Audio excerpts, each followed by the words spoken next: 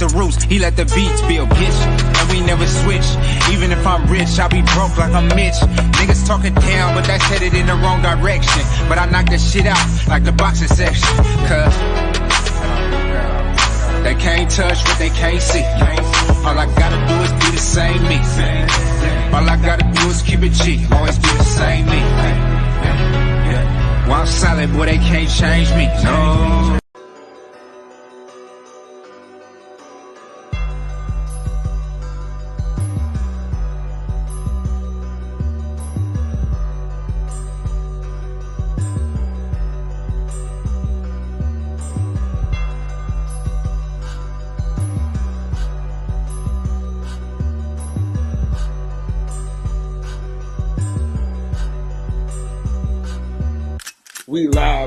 We live from the boxing section, you dusty ass niggas. What's going on, man? We live from the boxing section, man. What's going on? Listen, man, it's fight week, goddammit, and we are headed into the final press conferences, the weigh-ins, and then the big fight, man. I'm excited for this coming weekend. I'm looking forward to all the fights, man. Mr. Aggressive, man, salute to you, my brother. Appreciate you for pulling up, man. Listen, we're going to talk about Devin Haney and the Ring Magazine belt. But without further ado, I'm bringing my motherfucking dog, you know what I'm saying? The one and only, you know what I'm saying? Protect your woman, or he will, you know what I'm saying? Oh, John. Cool. Yes, sir. You feel me? I appreciate all the boxing shit in the morning. It really gets me in tune for this weekend. If you had to have a walkout song to get you hyped for your first ever fight, what's your walkout song?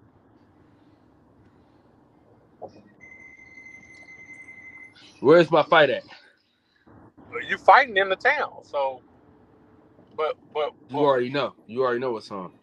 What you coming out to? I'm coming out to Fab, bro. Are you coming out to? I got the North, got the East, got the West with me. You already know. Okay. What you coming out to? You said what? What you coming out to? Oh man, I don't know. Like honestly, I probably got to come out to some B.I.B.I. Lil Jon, maybe some D-Lo, No Ho. It's something to get me hype. I want to be in that motherfucker hype, but I don't want to be too hype to where I gas myself out trying to impress my people at home.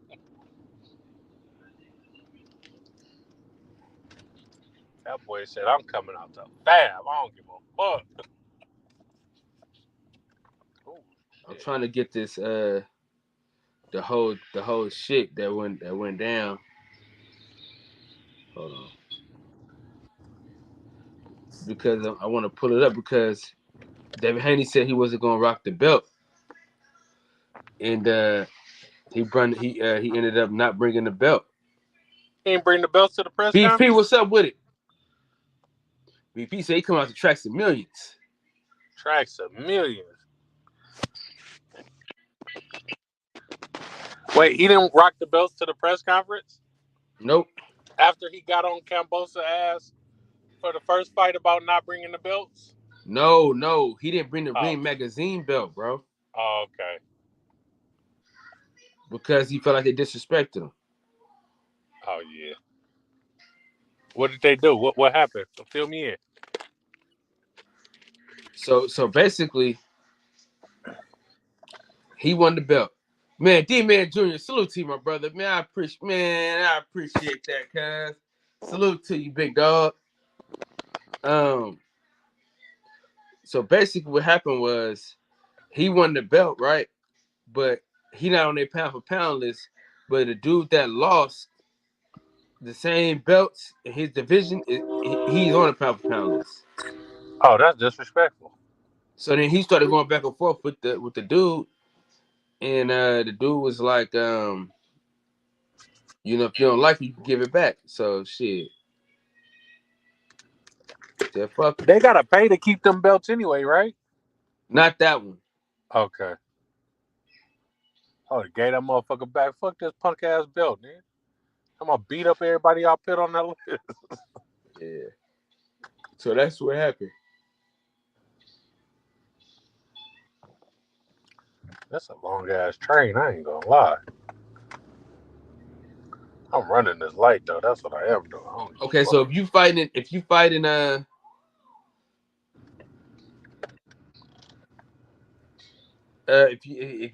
Atlanta, who you coming out to? Atlanta? Yeah. Man, you gonna have me in there fucking coming out to Nuck if you buck and shit? I ain't gonna lie, Lil Jon got more hype songs than Nuck if you buck is. Nuck if you buck is great, but Lil Jon got some shit to get you jumping. So this is what happened. I'm gonna put it right back up, you man.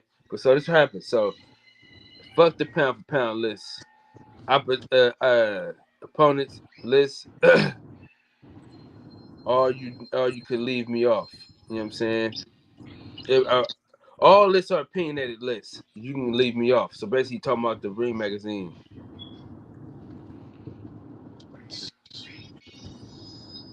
I'm trying to find the other, like the thread though. How can y'all leave somebody who hold one of y'all belts off your list? You said what? How can they leave somebody off the list who hold one of their titles? That's what I'm saying.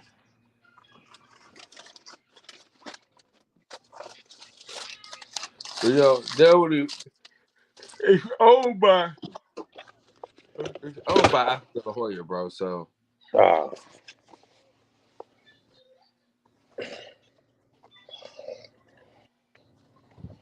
some funny style shit. you know how it go. I'm trying to see if I can find it. Damn, bro. I just had an iced coffee and I'm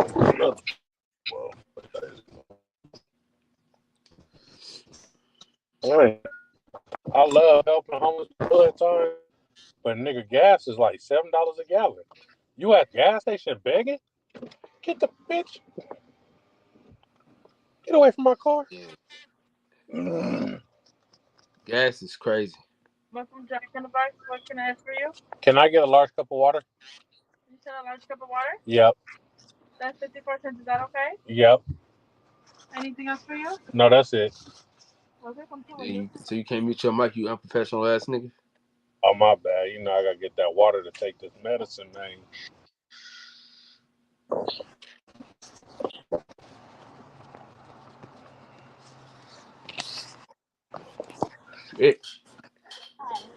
Shit, I ain't had real trouble on that list.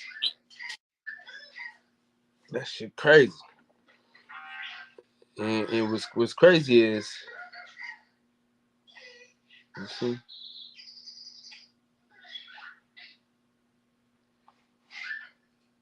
So he had him in one picture, but he didn't take him to the fight though.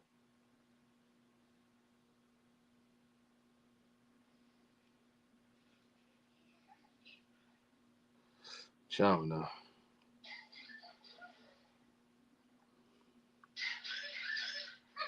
I know he didn't have him yesterday. How do you think this fight is gonna turn out?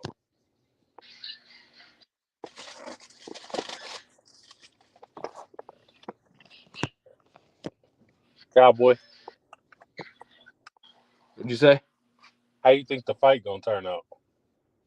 For what? For who? What's up, Alex? Evan. Devin. How they combine this nigga first and last name? You said what? How's the Haney fight gonna turn out? What you mean? How's it gonna turn out? Let me know. What is it? Another schooling? Is he gonna stop him this time? Is Kambosos gonna put up a better fight than he did last time? It's nothing Kambosos can do, bro. I told you it's Black Jesus he fighting. He looked so outclassed the last time that it's like, why are you exercising the rematch clause? Like, You said what? he looked it so bad the last time. It's like, you really want a rematch? He gonna beat the brakes off that nigga, man. He Black Jesus, man. Oh shit, that ain't the Black Jesus I know, but.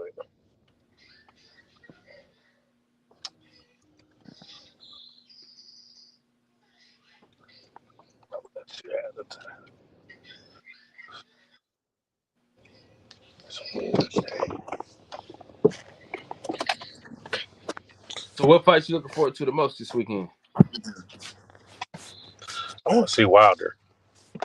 I like seeing knockouts. I like seeing technical fights too, but I want to see a knockout. I'm looking forward to Wilder.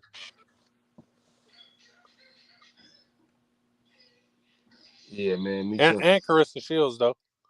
I ain't gonna lie. I want to see because they've been talking shit for See, but like the 2 fight that I'm months. most worried, the fight that I want to see the most, man, is because the beef be so real between these two. Michaela Mayer and Alicia Baumgartner, bro. That's gonna be the one. Brock Jarvis. I'm about to put me a parlay together then because y'all boys. You think Anthony Durrell can beat Caleb Plant? Or there's no No, chance? No chance. he can catch him.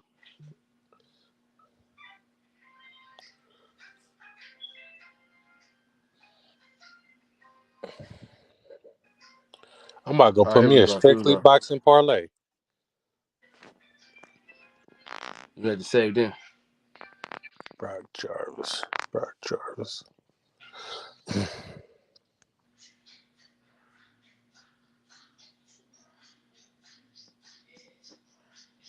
So this is what Alex said. So if you want to make some extra money, this one of the UFC guys.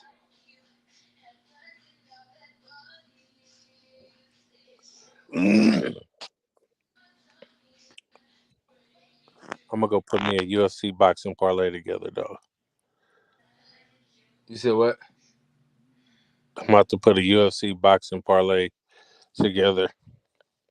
I'm about to put $20 on the parlay. Yeah, just. Hey, you know what you could do? Go for all upsets. Hey. Nigga be giving this money away then. All right. So here it is. I found it, guys. All right. So can you see that, John, or do you need to make it bigger? You for sure need to make it bigger for your ass, because your ass can't see this Parlay. shit. All The right. youngest undisputed champ of the 4-belt era, and not on the pound-for-pound list. It's crazy, especially when guys who don't even hold the Ring magazine belt currently made the list. Get the fuck out of here.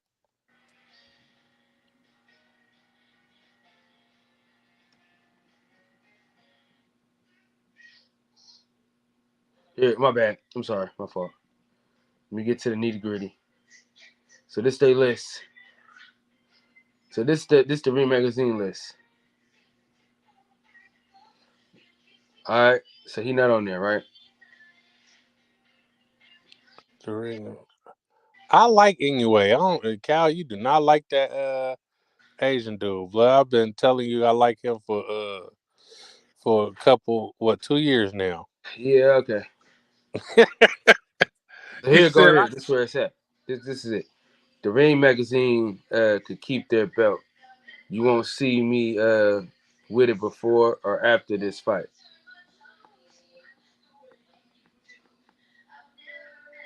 Okay, then we read that already. Won't trick me out of my spot. Let's see. All right, here we go. Here we go. Here we go. So now this is the dude, right? He's over it. He's over the belt and shit, like the magazine. He says they mail it back to us, champ. He said no problem. DM me your address and I'll have it sent out, brother. And then, and to be clear, I'm not obligated to wear the Ring magazine belt. If I earned it, then I earned it, whether I wear it or not. So to ask for it back just shows you never wanted me to have it in the first place.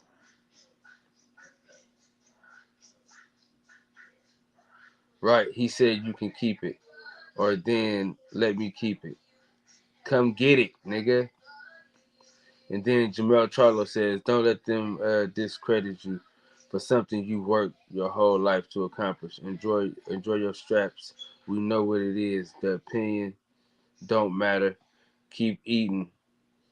Your reality is Hall of Fame. Can't take it away from you. One day your kids will enjoy what others can't. That's it. So, shout out to Devin Haney. Nigga said the dog gonna get walked. D-Man, he ain't got a shot. I don't know, man. Caleb Plant been knocked out before.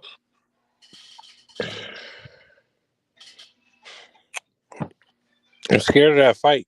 Y'all keep saying that Caleb Plant gonna win, but I wasn't impressed at all by him when I seen him fight Canelo. That was my first time seeing him fight, and he did not impress me at all. So I don't know. He was winning the fight before he got knocked out. That man was not winning that fight. We were watching together, sir. That man said, "You fight good. I fight good, huh?"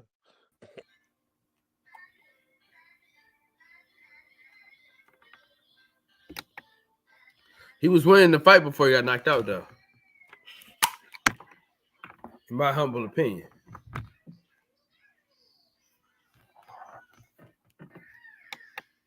Cool. You hear me?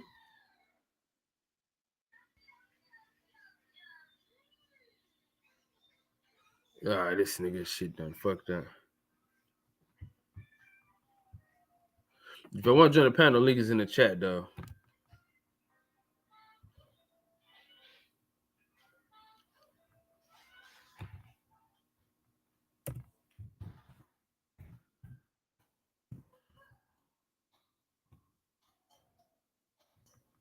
Yeah, what was you saying now, bro?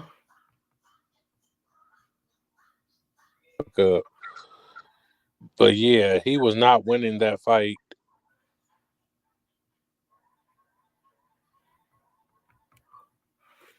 He was, though. You don't think so? A judge had him winning.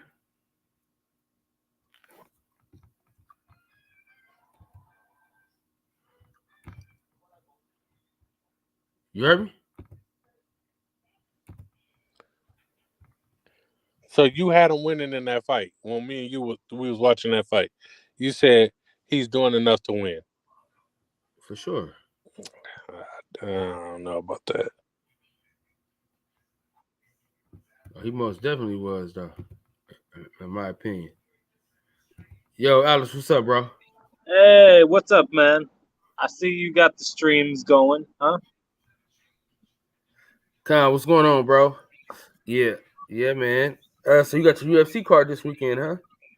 Yeah, but man, TBS, I gotta like 3 fights that got announced yesterday pissed me off, man.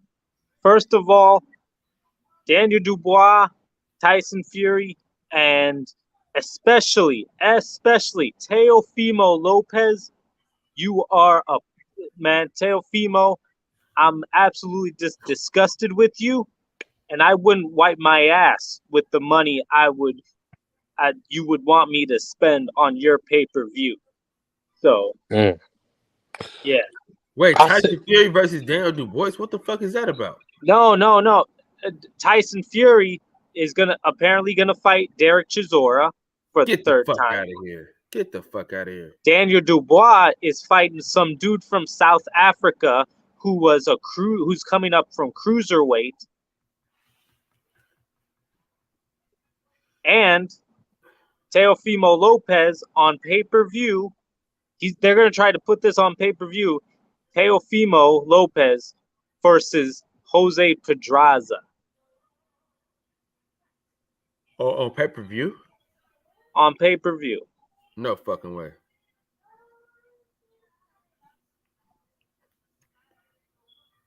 So, Teofimo Lopez, you're ducking Arnold Barboza, even though people online, I see people all over comment sections saying that you would beat Arnold Barboza, but you refuse to fight him because you're a punk, and it disgusts me. And you're fighting a guy who went life and death, who I thought lost to the dude that you knocked out in 2 rounds at 135. So yeah, I rest my case with that. What do you guys think? That's just fucking terrible, man. That's a pay-per-view fight, dog.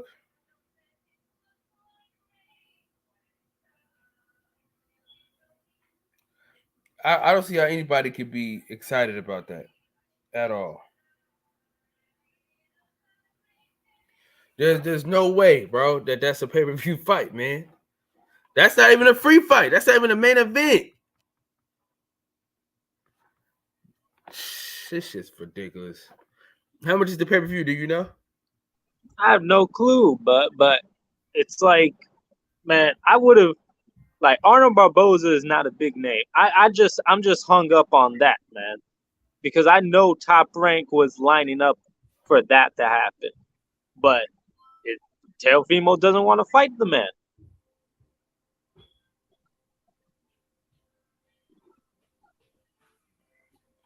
That's just ridiculous.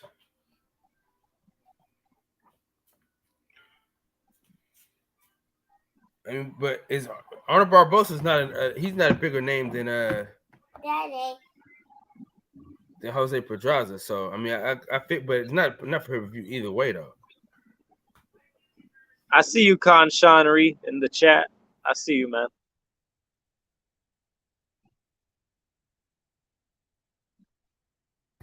Yeah, that's ridiculous, bro. A pay-per-view? TV Lopez versus Jose Pedraza, a pay-per-view? And I thought he lost to Comey. Comey beat Pedraza. Yeah, I thought Pedraza did actually win. I thought he won all most of the later rounds. I thought Pedraza. I'm sorry, I couldn't hear you. You were yawning. You were like in the middle of a yawn. I said I thought Jose Pedraza edged him out by like a round or two because of the later rounds. You know what I'm saying? Because Richard Comey got hella tired, bro.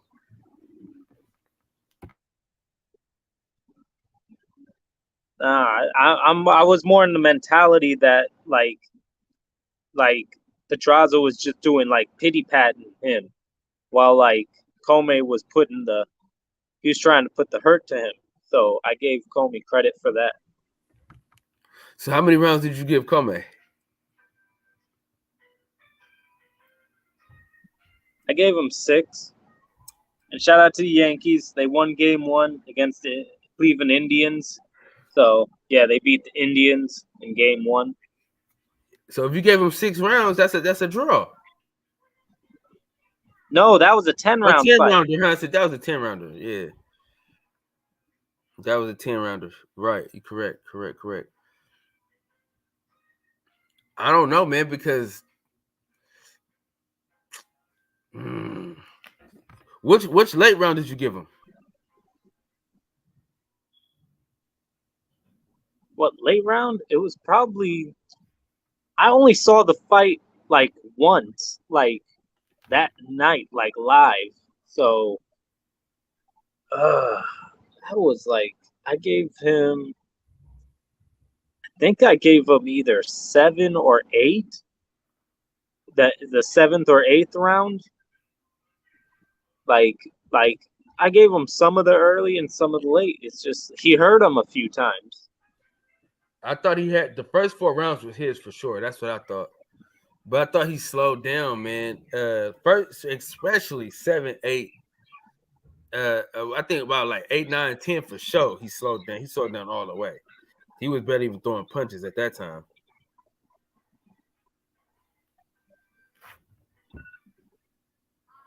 Damn, I got the chat going with that. Like, I don't know if they, but like, what like they're asking like, well, I see they mentioned Zepeda and Prograis. That's like a different type of pay-per-view. I think that's gonna be like an internet pay-per-view or something. Yeah. With like that Marvin Promotions, that like bought the fight, you know. So I don't know anything about that, but I mean, but that's a pay to Regis Prograis fight is more of a pay per view than fucking Tia Female Lopez and fucking Jose Pedraza. I mean, come on, man. There's a lot of good fights at 140 he could have taken, and then that's the fight he took. But you know what they're doing, though. You know what they're doing, man. They getting him closer to a belt. You know what I'm saying? They want him to get closer to the belt, so they said just take the soft touch in your next fight before a belt. You know what I'm saying? they already gave him a soft touch. Yeah, I know, but they probably thought some other shit was supposed to happen that didn't happen. So they probably waiting for that Josh Taylor fight to go down. You know what I'm saying? They're waiting for the Josh Taylor fight to happen to see what happens with that. And then they're gonna let him go see what that because he's like ranked like number 4 now in the ranks. I think. Let me look at these. It's LW when you need him.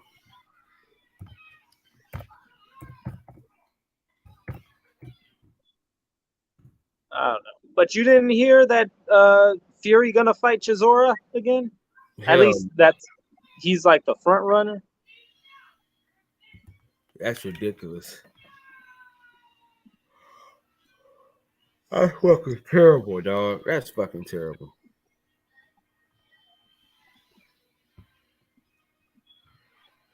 But yeah, like I said, this weekend I'm calling it. In the first 2 minutes, Deontay Wilder will hit Helenius with a right hand, and Helenius will hit the ground in a horrible fashion, and the fight will be over. First 2 minutes, round 1 knockout. That's my official prediction. I'm trying to see these rankings, man.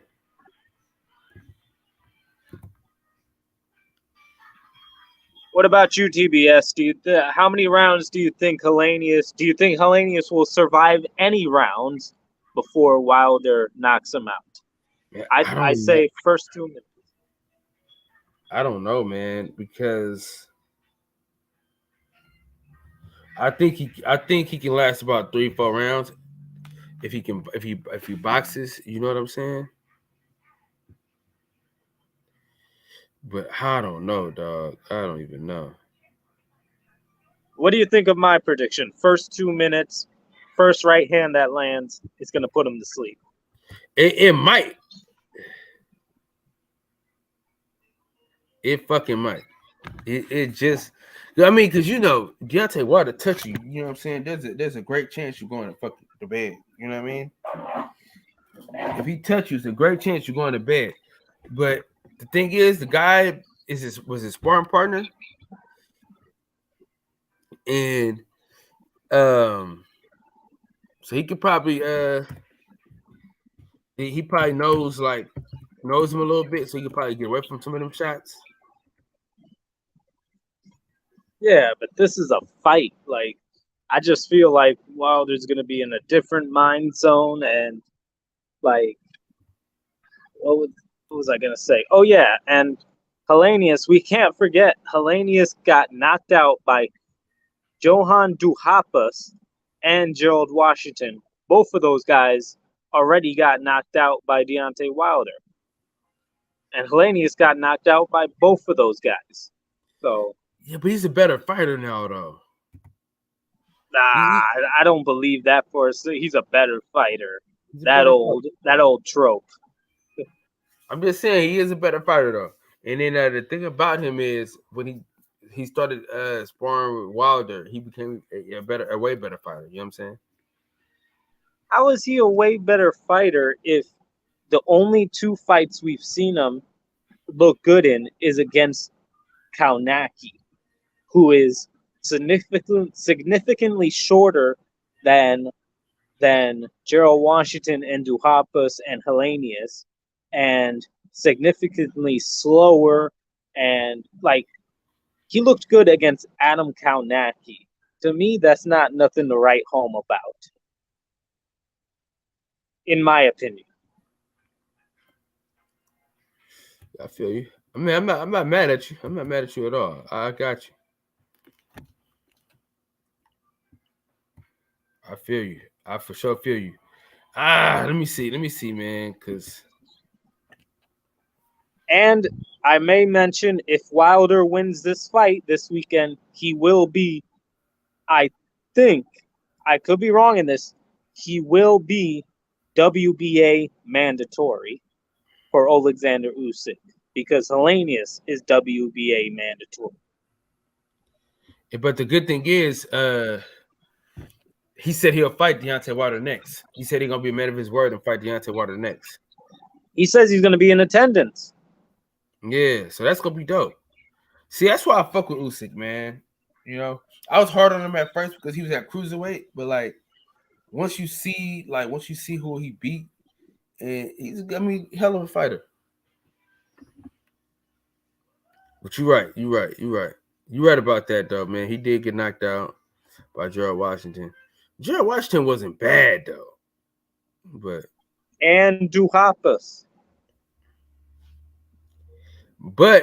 he was winning that fight before he got knocked out though. You know who else was winning the fight before he got knocked out? Luis Ortiz in the second fight.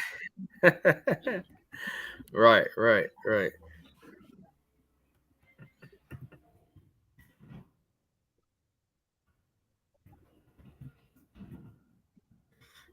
You're right. Shit. That's, you win the fight till you're not. You know what I'm saying? See, the thing about Deontay Wilder versus Usyk, right, is like Usyk is smaller. So I don't think he can give Deontay Wilder the same problems that Tyson Fury gave him.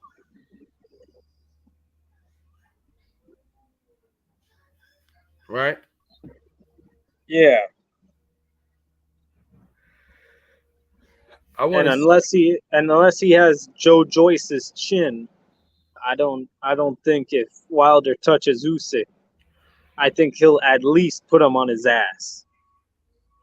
You do. Wilder can fucking punch, and Joe Joyce, his face is made out of fucking vibranium, dude. That motherfucker. I mean, he was getting hit with some shit and just kept coming forward, kept walking through the shit. You know what I mean? What's up, Ghost? Hey, Ghost.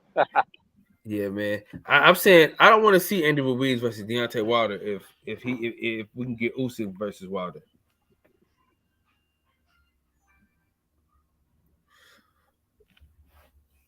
$817, what's up, bro? Join the panel, 817. Who would you want to see on the undercard? Say that again. Who would you want to see on the undercard? Like, I know it'll be a PBC event, so who would you want to see on the undercard? Oh, Wilder and Usyk? Yeah. I don't know, man. I don't like to look ahead that far because I don't even know if that fight's even gonna happen. You never know. I said this before. I just have this feeling that the PBC already has like this contract with like Andy Ruiz and Wilder set up. I don't know. I don't know if the PBC would audible out of that. But you got to audible though.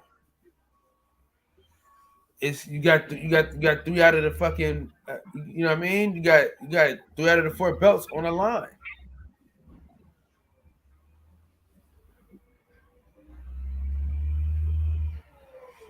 Right? I mean, if you the PBC, would you not make that fight happen? It makes sense.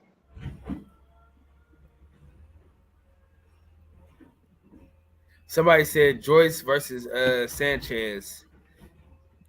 Great. He just said, yeah, it's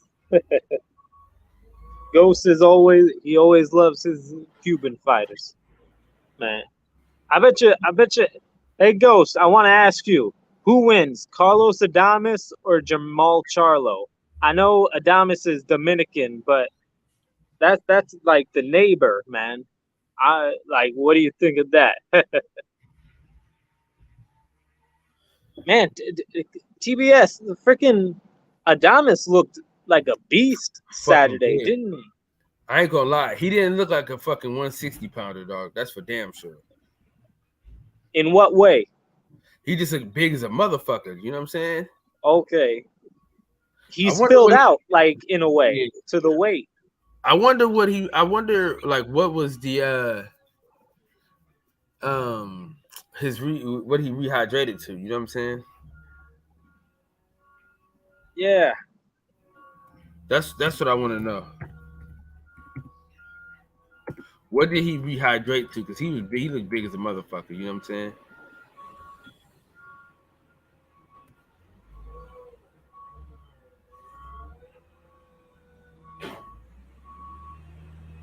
What you think though? Damn. Ghost said Carlos Adames by stoppage against Jamal Charlo. Man. I don't know. Charles got fucking chins. The only thing, TBS, Jamal needs a freaking comeback fight, man. He hasn't fought in, it feels like he hasn't fought in 2 years. So his last fight was last year. So yeah, it'll be almost 2 years once he stepped back into the ring. And he only fighting like once a year. You can't, like, this is the thing, bro. You can't fight a guy like that fighting once a year, dude. You're not gonna win that fight. Your talent can only get you so far. Bruce Gas, what's up, Brucey Bruce? You know what I mean? Your talent can only get you that far.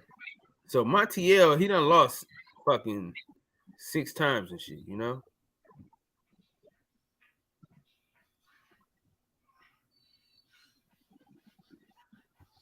Let's see.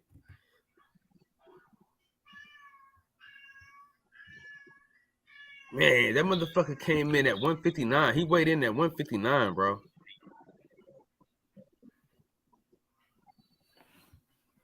Yep. He weighed in at 159, Alex. I don't know what he rehydrated to, but damn, dude, that motherfucker. Have you ever seen in like 1 year this much success for Dominican fighters this year? Nah, man. I mean, it's the way they setting it up.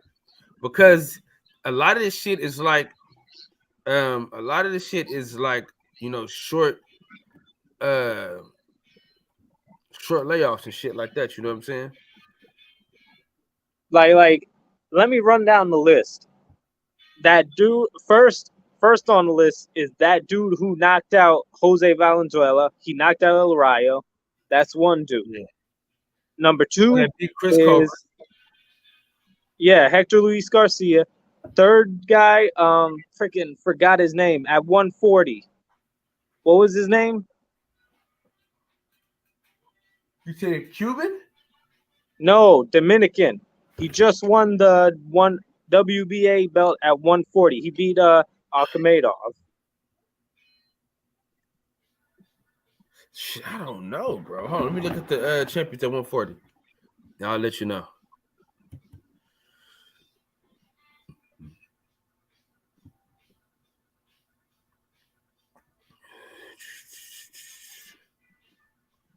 You said 140, right? Albert, don't give me the line. Don't give me the line about this dude, but he looks old as hell. Hold on, Alberto Puello. Yeah. So, and we got Carlos Adames. That's 4 Dominican fighters that have been like killing it this year. Yeah. So there's, he's a W. Let me see. So he's WBA. a WBC interim champion. Carlos Adames. Oh yeah. Adames is WBC interim champion. Yeah. Right. Let's see. So you got 1,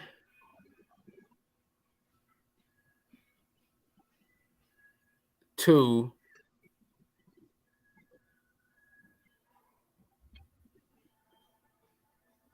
The hell?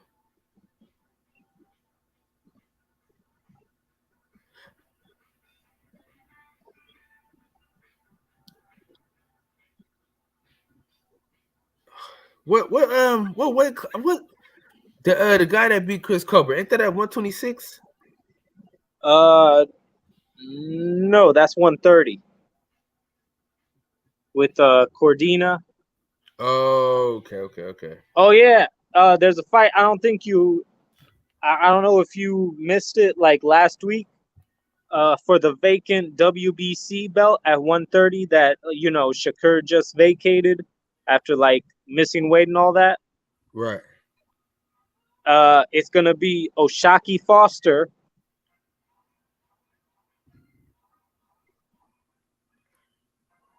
You listening? Yeah, Oshaki Foster versus Ray Vargas. Ray Vargas is moving up to 130. Yeah, I want to see that. I want to see if Oshaki Foster is what we think he is. Or was it his management that was fucking him up? You know what I'm saying? But we gonna see. I think Ray Vargas beats him. I mean, Ray Vargas didn't really impress me that last fight. I think that guy was just over his head. I don't even think that guy really beat Gary Russell, honestly. Nah, I disagree, TBS. I think he fought a really heavy-handed opponent. Like Mark Magsayo wasn't any joke, and like that was a lot of power. I think, and Ray Vargas still managed to get the W. Like I thought, I have a top 15 pound for pound, DBS. I go to number 15. I highlight the top 10, but like as like a safety net, I have 15, so that I could replace people easier. Number 15 on my pound for pound list, I have Ray Vargas. I don't know, man. I don't know. A top 15, not top 10, top 15. Okay, who's your team? Let me hold on. Let me get it. I have it on paper. Okay. Give me 1 minute. It's on paper. We need to get it on wax.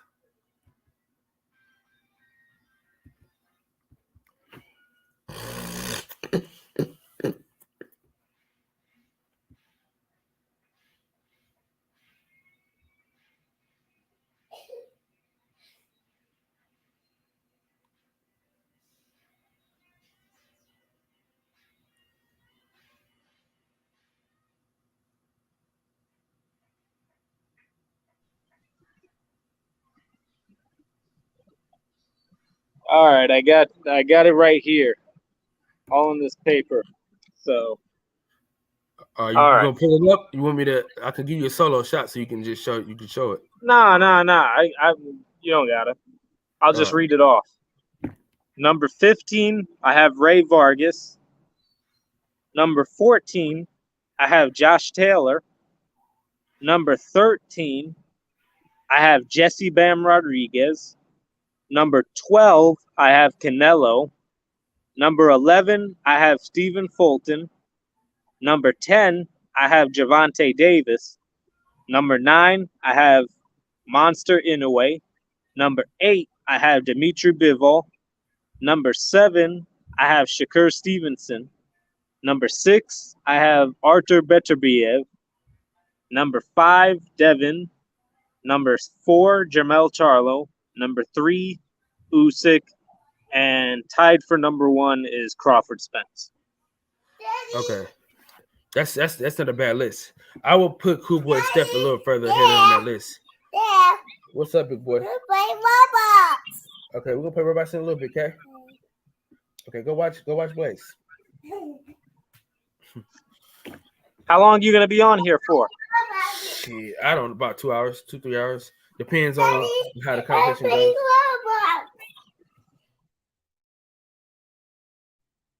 But yeah, what do you guys think of my list in the chat? It's not a bad list, though.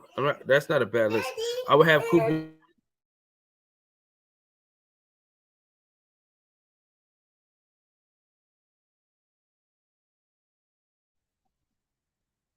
But yeah, it's gonna be changing before the end of this year. It's gonna be changing.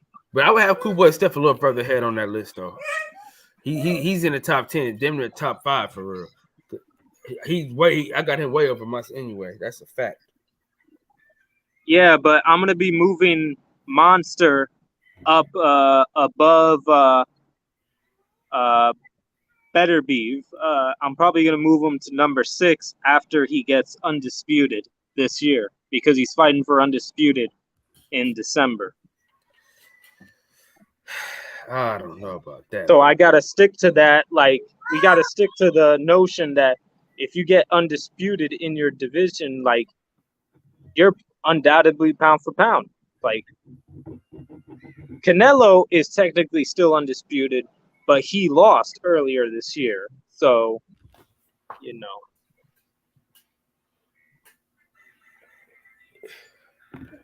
Yeah, I just think Cool Boy Steph's a better fighter than him, and he fought better people.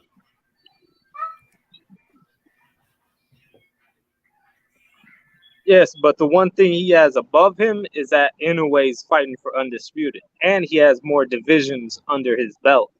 You know, I mean, but dog, he's like 105 pounds, bro. You know what I'm saying? Him and my daughter weigh the same amount. You know what I'm saying? Like, come on. Well, they're gonna fight next year, probably. Who? Monster, Inoue, and Cool Boy Steph at 122. They're probably gonna fight each other next year. How is that gonna happen? Inoue is fighting for undisputed at 118. The next division is 122. Inoue already said after he wins undisputed at 118, he's moving up to 122, and he says that he would like to fight. He's open to fighting Stephen Fulton. You think Top Rank's gonna let that happen? I don't think Inoue is that like in bed with Top Rank. I think it's more of he's with like his Japanese promotion, you know. Nah, man, he with Top Rank. He signed with Top Rank.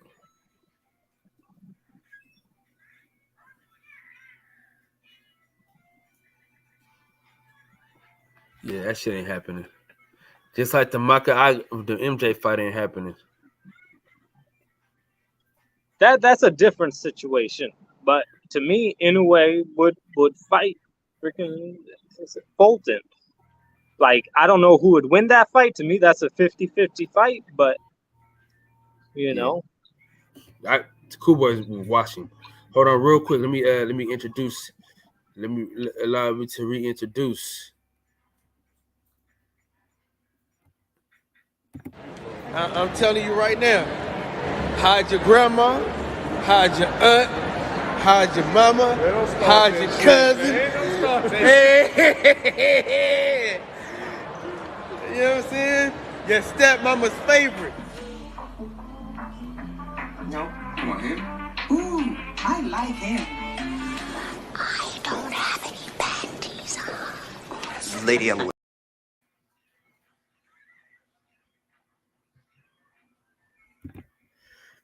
DJ, what's up, big dog?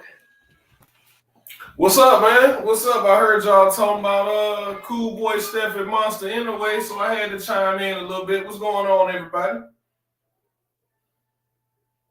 Hello. What's up? What's up? What's up? Nah, it's just TBS is a little cynical. He doesn't think the fight's possible next year. I mean, with the politics in boxing, man, you never know. You never know. Like, the sanctioning bodies can get involved and purse bids can be thrown out, but we've still seen where, you know, even that's not enough. You know what I mean? That's why I say the only way that this fight will happen is if the sanctioning bodies get involved and force a purse bid. You know, with the way that the WBO does their whole thing. If you were undisputed and deemed the super champion at a lower weight class and you move up and you don't lose your belt, you get an automatic title shot, or you get to jump the line. I'm not even going to say an automatic title shot because a lot of people don't even get automatic title shots. They just get to jump the line. Because Shakur didn't get an automatic title shot when he moved up from 26 as the WBO champion. He had to take a couple fights. But what I will say is if the WBO gets involved, then there's a good chance that may happen. I know MJ is coming back off of a hand injury. I think he's coming back in like December. So, and then I think he's got a IBF mandatory due after that. And so we won't get undisputed at 122. So it does open the door, even though Neary's Neary's already been promised the next shot at Cool Boy Steph if he wins his fight, which I think I don't know if he's already fought, but I think he has a fight coming up if he hasn't already fought. It was a tune-up fight. I think him and Cool Boy Steph are going to be fighting sometime in January, if I'm not mistaken.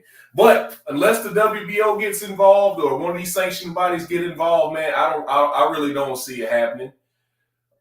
Just because how many fighters does Top Rank have at 122? They have like the Maloney brothers, but Inoue already beat them. And he already beaten them? Yeah. Yeah. So, I mean, they really don't have a lot at 122. So his best bet would be to stay at 118 and try to defend them belts for a while, but he's already said he's moving up. So that is what it is, but I don't think Top Rank has a lot of work for him over there at 122, but they can make fights. They can give him some fights, man. But there's an elephant in the room at 122 when it comes to Stephen Fulton, and Fulton seems to not like reciprocate. Rais Salim. It doesn't seem like Fulton, for some reason, he's apprehensive about fighting Rais Salim. It's some more shit into that. It's some shit Rais Salim ain't telling us. But I have to look it up on my phone. My guy L Dub, shout out to L Dub Boxing, of course. L Dub the plug. He laid out the whole scenario. I forgot exactly what he told me. Like I said, I had to look it up on my phone. But it's some shit that Rais Salim ain't telling us why he didn't get that fight. And it ain't because Cool Boy Steph is quote unquote ducking him. It's some business moves that Rais Salim made that took him out of position. Like it was certain opportunities that he could have taken advantage of that he didn't. And now his ass is looking, now he's sitting back, looking like Willie Lump Lump. But it sounds good to go out here on these different media platforms and say, oh, I'm the number one contender. I'm undefeated and this guy don't want to fight me. But really behind the scenes, you being funny with the paperwork or when the opportunity presented itself, you didn't necessarily take advantage of it. And now you sitting out here looking crazy and you want people to believe that this guy's ducking you. Like I said, I'll have to go back and look at exactly what he told me, but it's some more going on behind the scenes that Rais Salim ain't saying publicly.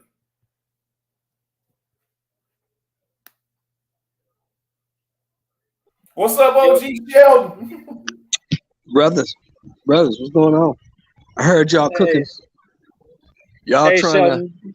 Yes, what's up, bro? How you doing? You saw that Teofimo Lopez, that pay-per-view that they're trying to sell us?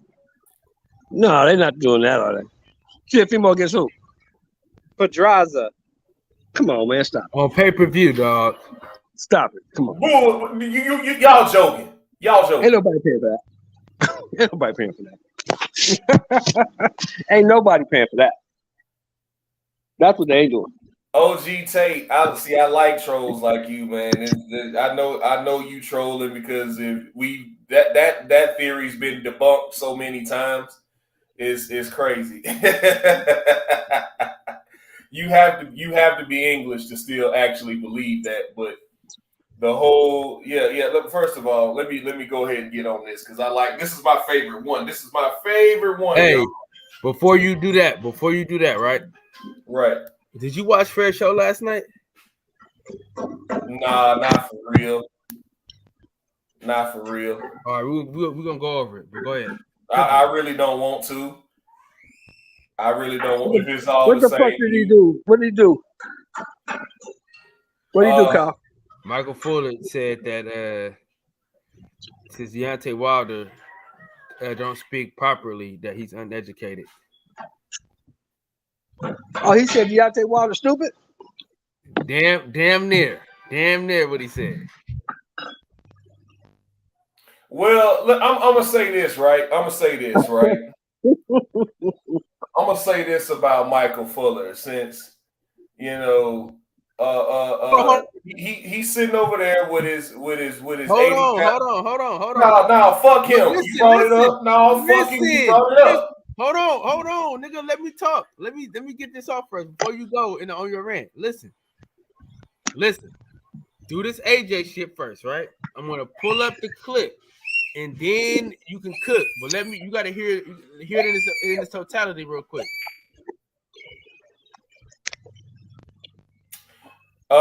Then why the zone's officials came out and said they fucked up that DAZN deal. They admitted they came out and said they fucked up that DAZN deal. That $100 million was not to fight AJ, it was to fight on DAZN. And yes, he turned that down because they couldn't guarantee him an AJ fight.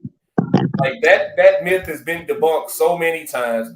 And for you saying that he ducked Dillian White, excuse me, when the fuck was he supposed to fight Dillian White? Was that before or after he got slept by, who was it, Pulev or Povetkin? I forget which Russian knocked him out. Or was that before or after he tested positive twice? We still waiting on that B sample, by the way. Don't even get me started. Don't even get me started. Just because he carried that double plastic diamond belt or the interim belt for 3-4 years, I don't want to hear shit about it's been 1,000 days, it's been 500 days. Yeah, it's been 500 days since you tested clean for a fucking drug test. It was before. Okay. You spelled his name wrong, but I get what you're saying. He was never mandated. He was never mandated to fight Dillian White, because if he was mandated to fight Dillian White, he would have fought Dillian White, or they would have stripped him. He was never mandated to fight Dillian White. Dillian White just had the interim title. Yeah, there's no way you actually believe that. But who was that? Alex Alberto. Yeah, man. I was back to what we were saying originally about the monster Inoue and Cool Boy Steph. So you really think it's just gonna be that simple? He moves up and gets the fight. Yeah, we talked Dillian White up, bro. We was feeling for him. We felt sorry for him. We talked him up, and he got in there with fury and shit to bed. So leave Dillian where he at. Let him go and count his money and chill out somewhere. But to answer your question, DJ, yeah, it's gonna be. I think next year, Inoue undisputed at 118, moves up to 122, fights Stephen Fulton. It's gonna be. Why do you guys? Let me ask you a question. Why do you guys constantly try to talk this man Inoue into an ass whooping? No, hey OG, let it happen. It's the natural. It's the natural move. He gets undisputed at 118. He moves up to 122 into an ass whooping. So you don't want the fight to happen. So you don't want the fight to happen. Oh, I'd love to see him get beat up. Yes, I would love that. I would love that. He's gonna lose. I just think you guys, if you like him, yeah, I do know that. But I think if you like him, you like to fight. It's a 50-50 fight. You know, because you guys got him all on pound for pound list, and he's this and he's that. Okay, well, I'll tell you what. Let's drag his little ass up to 122, and let's see what he got. All right, he has to get undisputed first in December. And who knows if he's going to win that?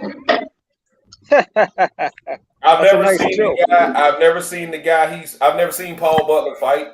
I have to look up some of his fights, man. But I think everybody pretty much expects. I mean, even if you look at the betting line, I'm pretty sure he'll be a minus 1,100 favorite or something. Oh yeah, of course. You know that, but you know, I can give you a couple of times that's happened. A lot of people had never saw Lloyd Huntington fight either, had they? A lot of people had never seen George Kambosos Jr. fight either. A lot of people. Those two guys were undefeated. I've seen Paul Butler get his ass whooped by Emmanuel Rodriguez and Zolani Tete. So a lot of people never saw. A lot of people never saw Zuma Nelson fight either, right? You never know, bro. You never know. You never know, but we pretty much all expect for Monster we expect him to win. I want him to win.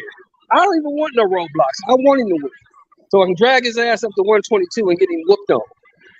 Yeah, so we can get this monster shit out of the way. If he want that ass whooping, let him go take that ass whooping. yeah. But far be it from me to stand in the way of a good ass whooping.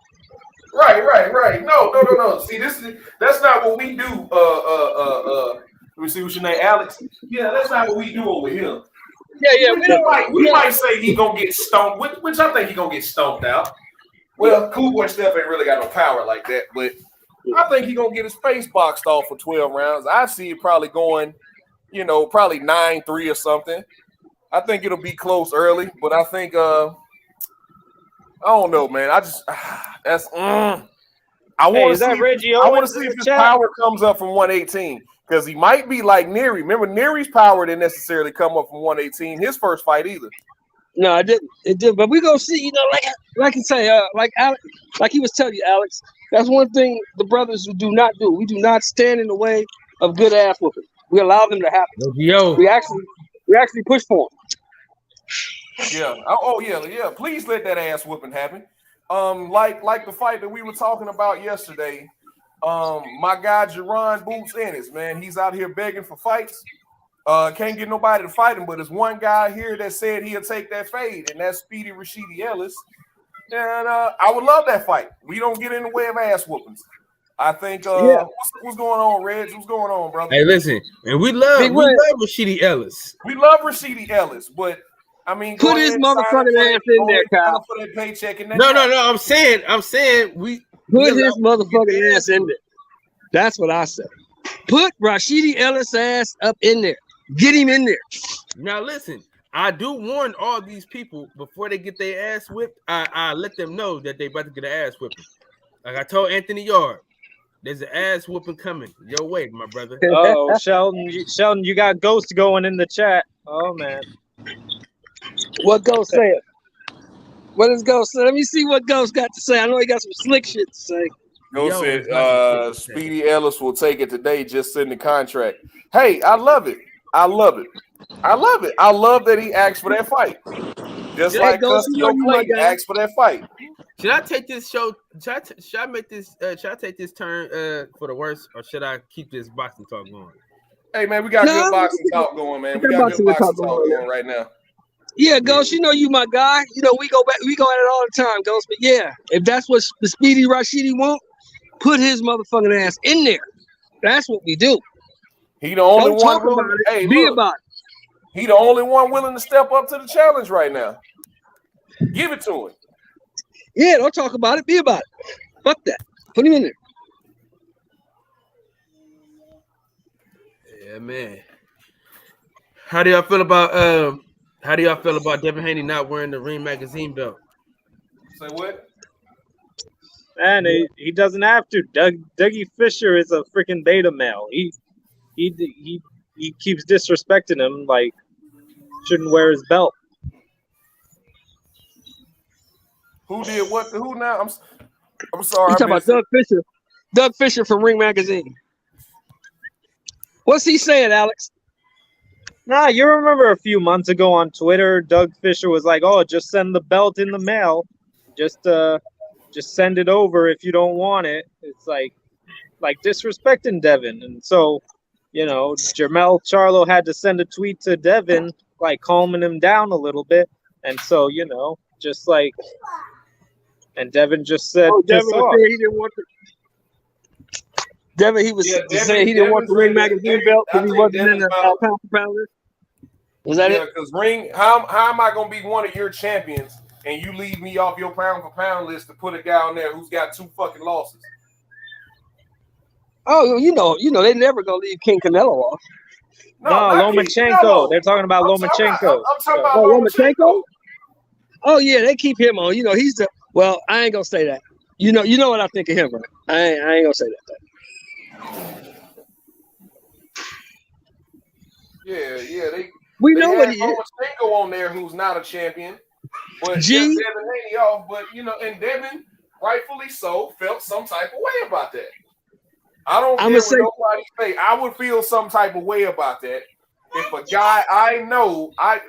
First of all, they gonna end up fighting in April anyway.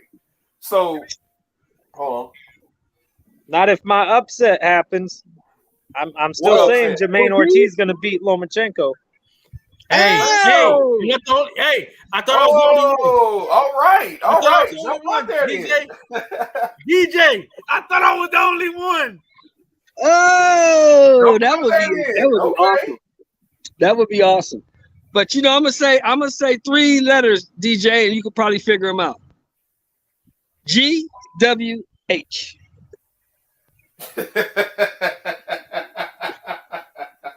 That's Lomachenko. What you saying, OG? They not gonna let that happen. GWH. I understand that. I understand if that. you don't knock him out, you lose. Yeah.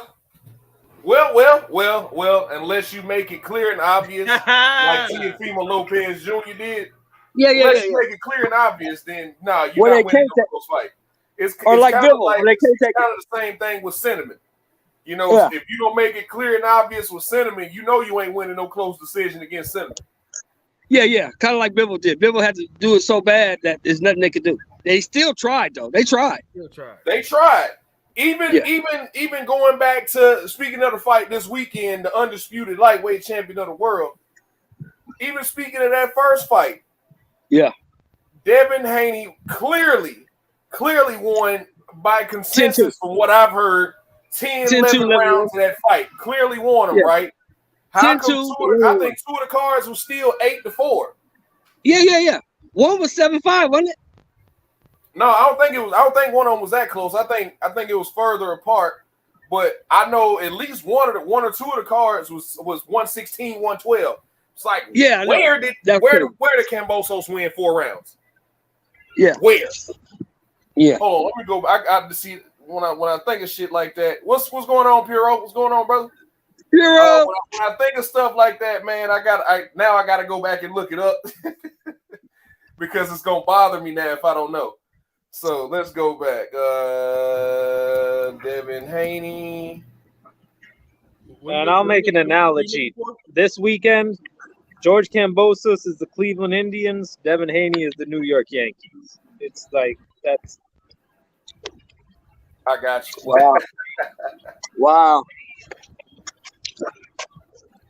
¡Viva la México!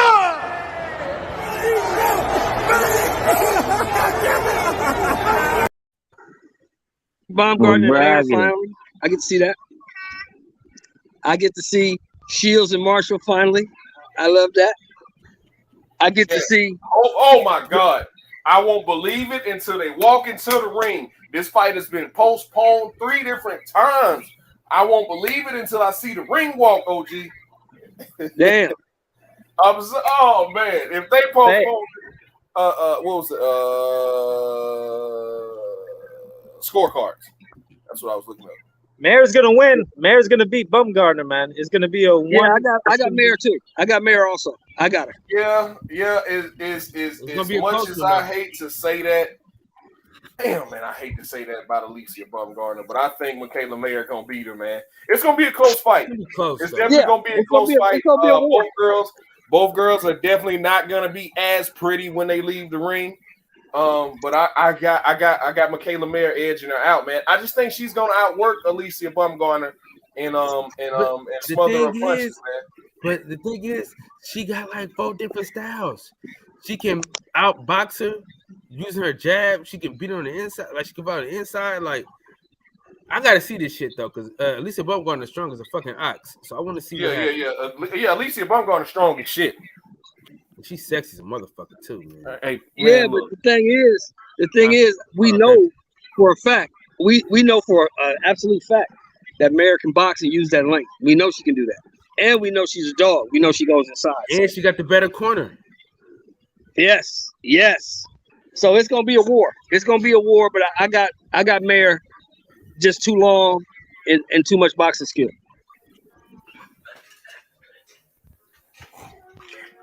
Yeah, man. I hate to say that, but it is what it is.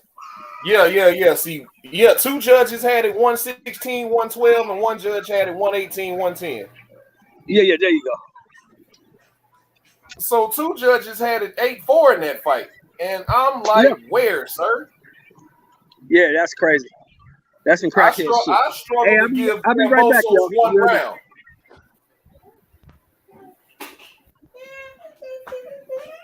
Alex, how did you score that first fight? With Kambosos? Yeah, Kambosos, Devin Haney, Kambosos won. How did you score it? 12-0.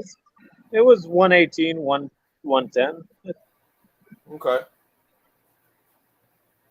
I think there was something on at the same time. I think there was a UFC event on at the very same time, so I was like looking back and forth.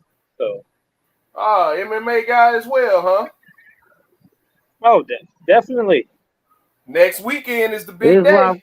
Next weekend, card of the year. Yeah. Islam. You cut out. What'd you say? Islam Makhachev. About to get choked out, but all right. No, absolutely. Who's he fighting this time? Is he fighting somebody that's worth something? Oliveira, champion. Charles Oliveira, do Bronx, Brazil. So listen. He choked out what's brother name? He choked out. He's choked out Poirier and anybody like Charles DuBronx. Everybody's saying Oliveira getting destroyed, and he's actually the underdog. Are you kidding me right now? He's the underdog. Makhachev he has not faced a striker like DuBronx. He has not faced anybody with the grappling pedigree of DuBronx. Bro, this shit is about to. I'm telling you. But you could say the same thing for Charles. Charles never fought a Russian sambo. Bullshit.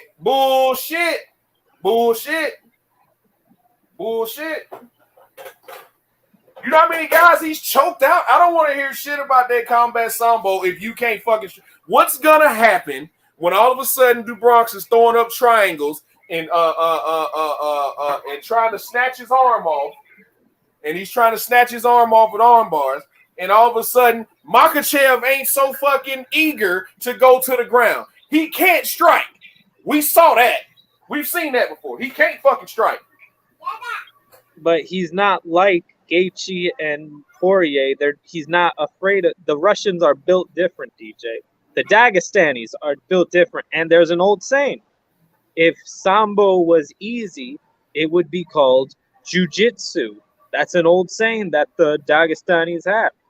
So yeah, that shit sound good.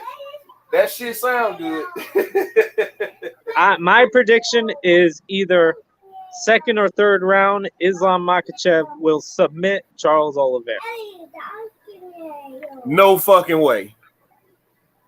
I got a fourth round, either TK. I got a fourth round finish for Charles Oliveira. Because once Makhachev gets outside that third round and gets halfway through that third round, oh shit, he's still here. I can't run over him in the grappling. Oh shit, what's gonna happen now? Hey, that's the guy that beat up Kevin Holland, right? No, that's a different guy. No, that's cum snot. That's cum snot. Racist. Oh, stop. Yeah, Kyle, why you racist, man? All Russians don't look alike. That's cum snot. You know.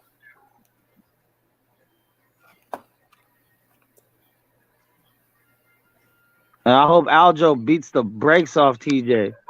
I hope he strangles him. I really hope he strangles him. Man, because TJ Dobashaw don't deserve this title shot. Hell no. They both don't deserve the fight for the title. The real champion is Peter Yan. No, it's not. Nah, Aljo got hold on that right. Hold on. Let me go sit down. Hey, let me tell you. I've been waiting, son. Let me tell you, I live in Orlando, Florida. I went to Jacksonville to watch that fight live. And in person, it was clear as day. Peter Yan beat Aljamain Sterling. And they just, all they gave Sterling points for was holding on to his back. Oh, you mean kind of how Islam Makhachev does? Right. No, he smashes people. No. Hold on. Because George St. Pierre got away with that same type of fighting style for years, and nobody said shit. But all of a sudden, when it's Aljamain Sterling, it's all he did was hold him. George St. Pierre got away with that shit for years. Get me off of you. Learn how to grapple better. Had a jab, had the best jab in MMA history. Like there's a huge it was jab, double leg. Trust me, I watched George St. Pierre. It was jab, double leg. Jab, double leg. Let me hold on to you for 3 minutes. Let you up, jab, double leg. Now he'll throw in a Superman punch here, a head kick there. He'll throw in some submissions every now and then, but for the most part, 75-80% of his fights was jab, double leg. Point is, in my opinion, Peter Yan is 2-0 against Aljamain Sterling, and I'm looking forward to his fight with Sean O'Malley. Yeah, that's going to be a great fight. Great fight. He might get fucking pieced up in that fight, but you know. Hold on, Peter, didn't he do an illegal knee? That was the first fight. That was the first night. That was a freak thing. It was a freak thing. It wasn't no freak thing. The referee told him he's down, and his corner said knee him any fucking way. That wasn't that. No. It's that called wasn't having a language barrier. The man can't speak English. The man can't speak English. His corner told him knee him. The referee is clearly saying he's down. His corner is yelling knee him. He did that shit on purpose.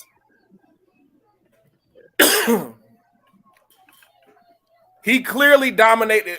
You can argue, I think what was it, the third round? You could argue that third round in that second fight should have been a 10-8. My man had like 3.5, 4 minutes of back control, bro, beating his ass. Throwing pity pat punches. It don't fucking matter. Get me off your back. It's not his fault. It's not Aljamain's fault that Peter Young didn't know how to get out of a body lock. It's not his fault. See, I hate when they stand guys up. I'm not gonna say I love to see a guy get big bro, but if you getting big bro, like that's your fault. That's not big bro. A guy holding on to your back is not big bro. If I hop on your back and I just hold on to you. Okay, if it's not being big bro, then get me off you. Get me off you. It's not on the guy that's doing the controlling to make something happen. It's all I got to do is just lay here, and I can win the fight. Now it's aggravating to watch, but it's part of the game. It's not. It's on you to get up. It's on you to get up. It's on you to get your back off the cage. It's on you to get your back off the canvas. It's on you to get out that submission. I didn't like when they did Clarissa Shields like that, so that's why I don't like it. Right. I didn't like when they did Clarissa Shields like that, but that's the game. Yeah. And let me. I want to take a turn so bad. Let me take this turn. I gotta take a turn because I just want to hear you go up. So I'm gonna take a turn. Nah, man, fuck Michael Fuller, dog. I ain't got no energy for Michael Fuller right now. We cooking on this MMA. I ain't got no energy for Michael Fuller. I told you he's a condescending asshole. I really don't give a fuck about hearing about that shit, pal.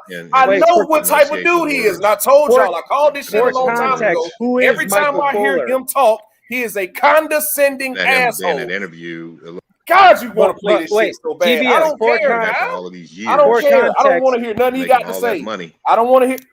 He still has. For context, who is Michael Fuller?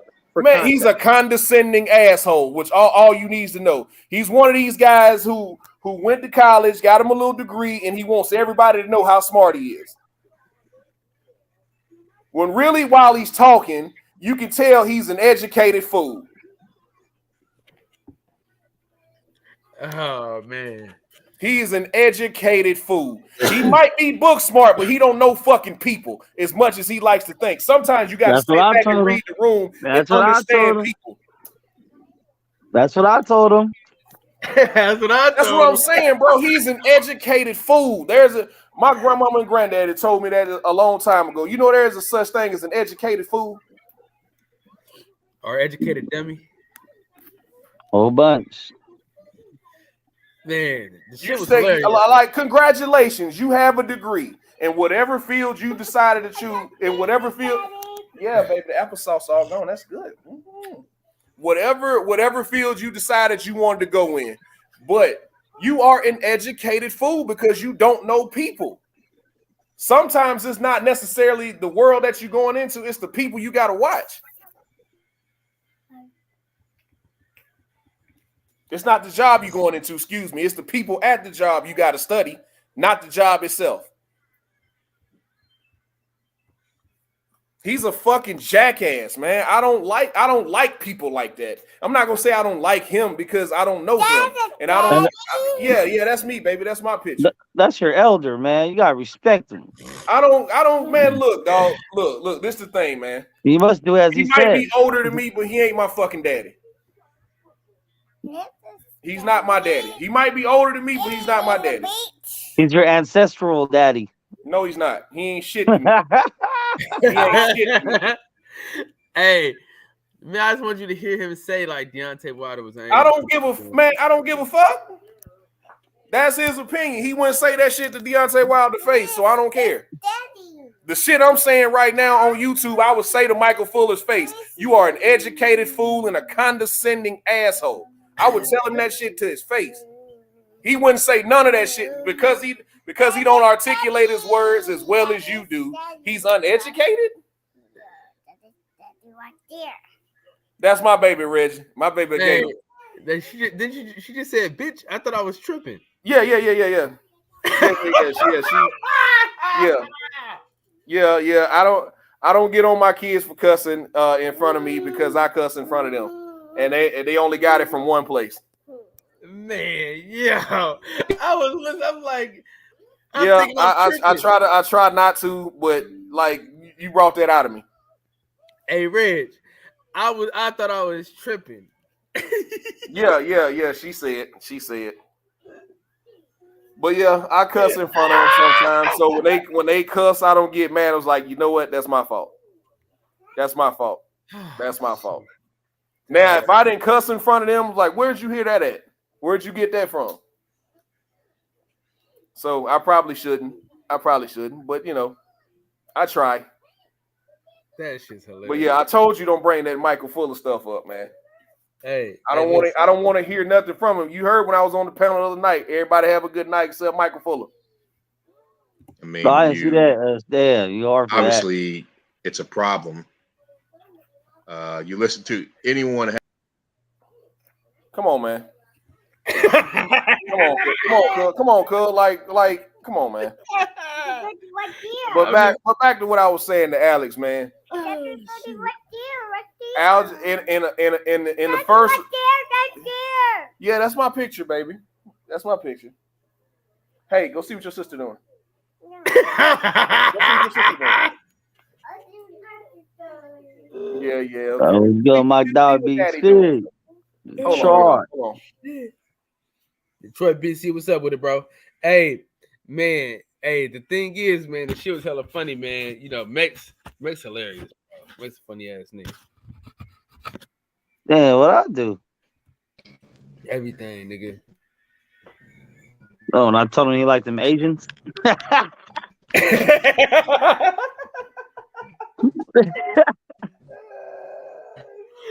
Hey. Okay. Before this go off the rails. So, Alex, honestly, you really had Aljo losing that second fight. Yes, to me. But the point is that whatever they're gonna fight at this, they're gonna fight next week. This weekend, you got Alexa Grasso fighting. That's gonna be good. Depending on who wins next week with Sterling and Dillashaw, Peter Yan might get a trilogy fight, or Sean O'Malley might get the title shot. But you know. Peter Yan might get strangled next time. So, you know, now that we see he can't defend the body lock, you know, we might get strangled next time. But, you know, I go back and I look at the first round is the only round that was really in question because Peter Yan clearly won the fourth and the fifth round with his striking. And Aljo clearly won the second and third rounds with his grappling. So the only round that was really in question was the first round, and I gave it to Aljo. So it was a close fight. It was a close fight. He would have beaten him the first time had he not decided to cheat and throw an illegal knee. But, you know, it is what it is. And he might just not like he understands. Just like Ric Flair's gimmick in 1991 when he came to WWF, he was the real world's champion. Peter Yan might not have the belt, but he is the real world's champion. How? When he just lost. He gave the belt away the first time when he decided to knee him while he was down, and then the second fight he lost. Hey, you could be the champ. You could be the best in the world, but not be the champion. So, as of right now, he's the best in the world. But how can you be the best in the world when you lost to the guy with the belt? That's the judge's decision. Yeah. I got you. But hey, what's up? How many rounds is Helenius going to last, guys? Max, do you have a prediction? How many rounds? Max, I give him 5. Max 5. Yeah, I'll give him like 5, 6. Max 5. But that's just us being fans and not really, being in the gyms and knowing what he's working on. I respect Robert Helenius. I really do. But I just respect Deontay Wilder a lot more. all I'm saying is first 2 minutes don't blink, because I think it will be over in for me personally, I think I gotta see first how Deontay Wilder talks, what his speech is like, his punctuation, his inflection on his voice, and how he communicates with people. And we're not doing that dumb shit today.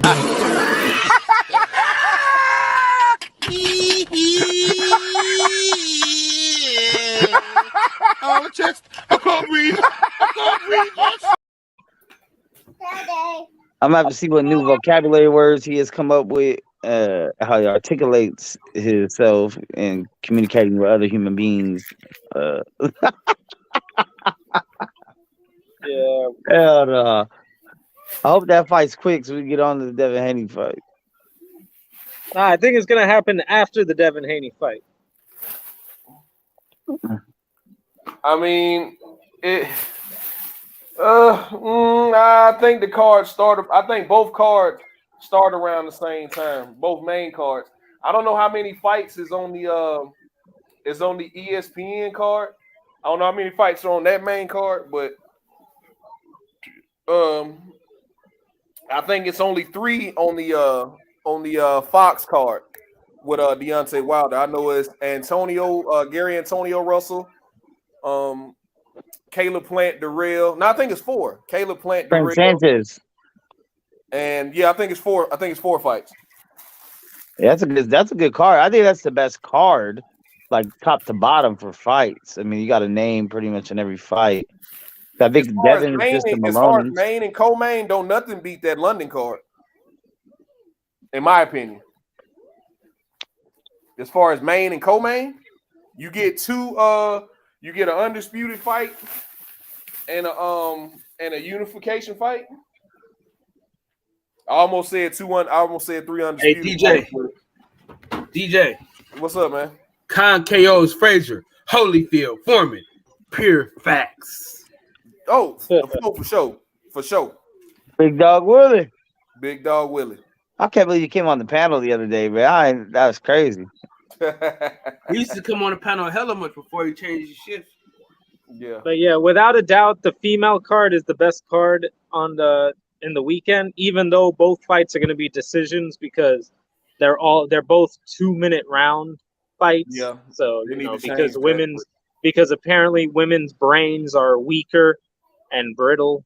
Oh my God! Please don't start. But that's a totally different story for a different day. Maybe later this week. Don't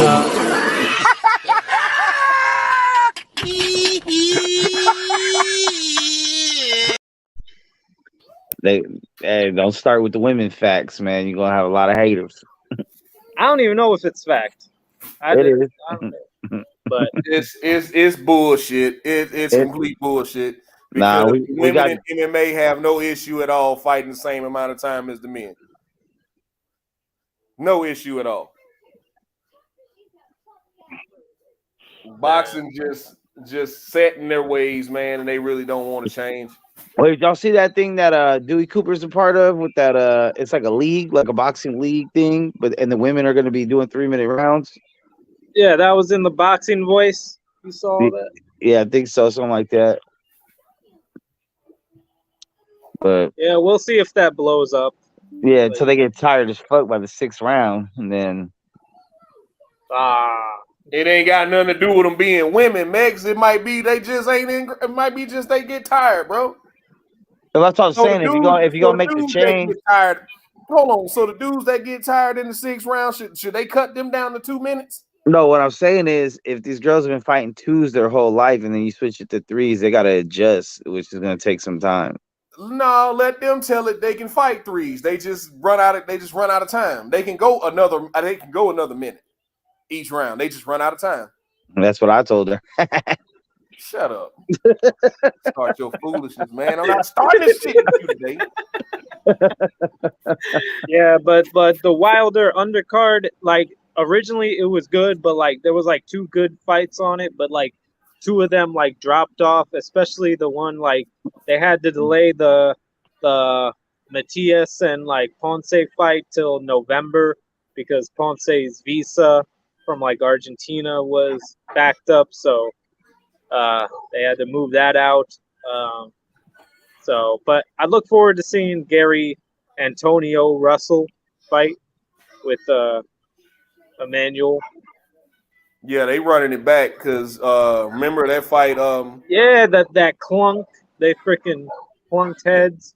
Yeah, it was a headbutt, and it was only like the second. I want to say 2nd or 3rd round. No, it was 30 seconds into the fight. Was it? Was it that quick? Yep, it was that quick. I knew it was early. I thought it was like the 2nd round. Hey, isn't it for a belt? They couldn't go to the so they're gonna run it back. They're gonna run it back. Is it for a belt? No, it's not for a belt. No, it's not for a belt. I think Gary Antonio Russell is I think he's like number 2 in the WBA at 118. So he's right there in line for a vacant title shot when Monster Inoue moves up. So we'll see what happens we'll see if he wins Saturday. He's got to win Saturday first. But I do think I don't think this is an eliminator. It might be an eliminator. It might be. That's one of them L-Dub questions. Hey, Devin Haney versus Gary Russell, Gary Antoine. Gary Antoine?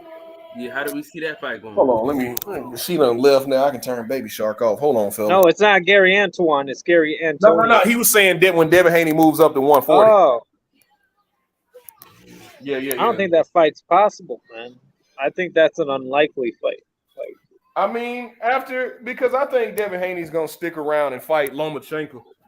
Because what was his contract again? One of the 3-fight contract? I know it was 2 fights with Kambosos, and then I think was it an option or it was 3 fights? Because I was always under the impression I couldn't remember whether it was a 3rd fight option or it was he had to fight another fight with Top Rank after that. Anybody know?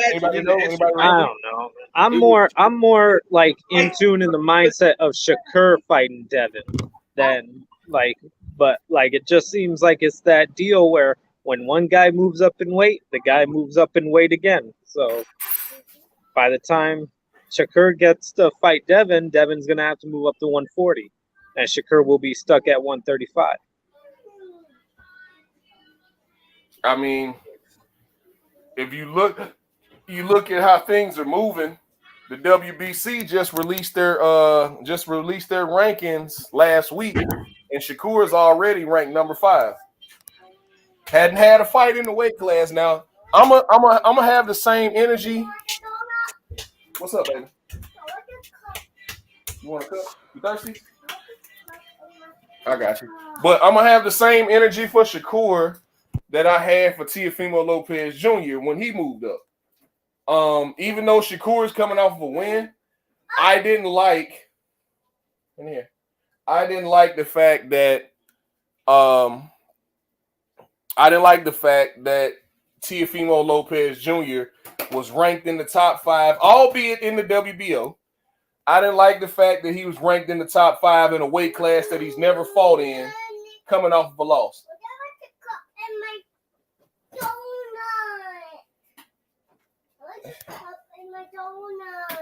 Baby ain't no donut. Hold on, fellas. Go ahead.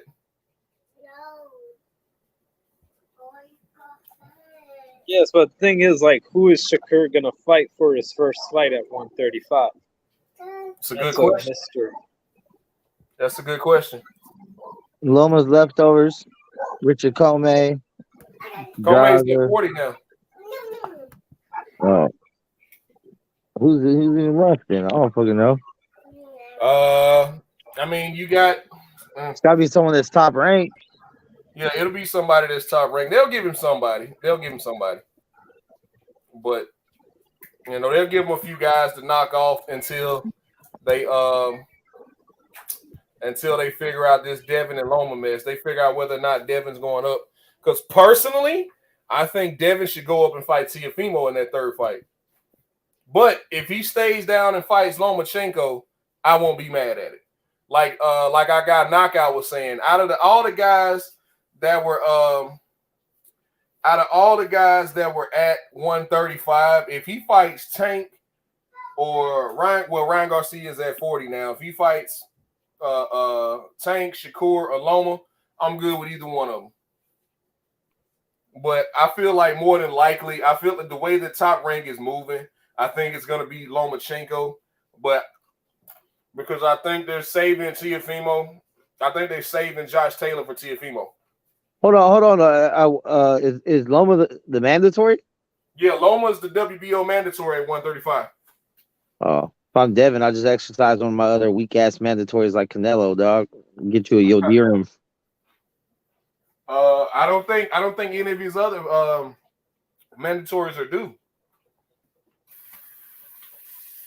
Yeah, I mean, it's been like 4 months between fights. It's not even a year yet. Yeah, he's good. Here comes, look at J.A. Dixon. Apparently, being friends with somebody counts as being a cheerleader. I do not fault Keyshawn Davis at all for his loyalty to his friend, Terrence Crawford. That's his brother, man. I didn't understand. I didn't understand why people had such a problem with that. That's his brother. I mean, not biologically, but that's his brother, man. He was happy for him.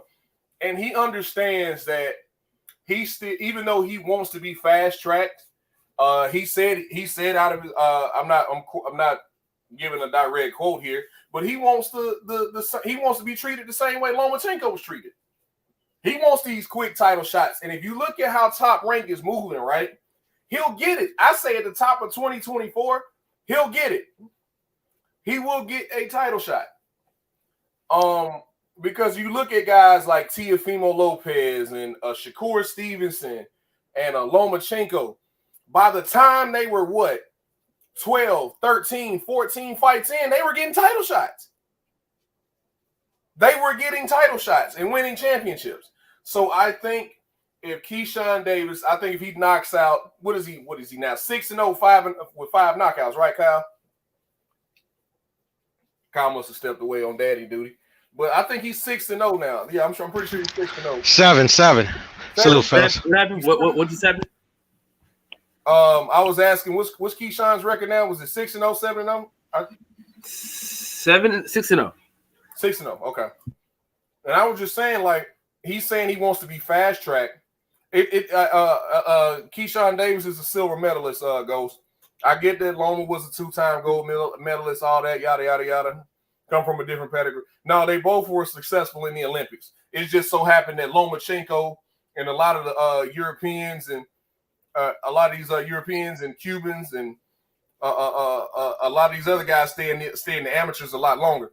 But if you look at how they were moving this lightweight division and these lighter weight divisions, these guys are getting title shots in 12, 13, 14 fights. Even look at what's my guy's name at 126 who's about to be a champion at 126. Oh man, just knocked out old buddy with the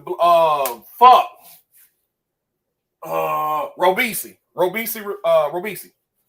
Robisi's about to get a title shot when Navarrete moves up. He's probably going to end up fighting Dogbay for the 126 WBO belt. So, and what is he in? Like, 14, 15 fights? So I mean, that's just the way. That's the way Top Rank moves. Just be patient. Just be patient. All I can say, Keyshawn, Keyshawn, go out here, keep walking through these dudes, and we'll see what happens, man. At the top of 2024, I say by the spring of 2024, he'll get a title shot. Well, what's up, Piero? What's up with it, man? What up, fellas? What's going on?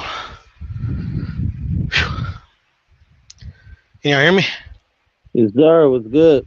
Same old shit, bro. Just doing a brake job on this fucking ride. Whew. Taking a little break. What you think of the women's fight, man? What you think of Clarissa?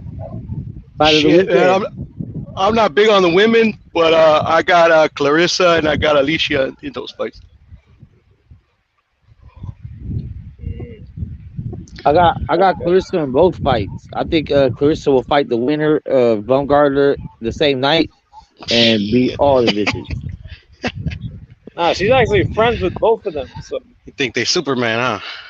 All right, Clarissa's the GOAT, man. Yeah, Clarissa, and that's big because Mex don't like no one. Yeah. He hates no female. He hates all female athletes. Couple exceptions, but yeah, majority. Robisi fought. Hold on, what do you say? Robisi fought contenders to get in the position to get a title shot. Keyshawn need to do the same. You don't get treated like Loma if you're not fighting and taking the risk. I mean, it's the guys they giving him. I mean, you got to look at it, bro. In his fifth fight, he fought a guy that was 18-1 with like 14 knockouts. Like, I mean, who else is fighting a guy with 19 fights in their fifth fight? The guy, I forget the guy's record who he just fought and got out of there, but like he's fighting guys with experience, and so it's just, you know, it all depends on how they want to move him. It all depends on how they want to move. He's asking for that. He's asking for the fights. That's all he can do. When you have a promoter and managers and all this, all you can do is ask for the fights and openly campaign for the fights. And he's not in a position to be turning down for the 21-0 ranked contender in this first. Hey, give him the fights. If they got to give him the fights. They got to give him the fights. And that's the thing with David Morrell, too. When you put that belt on that kid in 3 fights, you can't go backwards from that. Once they put that WBA world title on David Morrell in 3 fights, you can't go backwards. You got to start fighting dudes now. Everybody wants to put him in there with David Benavidez, and I say put him in there, but you're gonna ruin that kid. Well, he has a fight November. They announced his next fight November 5th. He's fighting undefeated Kazakhstani Olympian. You know, one of them guys. Hey, one of them undefeated Kazakhs. Facts. Yeah. Hey, but DJ, you know what they say about you when you say fight them, you gotta fight them guys now. Here's a quick word from our sponsors. Oh my God! Fucking hell. Shit. Kyle's stupid, man. Hey, look, you set it up for me, dog. You set it up. We'll see. We'll see. I think he might get a year suspension. I would hope for 4 years, but probably gonna get 1 year suspension. No, do the USADA. Give him 2. Give him 2. Give him 2. I think everybody should handle it the way USADA does. USADA catch you on some shit like that. Boom, go sit down for 2 years. No, but what do you think he's gonna get? What do you think he's gonna get? Speaking of though, can we point out how the UK's drug testing is the one catching people and the US ain't catching nobody? Well, it depends on what agency you use, because USADA catching every goddamn thing. USADA ain't caught no boxers. USADA's not really in boxing. It's VADA. It's VADA that's in boxing. I said the UK is always the one popping dudes. They pop Dillian, they pop Povetkin, they pop. The UK is also it's not them popping it. It's not UCAD doing it. It's VADA. Next. Oscar VADA just got popped. That's true. You're right. That's what I'm saying. USADA not in boxing. If USADA was to come in boxing, bro, we wouldn't get no fights. Oscar Valdez is not on the level of these fighters. Bro, he's a 2-division champion. What are you talking about? I'm talking about Oscar Valdez is not Tyson Fury. But man. He's not. I mean, at the time, Dillian White was pretty popular. Oscar Valdez ain't that. Oscar Valdez is only popular because his name was attached to Shakur Stevenson, and once we saw that, ain't nobody checking for him no more. Yeah, that's not accurate, bro. Well, he doesn't have a fight I was about to schedule. say, so it had nothing to do with that viral knockout of Miguel Berchelt? That was a good one. I think that's why he was relevant. I was at Shakur Valdez, bro. It was all pro Valdez crowd, bro. He was ducking Shakur for like 2 weight classes, but he wasn't ducking nobody, man. He got backed in the corner with that fight, bro. He had to take that fight. Nah, from his own peoples. Yeah. But let me ask Puro. Well, how long do you think Conor Benn's gonna get? What's gonna be his punishment? I don't know, 6 months. You think it's gonna be 6 months? I don't fucking know, to be honest. That's about on par with what boxing does. Boxing will give you 6 months to a year. They won't really put the screws to you unless you're. Yes, but right now they're investigating a second failed test from a previous fight. Oh, go ahead, man. They're discussing a second failed drug test from a previous fight for Conor Benn that they apparently hid. That's the word going around right now. So if he failed 2 drug tests in different fights, he might get a year or more. I say give his ass 2 years. Give him 2 years. But what I think he'll get, I think he'll get 6 months, 6 to 8 months. I mean, shit, Berlanga got 6 months for biting somebody, so. Yep. Oh, DJ, I was gonna tell you, bro. I heard through the grapevine they're gonna make Valdez versus Navarrete for 130 title. Oh, that's Sign crazy. me up, man. Sign That's me a good up. fight. I'm ready for it. That's a good one. Hey. In that fight, but Everybody knows who's my favorite Mexican fighter. Man, come on, man. Everybody Max. know that. Max, let's go. Max against the little people. Man, Max ain't shit.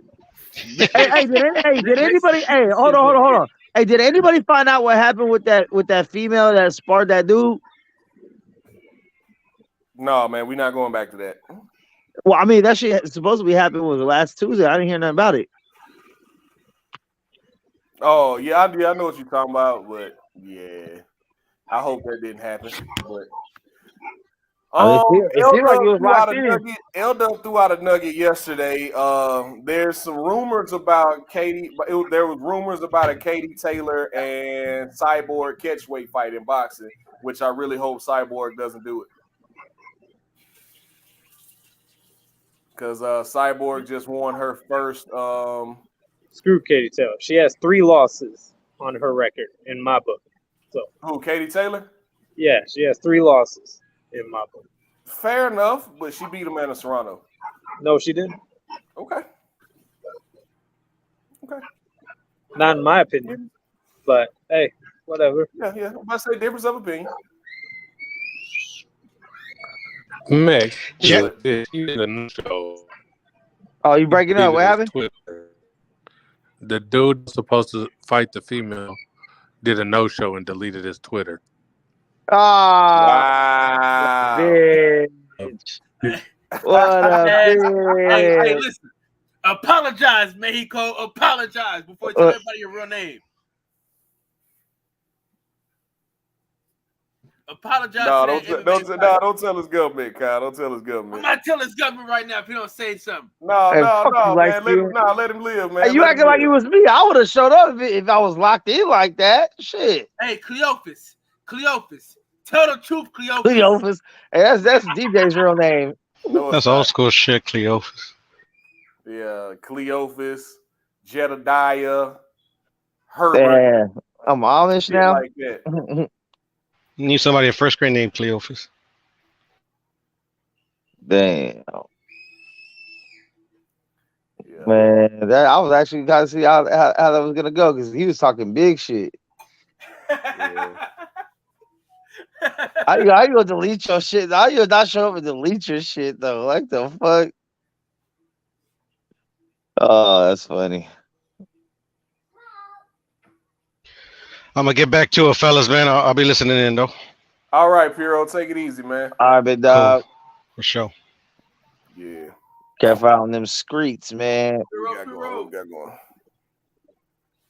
What's that? Today Wednesday? I hope after this weekend, when Clarissa wins, they put her undoubtedly #1 pound for pound on the female list.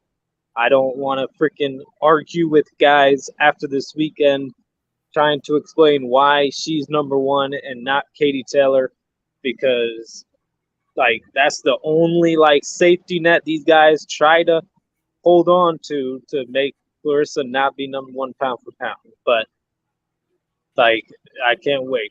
It's gonna be good, especially if she finishes her, which I don't think she's gonna finish her, but it would be awesome. Bro, she was unified at super middleweight, undisputed at 160, and undisputed at 154. And she's about to be 3-time undisputed, three division champion.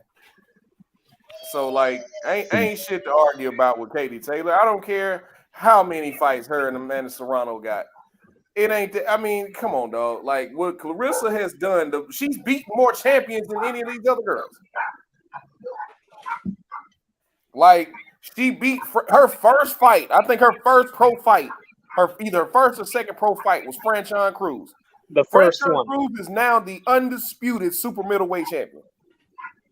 Hannah Gabriels, she beat her, who is now fighting at 170. Man, that is a big bitch. I'm sorry. I'm sorry. I shouldn't call her a bitch. That is not a small woman. And she is now the champion at 175, and she beat her. Man, I remember when Christina Hammer's jab, and Christina Hammer was supposed to knock her out. She dog walked Christina Hammer. Like, man, I'm just. Yeah, and let me say this to Christina Hammer. About to fight for let me say this about Christina Hammer. Christina Hammer, if it was smash or pass, I would pass on you. I wouldn't touch you with a 10-foot pole. You're very petty. I saw that interview she had. She said that Savannah would knock her out. I know you do not believe that. You were just being petty. So, yeah. Huh. She said, a lot of people saying that Savannah gonna knock Clarissa out, man. But I look at the fact that Clarissa. Yeah, but she said that out of pettiness. Like you should have heard the petty. Yeah. I mean, we know it's hard to hold an ass whooping sometimes, especially by somebody you don't like. It's hard to hold that ass whooping, man. But especially when Clarissa got up there and called her fat and all this other type of shit. Oh man. Yep. And for the record, I think Michaela Mayer would beat Katie Taylor. That was the plan. But I don't think Bob and Eddie work well together. But Michaela Mayer was always saying that she wanted to, fight the champions at this weight class and then move up. I don't even worry about Bob anymore. I think about Todd DeBuff, man. I'm prepared for the future, if you know what I mean. I don't really like this either. I got you. I'm looking forward to this shit, man. My anxiety is gonna be fucking through the roof. I might take some medicine for this shit. So what's gonna be the plan for Saturday? Like, since there's gonna be fights in the afternoon, going all the way to like 1 a.m. So, what you're gonna get the barbecue rolling or something? Unfortunately, I have to work this weekend, and my little cell phone is gonna be busy. Because as an Alabama fan, I am obligated to watch them kick the shit out of Tennessee for the 16th year in a row. Even though Tennessee's good this year, finally, but they've been good before and got their ass whooped. So, and the Yankees Tennessee and Alabama are going to be playing the same time that Clarissa and Savannah Marshall are going to be fighting. Michaela Mayer and Alicia Baumgartner are going to be fighting. So I got to flip back and forth or try to find a way to watch both of those. But other than that, I'm free. And the Yankees are playing in the playoffs. The Yankees play. Okay. You're a big baseball guy. Yeah. I mean, I'll flip over in that. I mean, it got crazy in this part of the country last year when the Braves won. So, everybody was pretty excited about that. Considering I live an hour away from Atlanta, yeah, man, that was pretty exciting to see all the Braves. I don't really follow baseball like that. Like, I'm familiar, but I don't really follow it religiously. Not as much as I used to. Not since Ken Griffey stopped playing. But that's how long it's been. But anywho, that's neither here nor there. But what about you, TBS? What's your Saturday gonna look like with all this boxing? But I'm definitely watching the Wilder card. I'm probably gonna go to it's a place, it's a chicken place called Vine's Chicken. They're doing a fight party for Amari Jones, so I'm probably gonna go there. Hey, see. Wait, Kyle, you not going to Brooklyn? Nah, man, I ain't got it. Oh yeah. You got to go at the end of the month for Troy. Oh, muted. Yeah. What about you, Max? What's your Saturday gonna look like? Oh man, I'm gonna wake up in the morning, you know what I'm saying, and ask myself, "Is life worth living? Should I blast us?" Nah, I'm probably gonna I'm gonna take my daughter to the farmer's market like I do every Saturday, and then we gonna get lit and watch these fucking fights at my brother's. And Let's just drive up, man. What happened? Nah, I'm not doing that shit. Fuck you. Fuck you, fool. You need to go practice some more first. Go get a basketball, dribble around a little bit. Man, you ain't ready for this, man. Let me know when you're ready, dog. But yeah, shout out. But yeah, I'll be putting some T-bone in the barbecue, cooking it to medium. I don't like it medium rare, but I won't cook it too much. But yeah, that's what my Saturday will look like. Shout out to my favorite female fighter, Ebony Bridges. She is in my top 10 pound for pound women's fighters. So shout out to Ebony Bridges. All you guys have a great day. Yeah, have a good one, guys. All right, Alex, man. Take care of yourself, man. Take care of yourself. Hey, Alex, don't let it be your last time, man. This is good. Why you didn't ask me about my Saturday? I don't give a fuck about your Saturday, dog.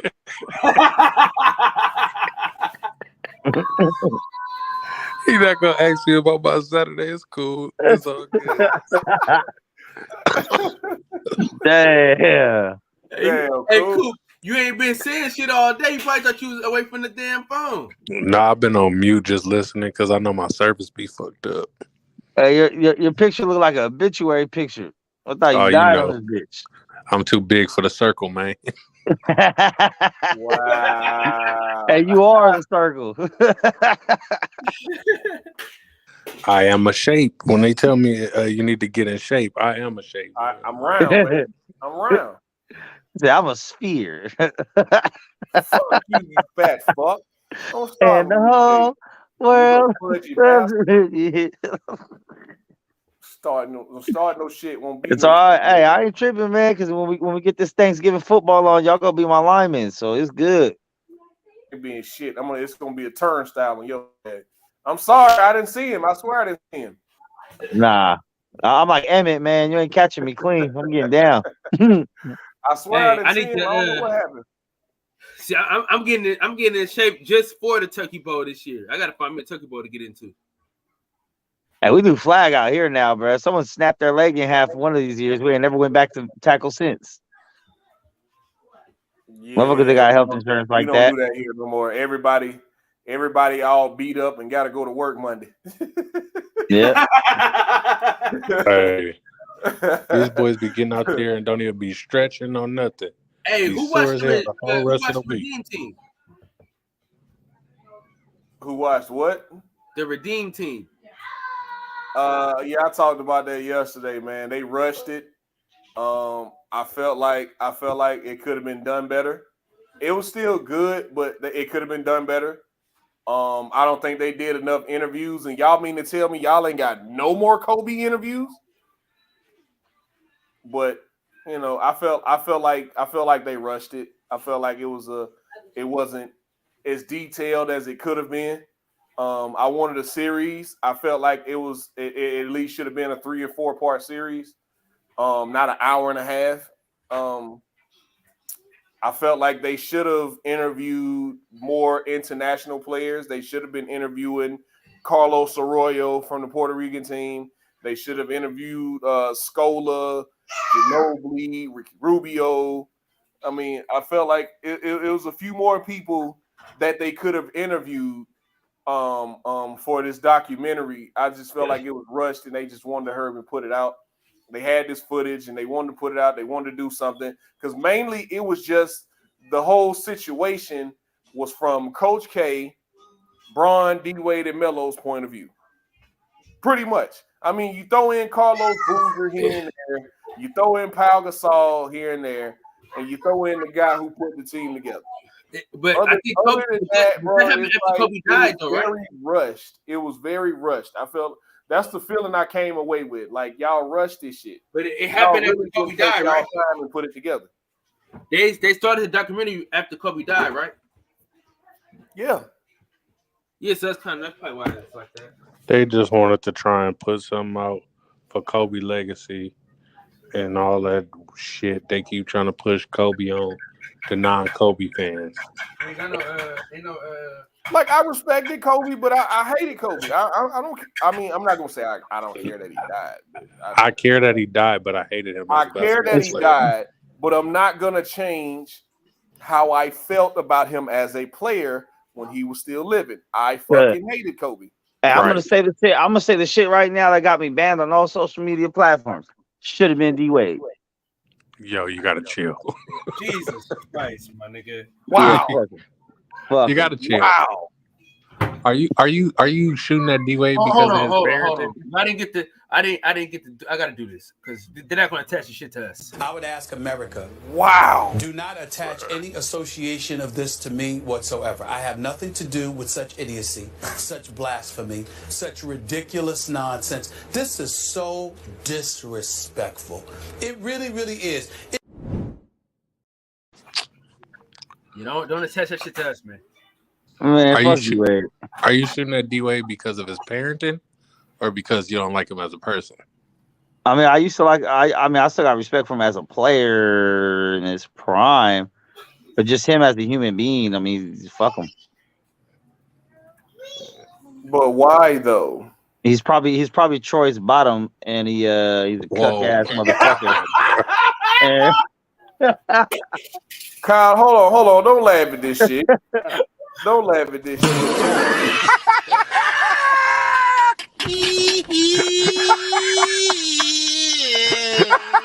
Oh, the chest. I can't breathe that shit. Oh.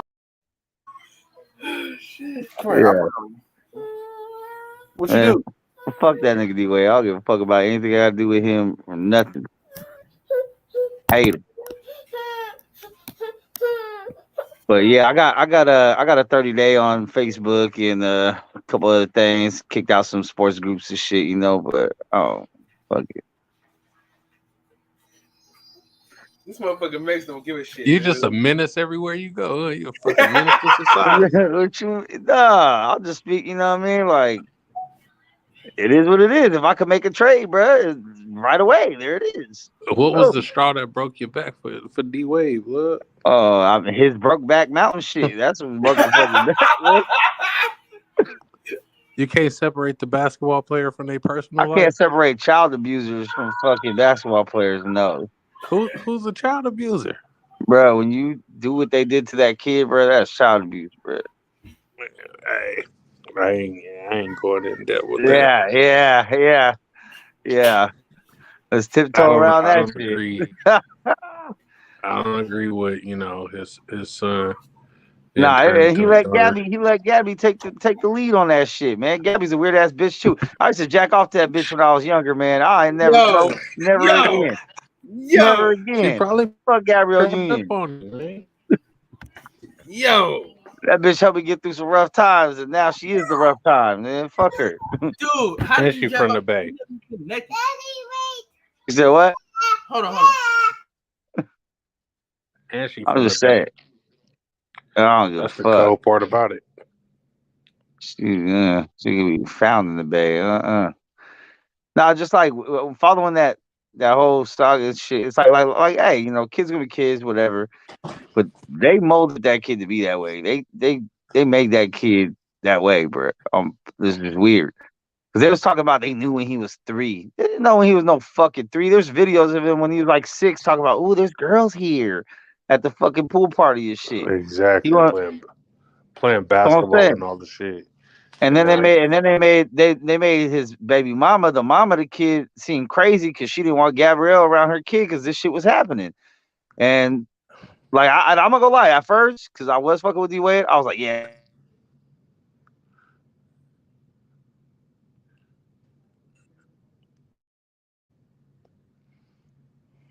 Yo, can you hear me? That's a sign right there. Stop this shit. YouTube said we gonna get y'all. Stop that shit, man. YouTube said we are getting all of y'all out of here. Like, bro.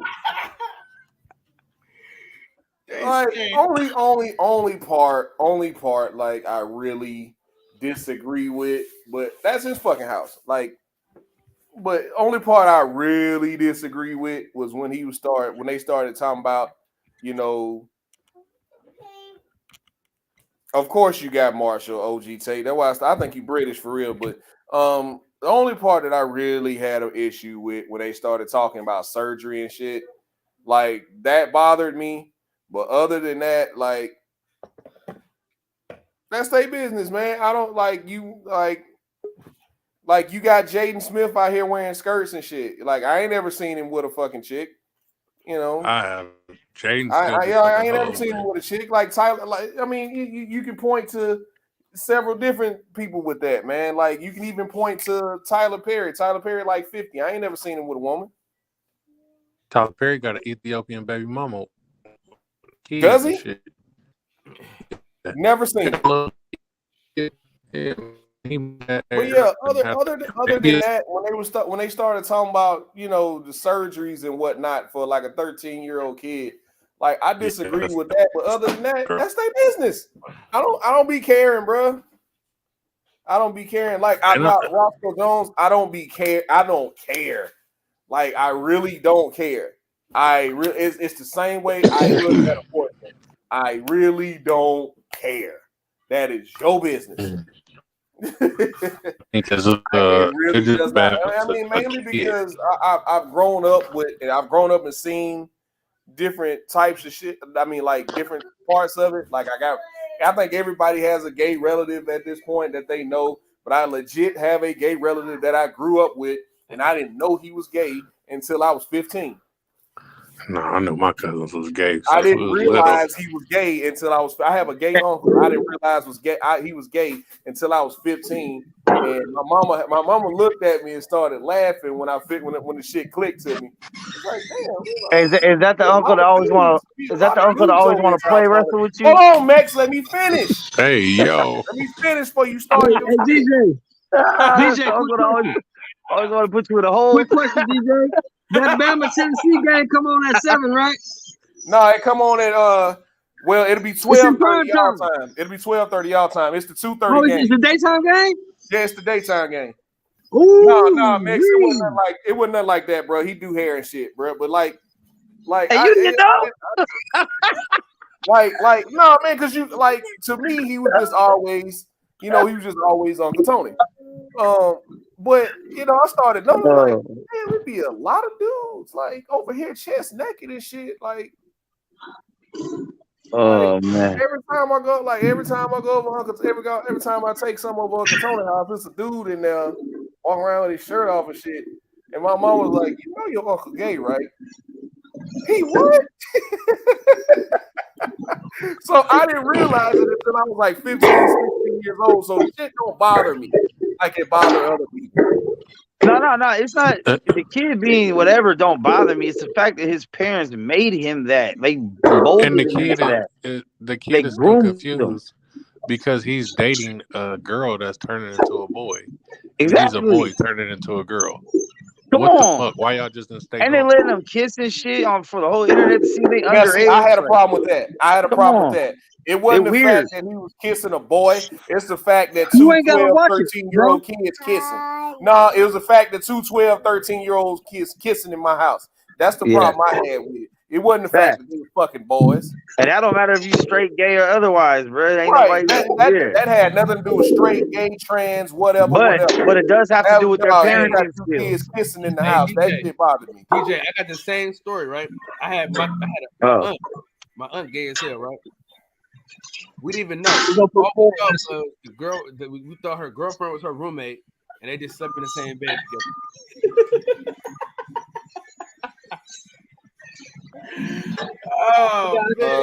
Why are we brothers so accepted of these things?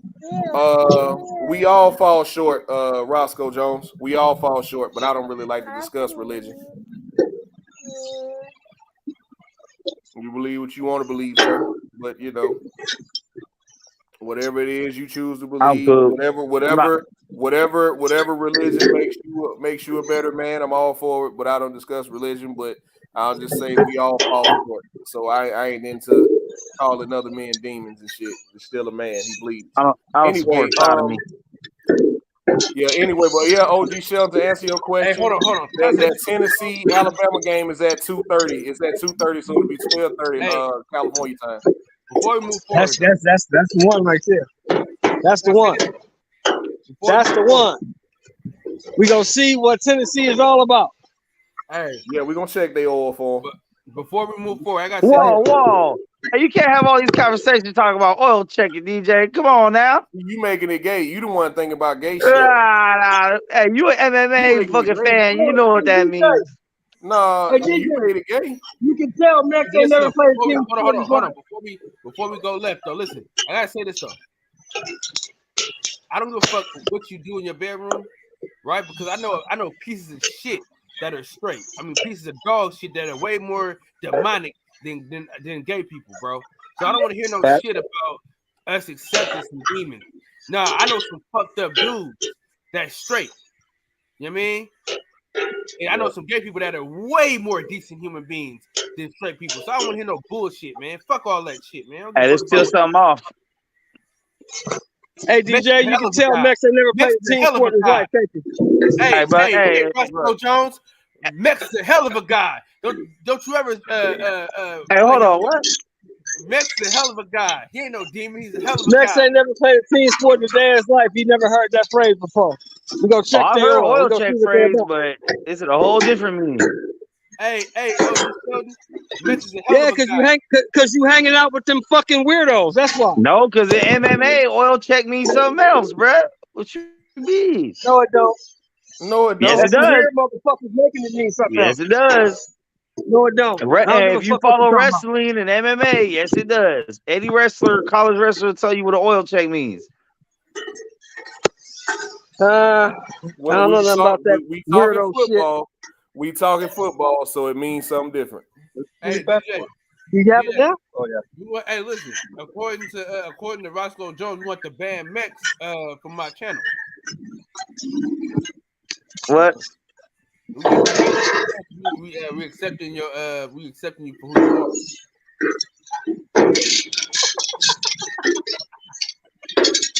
See, in football, we say shit like that. We gonna check their tire pressure. I heard that. Check the temperature. I heard all that shit. Well, check your temperature. That's gonna be a good game, DJ. Check your temperature is more gay than check your oil because you know you do check you can check your temperature rectally, right? I don't. I'm just saying. I ain't never signed up for that shit. Hey, DJ, don't be surprised if Hendon Hooker pull it off, bro. Wait a minute. Check your temperature is a term in the streets out here. We want to see how hot it is. Yeah. We ain't talking about putting nothing in nobody's booty. Ain't nobody talking about that either. What the fuck are you talking about? He said checking your temperature is more gay than saying. That's because he's a fucking weirdo and he thinks everything got something to do with sex. That's what that is. That's all that is. Everything do gotta do with sex, man. This whole world gotta do with sex. as I stated, because you're a fucking weirdo. But that's cool. I'm trying. You my guy. Ain't no fucking grown man gonna tell me he gonna come check my oil, and I'm gonna be like, all right, it's cool, bro. Come on. Like, no. Ain't nothing, you ain't gonna do shit about it. You gonna talk real loud.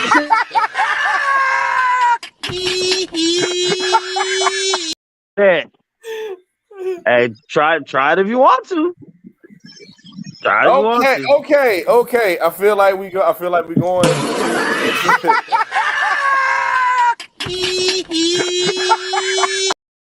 Ain't no Troy Jr. shit over here.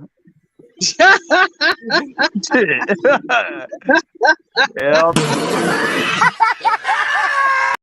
I gotta get some more laughing videos, man. God damn.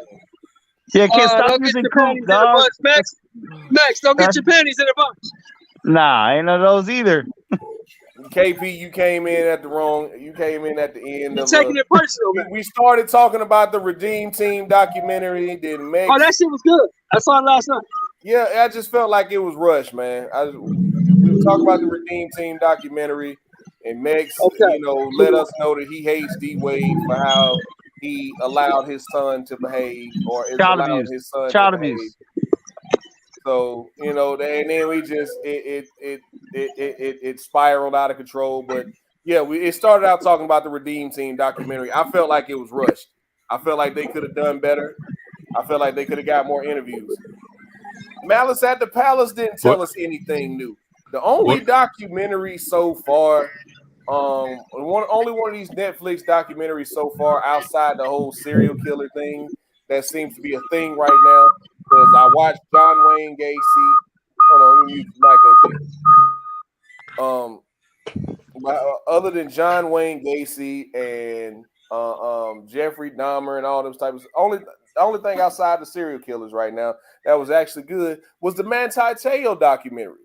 I actually appreciated that, and you could tell how that really affected him going forward, man. Like catfishing, you got to think about it. This is 10 years ago.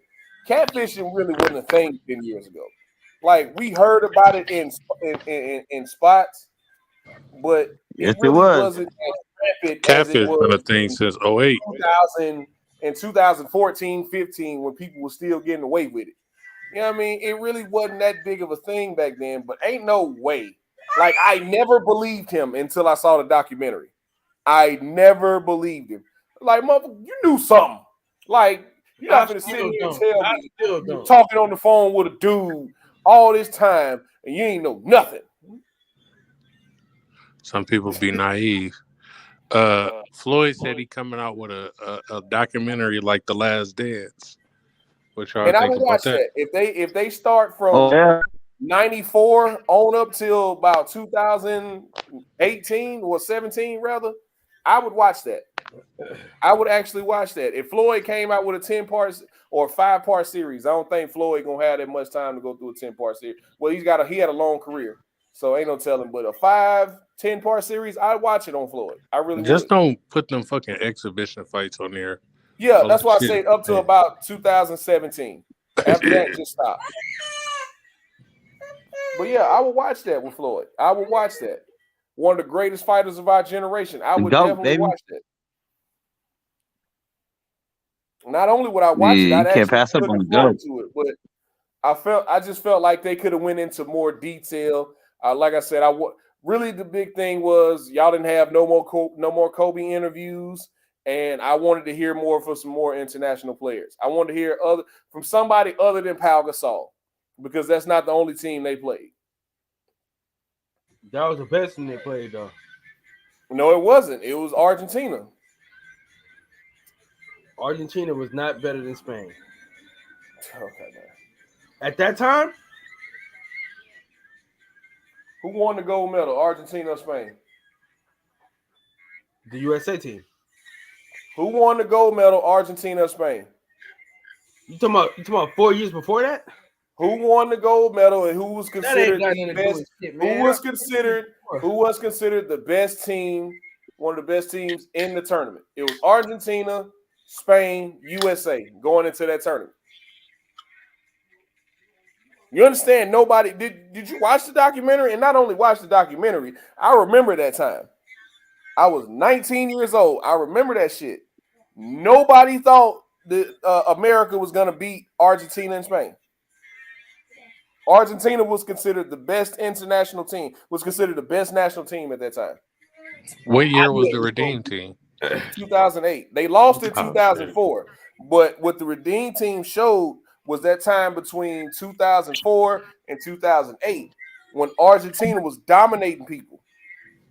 They had been together for years at that time. Wait, we older than you? Yeah. Me and Cal? By a year. By a year. Oh, Yeah, Kyle old as fuck. baby. Yeah, all y'all older than me. I'm DJ probably one of the youngest baby. guys on the panel. I thought this man was in his 40s. He like Louis Anderson, Hey, man, just a that's that grown wisdom, baby. baby. That's that wisdom. Hey, he That got wisdom, that. baby. He got that reverse Benjamin Button. You I know, look as big the niggas, same- we I look always the get same better since with I was time. 17, bro. I stopped aging at 17. All I did was get fatter. We get better with time. You feel me? Yeah. Big dudes. Okay, Not side diabetes. note. It be the Mexicans Like, that I hairline just be figured out. going away. I just found Hey, out that fuck this you, lady Coop. I work with Why is you? like, Hey, I let just that shit found out slide. that this lady I work with is like fucking 45 and shit. Like, me and her been talking every day at work and shit, just back and forth. I kind of mentioned like that happened when I was in high school. She's like, "Wait, how old are you?" I was like 33. She's like, "Oh, you a baby?" I was like, "How old are you?" She's like, "I'm 45. I was like, 45? It's like, man, that's the thing about black folk. You don't never know how old they are, bro. I swear she don't look a day over 28. I'm not capping at all, bro. I thought she was younger than me. But man, I wanted to hear from Ginobili and Luis Scola. It was like, and like I said, Carlos Arroyo and Ricky Rubio and guys like that, man, who were actually the top teams at that time. What was it like playing against the Americans, knowing that y'all were in the league with them, and so the intimidation factor was gone? So what was it like? What did they really think about the American team at that point? So yeah, man, that's more so what I want. Man, what you got going on, Kyle? Read it. Man, we know that. That's how we know that. We know he got that egg in the grass. But yeah, man, that's what I really wanted to get out of the documentary, man. We know what we thought.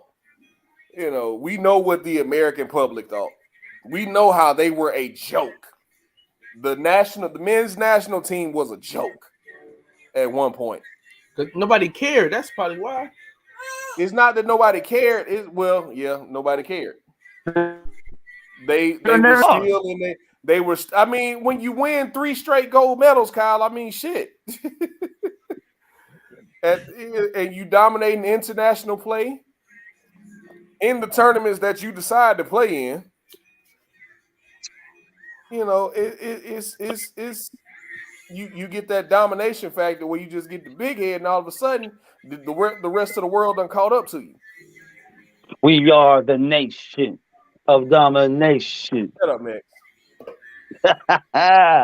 D-Lo Brown looking ass motherfucker. Hey, Mix. Would you rather be born with one leg? Shut the fuck up. Everybody be. And I'm gonna say this too, man, before I get out of here, because I'm finna put my daughter down for a nap, man. She came over here. It's time to go to sleep. Oh shit! I gotta go pick up my daughter. Fuck.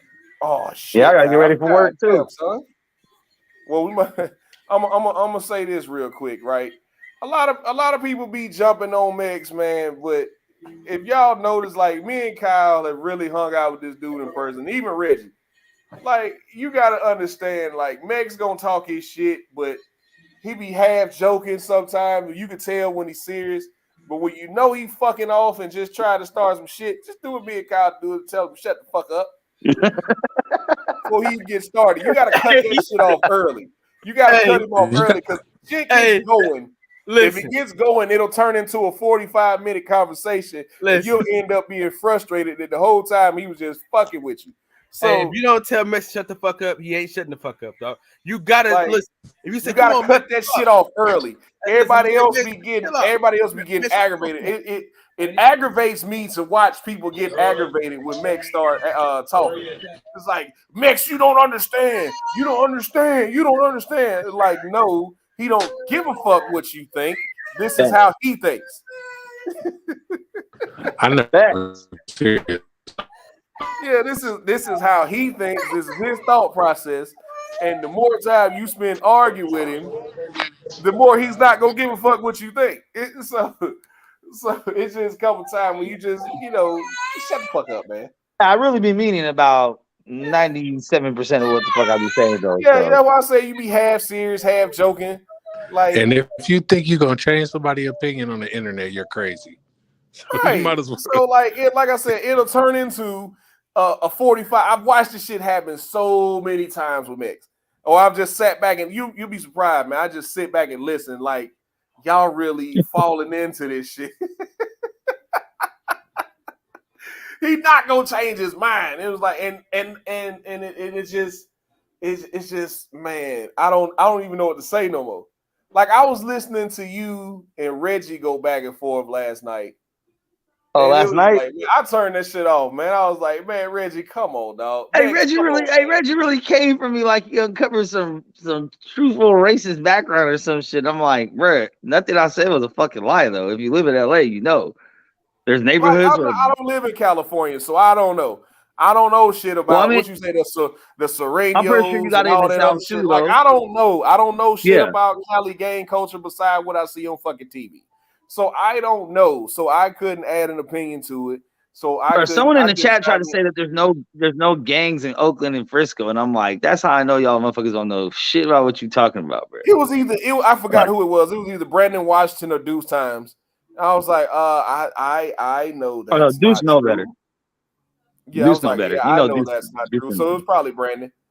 And you said something about how about the way the Mexicans act and some shit like that. And Brandon, and I was just saying like because I've heard Brandon dominated areas. 817.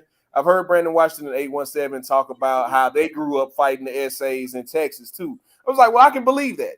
Texas, Arizona, New Mexico. I'm pretty sure black people and Mexicans grew up fighting each other anyway. Yeah. So that's the thing. Like it's kind of you either one or the other. You fuck with them and you locked in on the black and brown shit, or you're beefing with each other because black and brown shit. Like usually how it goes. At least here in our schools, we fought each other too, though. Bro, okay. This is what I said last night. I said every high school in California has a complimentary once a year black and brown riot. It just happens, bro. Every public school in California. A fact. Like, and the we don't experience that shit. We be, man. Bro, I'm telling you, every high school, bro, there's one a year. The blacks and browns get down. Right in the middle. You would, bro. I got stolen one time. And I wasn't even part of this shit. They're like, I was like, yo, what's cracking? Like, fuck you, Mexican. And I was like, oh shit, like. Nah, see these dudes. Bro, man, look. Listen, these I was too fighting fucking big down here and I for that turned shit. around in like 15 fighting. Bro, yeah. these motherfuckers too big down here for that shit. Can't be no riot on both sides. White dudes and black dudes. These motherfuckers too big, man. Nah, but I mean, but I can see, like, I see, whatever points people trying to make it shit, but just it don't change nothing. I mean, and that's why I said sometimes it's okay to just say I don't know.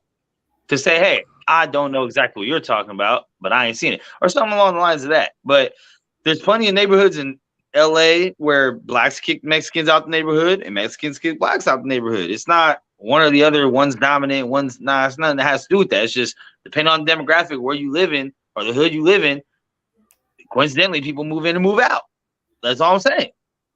Yeah. So, and then I said, as far as when it came to my family, Reggie was getting your shit last night. I was like, God. I mean, he was trying to, but that's why when he played it, I said, okay, so what's the point? I've doubled down on everything. I'm not backing off of anything I said because it's true.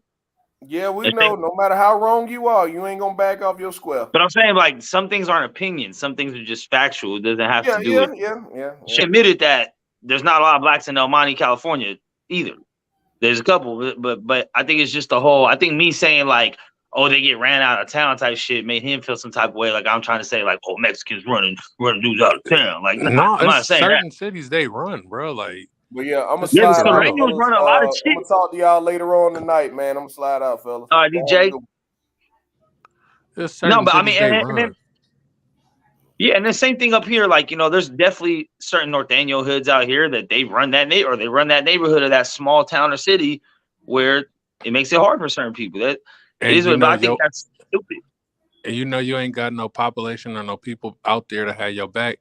Of course they gonna run you up out of there. Like Exactly. you'd be dumb to try and fight back. Like It's true. It's true, and it goes you know other ways too with other ethnicities and shit if they're about that. But I don't know. I was just saying I like think Cali people gang too culture. prideful to say, "Oh no, I wasn't ready for them problems." Like, Yeah, people yeah. be too prideful, bro. Like, I'm a live to fight another day.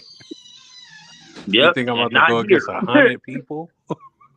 Yeah, nah. I mean, but that's why I say like that's why my disconnection with all these race talks is like the most racism I see is gang culture, jail culture in California, blacks and Mexicans. Like that's why I see all the riots, all the beef, all the funk, all the street wars. It's always that. Daddy, wait.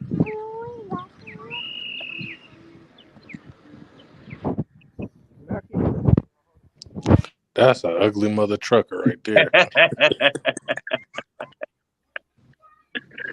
I'm telling you, from elementary to high school though, it was nothing but like black and Tongans or black and Samoans versus Mexicans. Yep. Like straight from elementary to high school.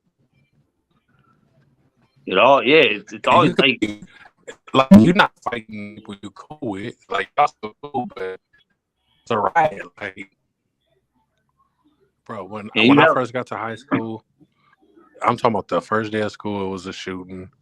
A Mexican dude got shot in front of the school.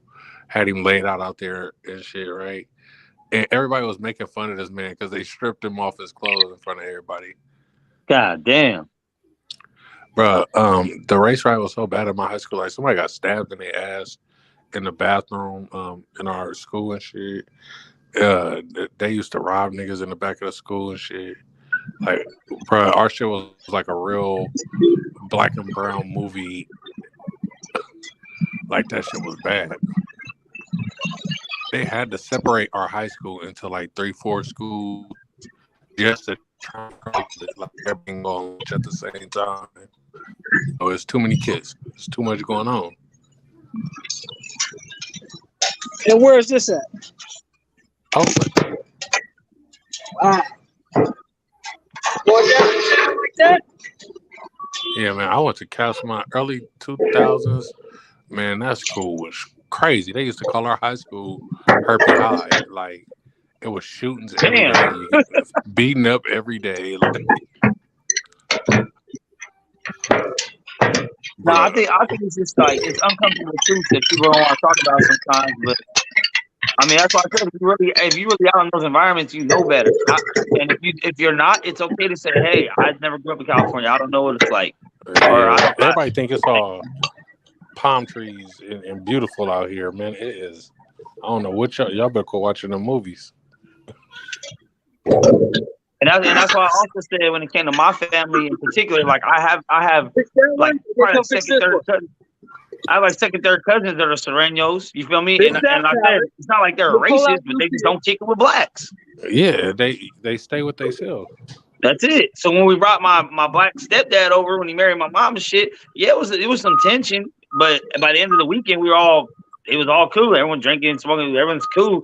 But yeah, like when they're all chilling in their Mexican barrio and all this shit, and there ain't no blacks in town. Like I said at El Monte, there's no blacks. And all of a sudden we pop up with a big ass black dude at the barbecue. Yeah, of course there's gonna be looks and like, oh, who's he with? Like, yeah.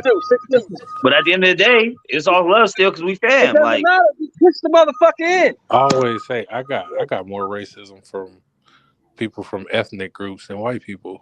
Like I'm not around white people, Yeah, but the Asians, even Tanyans, like I used to date this Tanyan girl. Her dad hated black dudes, like hated us. Yeah, and I'm like, bro, y'all like us. Like one of my best friends growing up is Tanyan, but I was the only black person ever allowed at their house. Like, really? Yeah. Damn. Tongans? Yeah. It's crazy.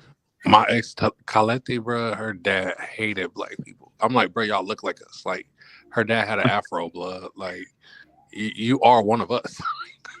What was his problem with black people? I guess he, you hear, black people be robbing, black people be stealing stuff. I never had a conversation with him. She just she didn't want to tell him that we dated because he was like so against black people. That's crazy. Right. And then I've always ran into racist shit with Mexicans or Latinos. Always. Like, it never. And that's why I said a lot of traditional Mexicans, they're pretty racist toward black people and shit, bro. Like, I mean, I don't, like I said, I don't identify as Mexican, but I've never heard more Mexican racial slurs thrown my way than black people around me. Like, ain't been white people that came up to me and said none of this shit. Ain't been white people that told me anything about anything. But it's between us, the people who live next to each other in the hood. Like, but the same shit Mex say about Mexicans, like we say, like, oh, they can't fucking drive, or they can't. It's like shit like that. Like, they can't. They can't, man. You said Helenius when you just said that. I've been playing that guessing game every time. I'll be on my phone. I'll be like, hey, guess what driver is in this vehicle right now? Oh man, Asians really can't drive though. I don't have a lot of Asians we don't have a lot of Asians out here. I'd have to go to like San Jose for that shit. But yeah, that too. And I don't know. I think I only grew up like one Asian family on my block, like in my whole life, and that was when I was an adult. Like, I think the Bison are slowly taking over, dog. I think the Bison are taking over for the worst driver title. They're going for the championship, bro. That's because they be drunk all the time and be catting off. Like, sober, they're good drivers, but when they had 10 Tecates and turn signal. What's a turn signal, bro? Them motherfuckers don't know what a turn signal is. The most drunk drivers I've ever seen, DUI drivers, was Latinos, bro. They don't care, bro. They faded, bro, with the kids in the car. And they'll hit like 12 cars on the street, no insurance, and kick one.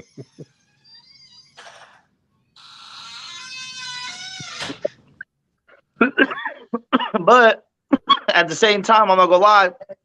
Some of the best times I ever had growing up was just talking fucking racist jokes to each other, clowning each other because of race, whether it applied or not. So. Oh yeah. Those are the best. Me and my friends have had racial cap sessions. Always. Fried chicken and then we talk. Oh, we'll tell you tacos, burritos, grass and shit. Yeah. Shit like that. Oh, but yeah. It's different between boys and women and boys and boys. Like, the banter between men is acceptable. If I tell a girl those same jokes that I was telling my Mexican partner, she would want to tell her Tio. Yeah. Bro, tell me why one time for my birthday, my partner got me like a car, right? A little car. I was like, oh shit, if I got me a car, this gay as fuck. But I opened it, this motherfucker had like the Sears catalog of the lawnmower pages. Oh, bro. Are you piece of shit, bro?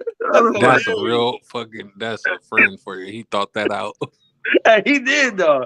I was like, what the fuck? Because right away I was I'm like, bro, you give me a birthday card? Some gay ass shit. What the fuck? He's like, open it. All right, let me see what's up with this. Had like 2-3 pages, just lawnmowers and weed whackers and shit. Oh, you bitch ass motherfucker. But that's one of the best times of my life. I never care about it. And then, like, just within my family, like I said, all my brothers are different races. So we get to get all that shit off the white boy this and this and this. It's fun. I don't know, man. I don't like it. That's why canceling shit is weak as fuck. Because I'm like, bruh, if that was the case, my whole entire middle school would have been canceled. Like, the whole class. Like, yes, sir. Damn. But that's why I like, I know Kyle be on the same shit. That's why I fucks with Kyle. Man, because I'm going to tell you, Kyle and DJ, it was nonstop all weekend in Vegas. I'm just saying. Oh, the shit's hilarious. Listen. This is what I'm trying to tell niggas, man. Like, Mex, I know Max for about probably almost a year. I'm closer to him than I am most niggas that I grew up with and have been known for 10 years. No, those are facts. Facts. But like me and John, we've been knowing each other for shit over 20 years.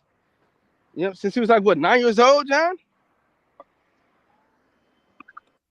What was that, 8 or 9? Oh, you on mute. You probably dealing with some shit right now. Y'all can hear me? Yeah, I can hear you, but I think Coop on mute. Yeah, so but like I say, like, me and Coop been knowing each other for over 20 years. We was like 8 or 9 years old when we met.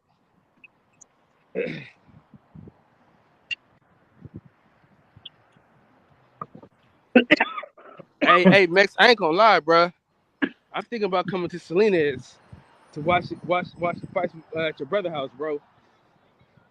I mean, if you want to do that, I guess. I mean, motherfucker in a 2-bedroom apartment, but I mean, y'all look like we having hella fun though. Y'all look like we having hella fun. hey, we do be having hella fun.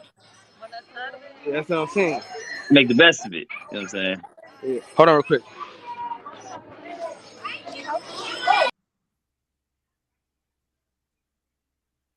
But shit, y'all, I gotta get ready for work, bro. It's gonna be a long ass day for me, a long ass week actually. A lot of 12-hour, 14-hour fucking days coming up. But I will be off Saturday watching fucking fights, man. So we'll figure that shit out. But shout out to everybody in the comments. Shout out to the OG Shelton, my dog Coop, Kyle, DJ. I know you out there somewhere. Everybody else, KP, everybody, Roscoe, everybody. I don't give a fuck. The haters, the lovers, and all the in-betweeners, man. Shout out to all y'all. I'm gonna go ahead and skedaddle the fuck out of here, get my fucking day started now that I'm finally out of bed. And hey, man, like, get money, bro. At the end of the day, get money. That's it. Money will solve majority of your fucking problems. You sad about a bitch? Go get some money. You sad about some shit? Go get some money. You mad about some shit? Go get some money. You feeling happy and having a great day? Go get some fucking money. That's it, man. Money don't sleep. Hustle don't stop. Let's go.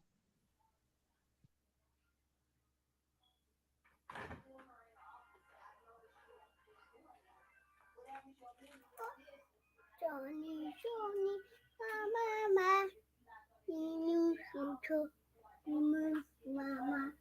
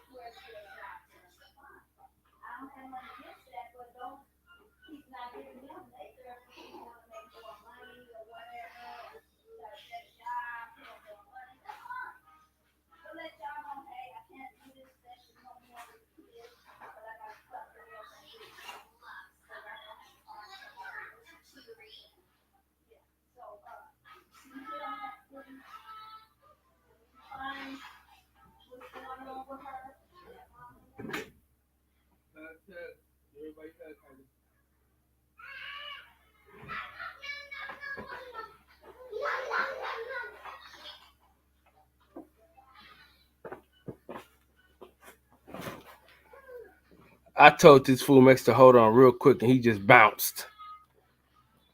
Fucking slacker.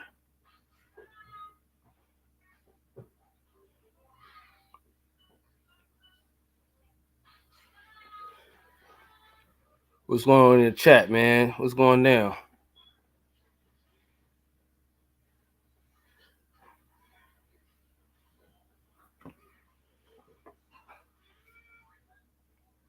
Guess we can shut her down. I'm gonna watch these documentaries and shit.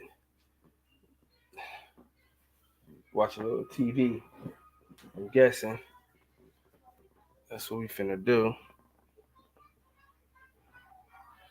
Well, man, I appreciate y'all for holding it down, man. Kicking it. What's up, man? Hey, Freddie, man, hop on the panel real quick, man. If you ain't got nothing going on. If you don't hop on, I'm out. So let me know.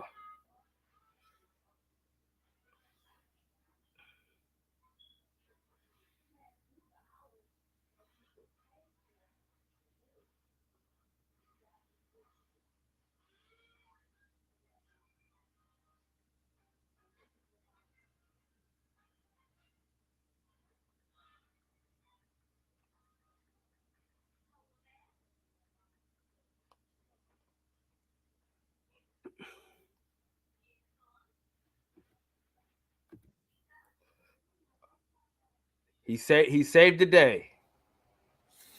Buenos dias. What's going on, man? Hey, listen, man.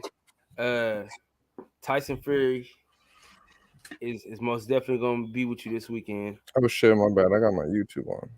No, straight. That's dope. That background is dope. You made that yourself or what? What's up? You made that background yourself? Oh, this one? I had somebody do it. Yeah. But pretty much, I told them what I wanted, and they just made it. For sure. Yeah, man. So you got. So listen, man. I'm thinking about doing a fight party at the cave, but I don't know, man. I'm thinking about just going out with you though. Either way. But the Athletic, bro. Have you been to Athletic before in Oakland? No, I don't know what that is. That shit's fucking dope as hell. What is it, like a bar or something? Sports bar, bro. Yeah, I've never been fortunate enough to go to too many sports bars. I like them though. I went to one, watched football one time, and it was in LA. It was right next to the Staples Center. I went to that. That was pretty cool. But I've never like gone to a sports bar and watched like a fight. That'd be dope. But too many places don't put on fights, man. It's whack. Yeah, a few places do though. Like this place called Halftime. They used to do it. It was dope.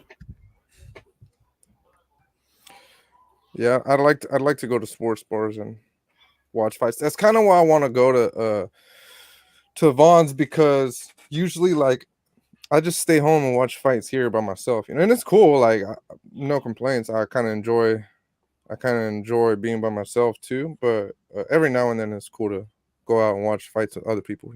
See, because the thing is, man, your ass you be working. You know what I'm saying? It's not like you having fun at these fights. Like you're there for work. You know what I'm saying? Like me and the fellas, our work is like networking. So we walking around, we chopping it up, we slapping fives, we doing all this. You working for real. So unless like we go there early and we can kick it and chill, chop it up, that's the only time. So this weekend we gotta have a ball. Where you starting out at? I know you're not going. I know the Bonds ain't gonna be cracking for the Carissa Shields fight. You think?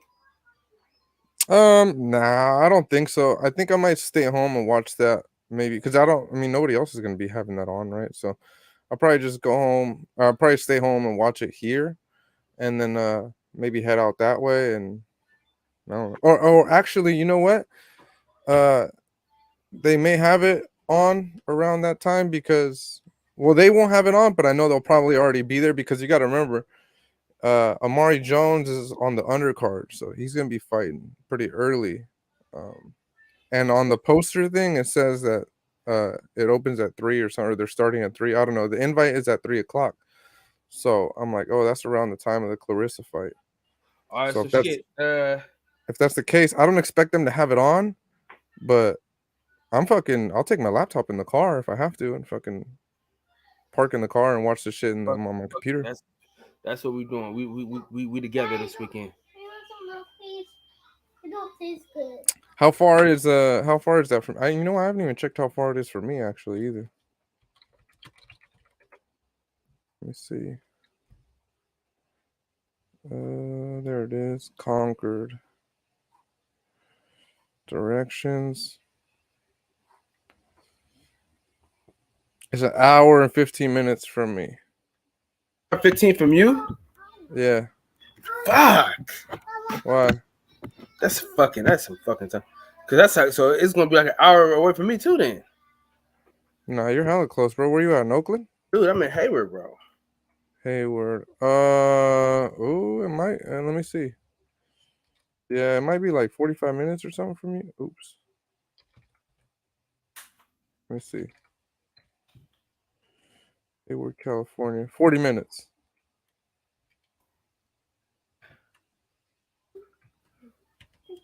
Hold on. 46 minutes. Yeah. I just put it in Hayward. I didn't put in your address. I didn't even put I just put hold on, let me put it it might be even further than that. Maybe.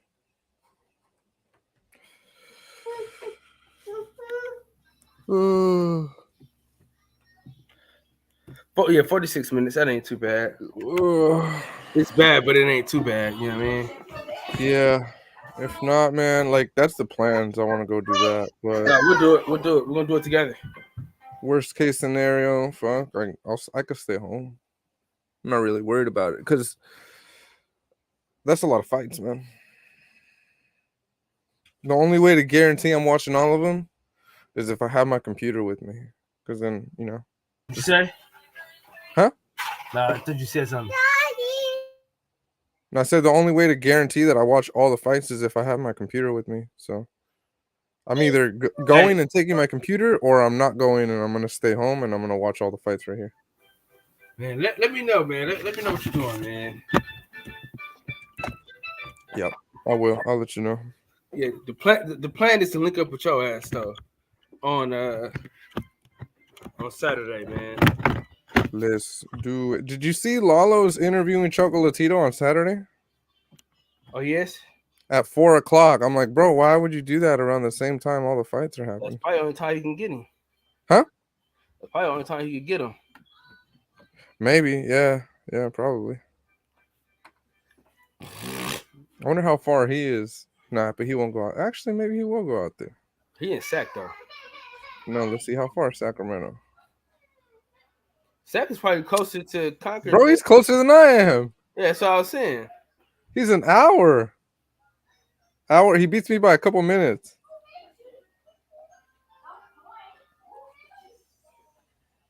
I wonder if he'll go.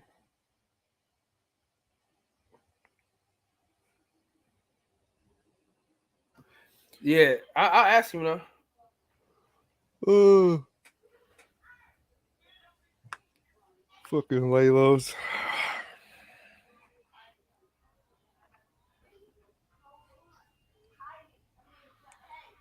Man. Oh, I gotta fix this.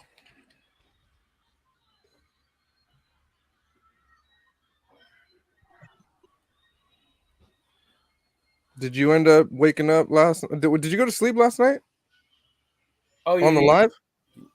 Yeah, no, that's what I already told people I was going to sleep, but we held it down though anyway. Oh, okay. I don't remember. I got off. They got into it with some race shit again with Max, and I was like, bro, I'm out of here. You know it's PRS, man. You know it's the race section. You know that. I know it was funny though, and I was like, you know what, man, I'm gonna get off here. This is no longer about boxing. Shit's never about boxing. Oh, yeah, that's Kyle's late nights. Kyle's late nights always turn into something else. Hey, listen. We can't never have a decent boxing conversation. It always goes left. Oh, we have had it.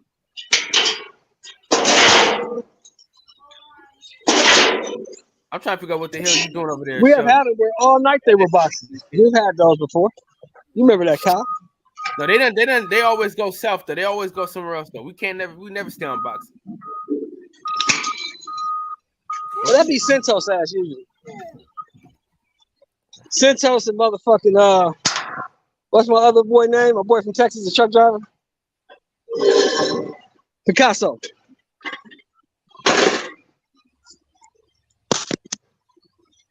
Remember when I told you to do 2-hour shows and then Santos wouldn't let me leave?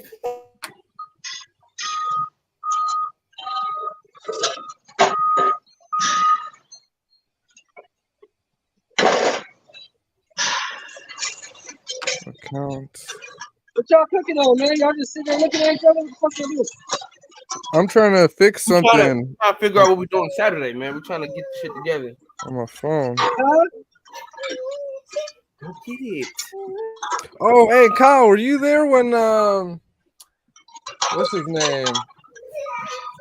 Fuck, I forget his fucking name. Because I don't know if I know his real name. On BFTB's channel when I told you to go live. When was this? I don't know, maybe like a week ago or a couple days ago. You said when I went live? No. I don't know if you stayed around long enough. So he was live, right? And I just hopped in on the chat, and you were in the chat, but I was waiting on you to get back to me about the weekend, right? About if we were going or not. And I seen you comment in the chat, and I was like, "Oh, Kyle, go live, right?" Because I figured you started a panel, and then we could all talk about what the fuck we were doing. And then, yeah, he didn't like that, man. He started going off on. He's like, "How you gonna hop on my live and tell somebody else to go live?" But he didn't understand like why I told you to. You get what I'm saying? Yeah, they ain't blocked you, did they? What's up? You didn't get blocked, did you? No, he did for a bit, but we talked about it later, and like it was all like cool. Like he understood that it was like, oh, it was a misunderstanding. It's not a big deal. Like I wasn't trying to like I didn't go in there to like be disrespectful or whatever, you know. You basically saying like go live like later on, like not right now, but like later. Well, it didn't matter if it was right then or later. I was just like, yo, I figured all of us need to, because I don't have everybody's number and stuff, obviously, right? Like the only connection that to everybody else that usually hops on your panel is like you. Yeah. Which is basically why like it sounds like 4 of us went to the fight, but only 2 of us like linked up. Yeah, and like I said, that was my fault because I was supposed to put the pieces together. But you were the mastermind, dude. I really didn't have no one to watch my kids. Like I had no babysitter at all. Like normally, my mother-in-law, she's like always clutch, but she has to work. Oh shit! Nobody could watch them. You know what I'm saying? And I was like, damn, you know I got 4. It's not, if I had like 1 or 2, it would be way easier to get people. Oh yeah, for sure. Yeah, huh? I said yeah, for sure. It'd be way easier. Yes, I got 4, so it's kind of hard to get somebody to do it. But next time I'll do it in advance, so that way it'll be great. Like so, November 26th, we're all gonna go, right? Aren't you going? That's the plan right now. But I told you, I think I told you I have court at the end of this month, so I don't really know what the future is looking like. But yeah, if I'm a free man, then for sure I don't want to miss that fight. We'll talk off wax. Fuck, man. Yeah, we'll talk about that later. But yeah, I got court on the 31st on Halloween, so I think it should be fine. It's trial, so that sometimes takes a while, you know. So fuck it, let's go, man. Let's go to New York then, man. When? Huh? When? On the 28th. On the 28th? What's the 28th? No Mistake. No, I want to go to Jake Paul. But dude, it's Arizona, bro. You've been to Arizona before, man. Come on. Yeah, I've been to New York before too.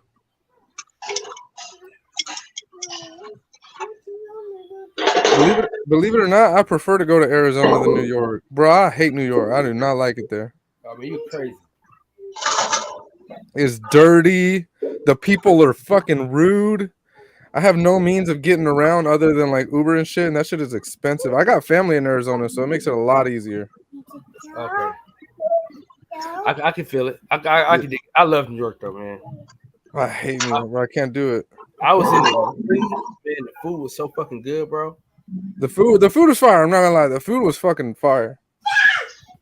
That was like the best part of New York is I got hungry and I left my hotel and I walked down like to this. I googled this spot that I found was like a 5-minute walk down the street, bro. It was so good. It was so good.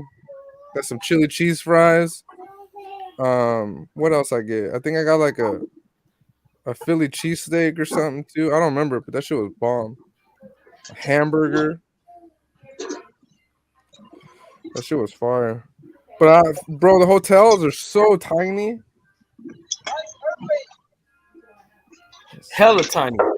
Hella small. I felt like I was sleeping in a closet. The same size as jail cells, dude. What? They're like the same size as jail cells, bro. Yeah, man. I was like, what is this? I was like, there's no way. I was like, where's the rest of it? As soon as I walked in, I was like, what the fuck? What is this?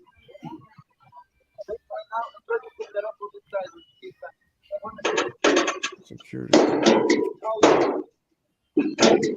But my boy Francis, like, you know, I'm a last minute type of guy.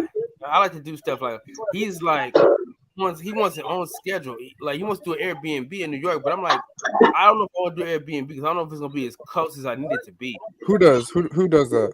My boy from the way-in. Oh.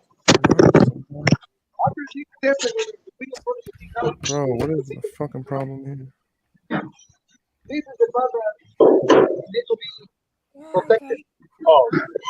Yeah, I thought you were there though in the chat when that shit happened.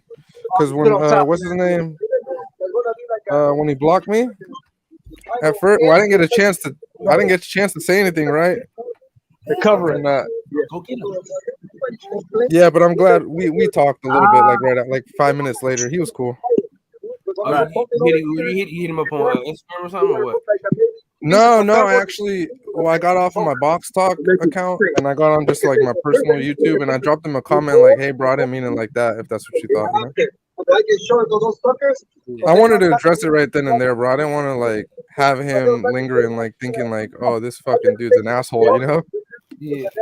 Exactly. Hope it's gonna work out.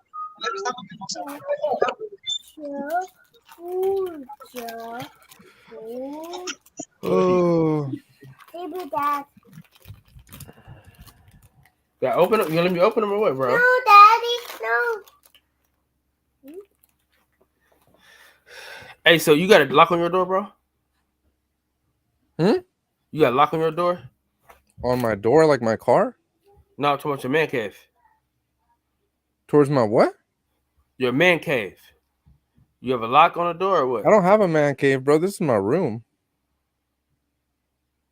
Oh, your wife let you set up shop in a room? Yeah, man. I wish I had a man cave.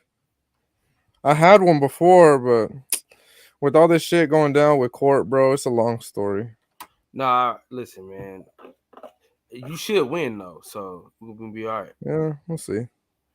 But yeah, this is we'll see you, man. We're gonna win, man. Fuck that. Oh, this is it though. We just got a very special guest, man. Right when we was finna shut her down. Look who walks in the house, man. No other than Black Gallagher, aka Mr. Bass Reeves himself. Mr. Steph. Hey, thanks for having me, Kyle. Fella, you doing all right? Yeah, man. Work kind of extended a little too much this morning, so I slept in. I tuned in for a little bit earlier, then I just passed back out. But again, thanks for having me. Shelton, we got Freddie, and we got Kyle in the house. What y'all talking about? We're talking about. I was telling Kyle. Apparently, Kyle wasn't there, bro, when I got welcomed into the graveyard. He wasn't? Yes, he was. I thought Well, I he was saw in the that. chat, but I guess he must have gotten off right away because he didn't see the whole thing. He must have walked off. Yeah. Yeah, that was hilarious, Kyle. It You was know funny. how BF goes. You know how It was BF funny, gets. but it was fucked up because I felt bad. I was like, "Oh, that's fucked up." This dude thinks like I came in being all No, disrespectful. but now that you know though, like BF is very intense or very tense, and he don't play that, man. Oh no! I meant like I thought it was fucked up on my part because I get that he misunderstood, but just the fact that he misunderstood was like, oh, I fucked up because.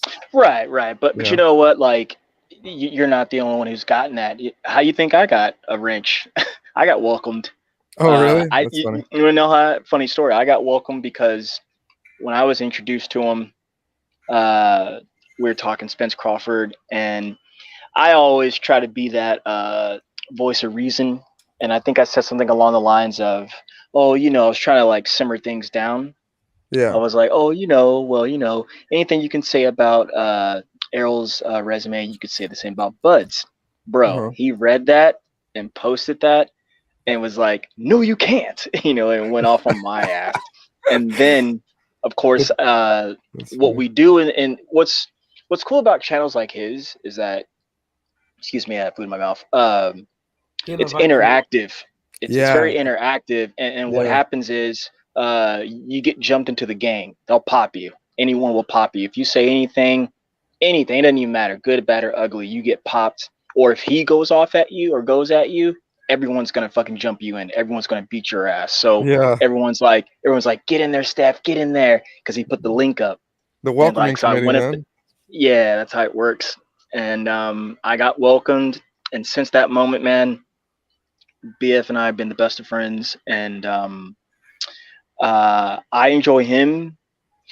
Him and Fanon are probably my favorites because, and they're polar opposites as far as they. Fuck you, Steph. No. Let me finish. Those are my favorites as far as like polar oppositions, but channels like you and Kyle and Moni Brown. Though you guys are like my best friends. You guys are my brothers. I can always just go on your guys' shit and chop it up. And yeah, I would say like you three I fucks with, but as far as like getting boxing information and really interacting with like a boxing forum, like I would fuck with him and Fanon the most. Yeah, I like his stuff. He's very intense, but don't get me wrong, like for example, like he's like for example pro who is he pro? He's pro Errol Spence, right? Who's this? BF you could say that. Yeah, you could say that, but like here, I wanted to say this more. I want to say this a little more. BF he's all about the best fighting the best, man. And what that really means is matchups. He does not care about the outcome. He doesn't care who wins. He just wants the best to fight the best. And I kind of stole that model from him. Like, BF, you're listening, shout out to you, Ben. But like, you know how we all engage in boxing conversations? Yeah. Right? Yeah. See, that's him too. But like, BF knows his shit, man. He does the research. He gets involved like proactively. So if I'm not saying he's like perfect or anything, but I'm just saying, brother, like if I don't know anyone who could fuck with that guy. I don't know anyone. Like not even the boxers themselves. I don't know anyone who can fuck with that guy. He is on top of it. That's why we call it the graveyard. That's why we welcome people like that. And I remember going back to boxing Twitter for a little bit this past summer, like say June, like shortly after who is that? Devin fought Kambo the first time. Mm-hmm. I came back from like a long hiatus or whatever, and people thought I left because Canelo was hilarious. But they were, sadly to say that they were hating on YouTube channels and whatnot, and they wouldn't really put any names on faces or anything, but they're mentioning people. And I told them then, I was like, none of you, not one of you can fuck with this one guy. And in fact, none of y'all can fuck with this one guy so bad that y'all wouldn't even show up. Y'all wouldn't show up. And then they try to throw shade on my boy Fanon, but like, I always tell them, like, look, man, whatever y'all got to say about those guys, you can say it to their face. I'll happily put you face to face. Fanon had went crazy for a while. If that's what you want to do. Say again? Fanon had went crazy at one point. Well, you know, let's talk about him for a moment. For starters, Fanon's a very smart man, dude. He's very well educated, a former lawyer, so he's very well versed, just with worldly stuff, because he's spent a lot of his time defending things, and when you defend things, worldly stuff like that, like, you have to be correct. You have to be correct because it's just compliance. It's just regular integrity. He's also a former cancer survivor, so that's why he's probably a little tense coming from that aspect. But I'm not saying, and neither guy that I just mentioned, they're not perfect. Again, they're not right all the time. That's not what I'm trying to say. But they are, they have a keen eye for what they put their attention to, and there are not, you know, dissing on you guys or anything like that, but there are a lot of channels who don't go about their business like that because, and I'm gonna use those two for example, like they're trying to, I always say this to BF, and this is, my dad taught me this, stop trying to be right and just get it right.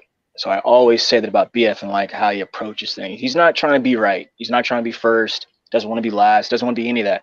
He just wants to get the situation right. That's why he's so tense.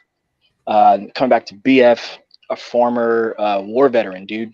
He was in both Iraq, both those Iraqi wars and whatnot. So you could just guessing by what he's seen and been through, man. That guy's tense, bro. And no games. Like, can't play games with that guy. And I remember, I think it was like going on, I think it was last week, I was talking to Smoke about it or whatever. I've seen, even before I know him, and Smoke, if you're listening, but I love you to death, man. Like, you're the shit. Love you to death. But I remember my first couple of, and he'll say this too for himself, that he goes on channels and kind of disrupts. Not, well, he wouldn't say that, but like detractors like myself would say that. But I, you know, the first time I engaged with him was on one or two of both of those shows. And I remember, you know, they're going back and forth, tit for tat. Those guys not only proved him wrong, but showed him why he was wrong, and he still wouldn't accept that. So, talking about Smoke. Oh. So, that's that. And I even like, and then one session I even got involved. This is before I love him to death now. Like, this is way before that. So, just using that example, like, man, like, you really got to come with your shit when you're fucking with one or two of those guys, because they're not as far as like how things work on getting it right, they're not much wrong, man. They're kind of undefeated in that sense. Now, their opinions, you know, we can argue and debate that all day, but as far as like boxing fact, like, those guys are. But I like hearing everybody's opinion. Like, for example, when it comes to BF, like, it seems like I've only been around the channel long enough to see that it seems like he's not putting any of the blame of the fight that we want to see on Spence, right? And although I agree with his opinion, I'm also willing to listen to other people's opinions if they differ. So, for example, like Monty is a perfect example. It just so happens that with BF, I agree with him. With Monty, I don't agree with him on the Canelo stuff, but I love listening to him. I love his channel. I'll still hear it. I'll still tune in, and I want to know what his opinion is. You know what I mean? Even if I don't agree. Yeah, I love Moni for that. Like, Moni's got some. Moni's good too, man. Because I remember, who the fuck introduced me to Moni Brown? But that's just one topic. Like, when it comes to the Spence and Crawford, I agree with Monty on that. I just don't happen to agree with him on some stuff. And I'm sure with BF, I don't agree with him on stuff too. But yeah, no, I don't think you're ever gonna find one person that you agree with on every single topic. It's just everybody has different opinions. You know? Yeah, and me just, you know, join the YouTube boxing community. It's not even about that for me, as far as like trying to find someone. I mean, in a sense to where like you know, you find the community you want to be a part of, but like I don't go to it thinking I need these guys to be right. No. I just go with what's comfortable, what's familiarity, and what seems, yes, like unbiasedness, and frankly, we're all on the same page. Was coming back to Moni though. I remember when I think I just kind of came across his page actually, and Moni was really, I call him Moni because that's just how I talk. Fucking, he welcomed me with open arms, man. That guy's like a brother, like you guys. He's like brothers, man. He's like a brother, and he let me on the show, and I'm kind of like a community favorite when I go over there. And then of course Moni introduced me to I think Moni introduced me to Coach Glove Up Boxing more. Oh, I love Coach, man. I wish Coach go live more. I love Coach. Yeah, Coach. I wish I could be a fan like him, because like Coach is a real die-hard boxing fan, man. Like like the antithesis of like the best fighting the best. That guy's a boxing fan. So I wish he would go live more often, man. Yeah, I know, man. I told him all the time I wish he'd go, but he's a working man, so he's busy too. And Moni also, I had seen Keon's in my YouTube like suggestions for a good while before I actually clicked on it, and for some reason he reminds me of Jamal Charlo. I don't know why. Really? He just does. Yeah, he just does. They have like little quirks that like remind me of one another. But that's off topic. Just when I finally did click on Key's channel, like I like your description of him. Like he was a guy who just kind of he's kind of like Constance, where he's able to kind of a what? You cut out for a second. Panel, but it's breaking up, Jeff. You cut out for a second. My bad. Testing. You said he was kind of a what? I said that he was kind of like someone who gathers the crowd, and he's able to read the room and put you all guys together, and everyone's can talk together, as well as everyone actually being actually really good YouTube friends, good brothers, good friends. Yeah. So I like that camaraderie that he brings, and then of course he's allowed me on, and he doesn't put anybody on. So shout out to Key for that. And yeah, man, he let me on too. I appreciate that a lot. I don't remember, to be honest, bro. I don't remember how I found like half of these guys. I don't remember how I stumbled upon Kyle or Key. I'm not gonna lie. I'm gonna take credit for that. I think because are you? I don't remember, like bro. It's like the algorithm, though. Like I remember the first time I ran into money was on, I think, Keon's channel. I think that's how me and you met, though. Box Talk from Key's channel or from where? Yeah, Key's channel. Yeah, probably. So I'm glad he kind of like. But then when door for me but then when I saw Freddie, like when I saw you, some would say LDBC, but when I saw you kind of fucking with some familiar faces, I was like, huh, I know Freddie knew these guys like when that. When you said what? When you saw what? When I saw you, whether it be Moni's channel, it's more like Key's channel. Yeah, I'll be on Key's channel a lot. Key when I saw that, but it was like a lot of like familiar faces that I would see, like including names like Brad Tide. You're cutting out. I know Fred fucks with. Where are you at right now, Steph? Yeah, you keep cutting out. I'm in my back house right now, where it's like we built a room, so it's not much service back here. It sucks.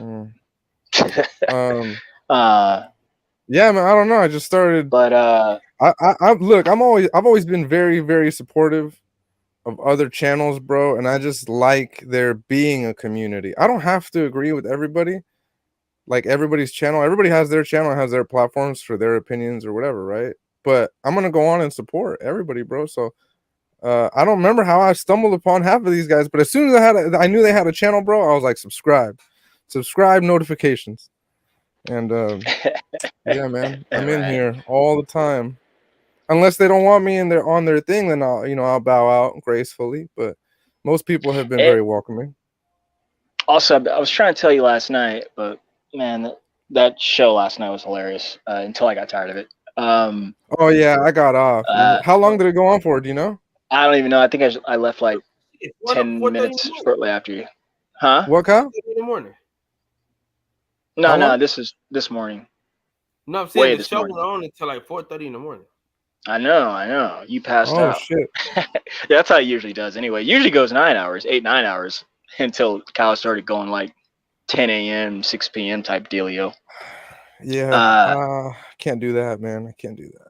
But I like your background, Box Talk. You got Floyd on there. I got Is that the four Vargas greats, next man. to him? I got the Is four that Vargas? greats. Yeah. Marquez, and you didn't put Rolly. You put your bestie on there. I had to, man. I had to. Yeah, That's like my if guy. I put Troy on there. The what? Oh my gosh. I need to Where's put Troy on my fight again? background. He's a welterweight, right? No, he won. Who? He's 160? Who? Yeah. Damn. Troy Isley. Oh, Troy Isley. No, I'm talking about Troy that be hopping on the panels. I'm gonna put him on my background. No, fuck that guy, man. Oh, Fuck that guy. Hey, Respectfully. if you want your numbers to go up, have him on because everybody gonna cuss him out and everybody loves drama. I know, bro. I know. I noticed that. You know what? You know what I noticed, bro? And that's why sometimes I struggle because I can't do it. People love negativity, bro. People love, like, Yeah. I'll give you an example. I'll be posting shit on Twitter, random shit, right? And as soon as I post something controversial, like if I give people an open door to come and talk shit, they will. And I'm not talking about like talking shit about me, for example, but I had a question. I made a post and I said, like I think I said something like, "Oh, who's the most disliked boxer currently?" And people were on it like right away. Oh, I fucking don't like this person. Yeah, it's like that, bro. That like, stuff. We've had like great shows, right? Where no beef, and it's like 15 people. Soon as we start arguing, dog, it's 40 people in this mug. People love to hate, man. I don't know what it is. Yeah, I'm guilty of that too, but I don't like it. I know. Yeah, I don't like it. I don't like that stuff at all. I think. Actually, yeah, like I said, I'm guilty as charged, but like just using Spence Crawford for an example, like man, like that stuff helped open my eyes to the point to where like I'm gonna give my opinion, I'm gonna state some facts, and then whether I'm questioning or giving questionnaires, to the opposing party or myself to just kind of create a conversation, I'm gonna get some information out of that. And not to say that I'm dissatisfied, but if someone wants to like go on to the negative end, I'm out. I just can't because we get away from the actual truth, and it just what did I say earlier when I was talking about Fanon and BF? I'm not trying to be right. I'm trying to get it right, man. I don't want to be right. I'm just trying to get it right, and people just turn that shit up to the next level, and that's why I lose my temper and lose my cool, because we start talking about shit that don't even matter, man. And I'm just like, fuck all of that. We're not even talking about what we're talking about. We're just talking about what you want to be right about. And like, frankly, man, I would have enough respect for not you guys, but like you, if you would have just came out and said you wanted to talk about that rather than like use the truth as a scapegoat to hate on. I'm just like, I can't fuck with that. Not anymore. You know how I had to learn that kind of the hard way too is like through the Rolly stuff, because anytime somebody wanted to argue with me about something, they'll just bring up the like any Rolly thing, bro. And I'm just like, dude, we're gonna be here forever. And I'm just like, you know what, man? I started learning how to like bow out of it. I'm like, you know what, bro? Whatever you say isn't gonna change my opinion. So I mean, what's the point of going on? I have my opinion, you have yours. I'm not trying to change your opinion. You can have your opinion. I don't care. It doesn't bother me. You know what though? I'm glad you brought him up. Because he gets a lot of hate, bro. He gets a lot. And for the longest time, I would sit there and defend it. And I'm like, damn, bro. But you know what? Even if I feel like I won, oh, okay. This guy, he's done now. He's out of fight. He's got no more fight left in him. Boom. Somebody else comes in. I'm like, bro, I don't got time for it, man. I'm sorry. I don't got time for it. Yeah. And I'm glad you bring him up because I kind of feel like I hear an echo. I guess that's me. But I don't hear anything. I hear you fine. Look, man, Rolly is where he's at today is because of what he's been afforded, meaning the blessings, and then him taking that opportunity, win, lose, or draw, he came out on that side. And yes, it does help that his handlers are the PBC, or if he's affiliated or well connected with the Mayweather Promotions team like that, Yeah, that's where he's at. And then, I mean, I heard something this morning, and this is why I've been kind of defending Devin lately, is that, look, man, like, those guys promote themselves. Those guys have taken advantage of the blessings. Those guys were trying, just like everyone else, to get the blessing. And I love what Devin's doing right now. Yeah, man. I think that's why I find myself defending him lately. Like, I love what Devin has done, and it reminds me of how hard my parents worked to get me to where they are, which is what every parent does. They sacrifice themselves, whatever they're going through or getting, just to get their kids to where they're trying to get them. I have a lot of that trumps it all for me, really. But not only that, man, like, I don't know if you heard me last night when I was talking about Devin. Look, man, Dev's a tough out. I only think one person can beat him, which is Gervonta. Everyone else, Really? yes. You don't think Shakur can beat him? Yeah, I think Shakur could beat him. Nah. Shakur can't beat him. But I wouldn't want Shakur to. I would be rooting for Devin. I just don't know if he could pull it off. You know, Shakur's let me say this: Shakur is more talented than him, as far as their skills being more refined. That's why he gets kind of the Floyd comparisons and whatnot, and his style. But when that style meets Devin, from what I've seen from Devin, man, and we're talking about one boxing match, Devin would win, brother. Without question. For a way higher chance to beat him than they sparred, bro. They sparred. Yeah, but look, Devin. First off, or no, I don't want to say that. I was going to say Devin gets the best of everybody, which he does. But you know, I've heard from good sparring stories that Dev was outshining Tank, and then Tank on the later half was coming up. So I'm sure if Shakur was styling on him then, I'm sure it's different now. Well, when I look at Devin, Steph, when I look at Devin, he reminds me a little bit of Marvelous Marvin, how he fights. Like Hagler. Give an example of that. Well, how he fires off his shots, like how Devin fires off his shots during the fight and stuff like that, where it's the same exact way when you saw Marvelous Marvin Hagler fight. Like that exact same way is how Devin fights. Okay. Okay. I'll take that tone. Let me say this. And I'll reiterate what I said last night about Dev. Dev's figured out the game, gentlemen. His ring IQ, his ring generalship, I trust him that he knows what to do and at any given situation of the fight. That's why he wins. That's why he wins so many rounds. That's why it's hard to win rounds against him. He's got the whole clock thing down. He's got the whole under duress thing down. His footwork, I'm big on footwork. Very, very, very big on footwork. And there's all types of footwork. There's slow footwork, there's mid footwork, and then there's excellent fast footwork. Devin kind of has it all. He can do that. And if you don't believe me, go look at how many rounds he wins and go look how many rounds his opposer would win on him, close or not. And I gave this example with Shakur last night. Shakur, his footwork is not on Devin's footwork. That's why he would win. Well, whatever Shakur would bring, I know Devin can get out of that, man. I know he can. It's Steph, in your honest opinion, who's more athletic, Devin or Shakur? Shakur, because like I said, his talent is at a higher ceiling than Dev's to me, because his skills seem more refined, more sharp. Hang on. Devin Haney?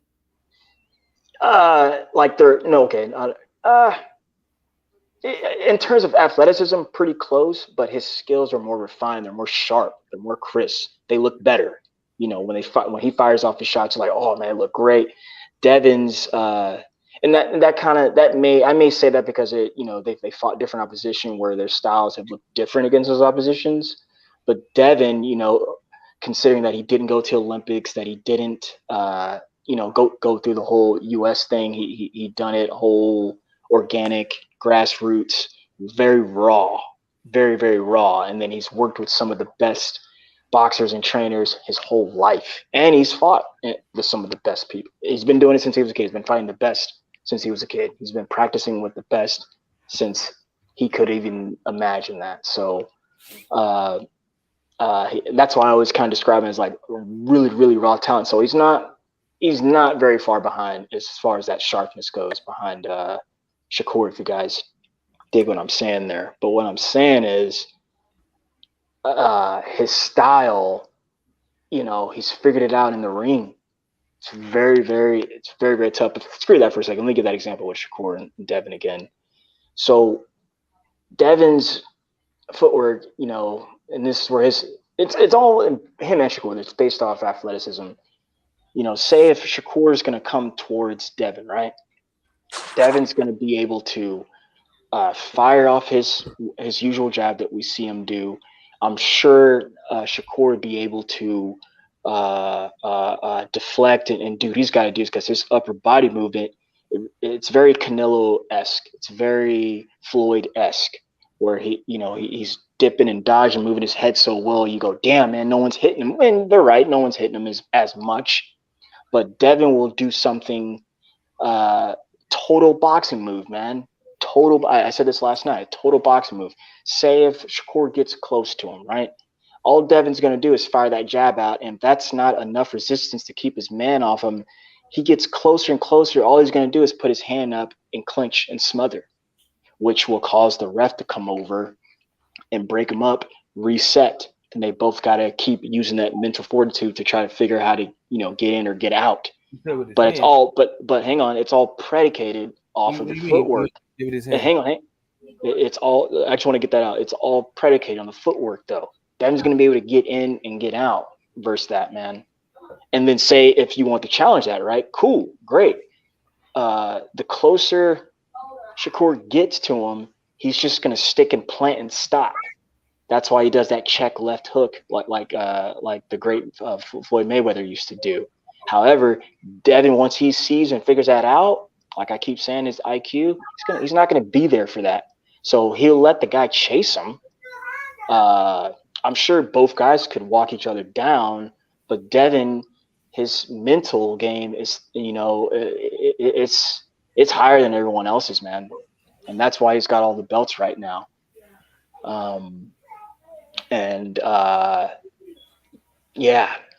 That's just how I view that. And I also want to view that like this too. You see, when we're talking about Shakur and Devin, I'm comparing those guys. I'm not comparing Devin to anyone else. I'm comparing those guys who he's compared to, a Shakur, a Tank, a Ryan. I'm comparing to those guys. So when we start matching, I'm not a T.O. fan, Tony. I like T.O. Like, I think he's a natural born killer. Like, I'd be lying to you if I said I don't think he could fight. But when I'm comparing T.O. to Devin, when I'm comparing T.O. to Tank, he'd lose to those guys. If I'm comparing he's at 140 now. If I'm comparing it to Josh Taylor, comparing him to Jose Ramirez and so forth, he loses to those guys for sure. He's not good enough to beat those guys. I don't think. But going back to like that Dev Tank or Dev Shakur, comparing those guys, man. I'm not comparing anyone else to the I like Shakur's already the best. Devin's already the best. So that's that. And another thing I like about Devin, man, is Devin's always called for the smoke, man. He's never turned down smoke, man. I don't care what anyone says, they're all out there talking and ducking and talking shit and talking trash to one another. Some are really trying to send BS or even a good contract over. Some camps are respectively in talks, negotiations, whatever. So, that's business. People talk. More gets done at the dinner table than actually at the job site. So they're talking, but Dev is always called for those guys. Since he was 20 years old, he's been calling Tank's name, he's been calling Ryan's name, he's been calling T.O.'s name. Hell, he pulled up on Tito and Ryan numerous times. They said everything else but we'll fight him. He said, I'll fight you. They said everything else. Yeah, for me, what I'm a Devin fan to a certain extent, but what worries me is his father talking all this trash. Like his father, I don't think his father's like His father's his promoter. All promoters no, talk but trash. his father has promised that he would knock out everybody. Every promoter says that, man. That's his job. Even if he's lying through his teeth, Tony, his job is to promote. But But some of the method. Say that again. Don't you think that's going to hurt his son in the long run? His father? No. Go ask Eddie Hearn. Go ask Bob Arum. Go ask Steven Espinoza talking about some of his stable that he messes with, meaning GTB and the PBC stable. Everyone is that's a promoter's job, man. Eddie Hearn taught me this, and I don't really like him. I think that guy is the worst in boxing. I wish he would leave America and not come back. Yes. But I learned this from him. I saw this on an Aaron Burnett interview on my Bloomberg. Fuck Eddie Hearn. Yeah, go fuck search Eddie it up. Hearn. And fuck the zone. No, but I'm about to give you the secret, and this is why I don't. Well, I complain about him, but I don't complain about the other guys because they don't do that. They don't do that. But what I'm about to say, the open secret is for a promoter is to create a perception, to prescribe whomever he's repping one way, hype his guy up one way, and then prescribe his adversary another way. Eddie Hearn is really good at that. When I say really good at that, he's just stupid, but he's just doing his job though. That's what a promoter does. They hype their own people up, and then they prescribe a devilish way for everyone else. His problem is what I'm saying, Steph, is let me clarify. Is I feel as a fan of Devin that if he does that with the wrong guy, that his father's promising a knockout when his track record proves otherwise, that he doesn't have the power to knock out people. If he does that, let's say hypothetically, Devin moves up to 140 down the road, and he fights like guys like a Matias or Jose Ramirez and stuff like that. You can't be his father can't be doing that, promising knockouts to the fans when Devin's track record proves otherwise, is what I'm saying. Yeah, your opinion's not wrong, and I think it's valid, and I think it's fair. What I'm saying is, whether he knocks him out or not, man, his dad, we call him Trill Bill. Sir William is promoting, man. That's promoting, lying. Unfortunately, if you got to use someone's name and say they're going to get knocked out, so be it. He's not the first, he's not the last. All these guys do it. In fact, he's already doing I'm going to use your example. He's already doing that. He called out one of the more popular boxers in all of the game in Gervonta Tank Davis. He's been calling that guy. He's been saying a lot of things. The camp's been going back and forth, but here we are, no fight. And we know what Tank is about. Tank is walking destruction. So, but hey, Bill is promoting that. That they're after, and how we got here is he's you got to get out there and do that, man. Especially when you're at these guys, the best level, the highest of levels, man. But I'll ask you, Tony. I'll ask you two questions. Who would you like Devin to fight? Who would you favor? And who would you favor beating Devin? Who would you like him to see him fight, and who would you favor to beat him? Okay. The realistic opponent would be Loma, but I would want to see the score fight, to be honest. Those are both terrific fights and terrific answers. But I think Loma. You favor Loma, though. You favor Loma. Yeah, I would favor Loma because I think Loma is a bet. When I look at Loma, he's a bet. Being that he's more of a veteran, I think his experience and I think his footwork is a little bit better than Devin's now. Devin's still improving and stuff like that. Like Devin's still developing. Sure. Stuff like that. Yeah. So And to piggyback off that, to like really with the Linares fight for me, when I talk about my brother's a huge boxing nut. He's kind of like BF, but he's not as tense. Not as tense. Like only when he's drunk. But he said something to me years ago. He said, "Look, man," he's like, "this young man, talking about Devin, he's got to get his punch combinations a little bit better." I agree. I don't like his punch combinations, and I think that's, I'm going to use that casual word. It's just kind of casually looking out.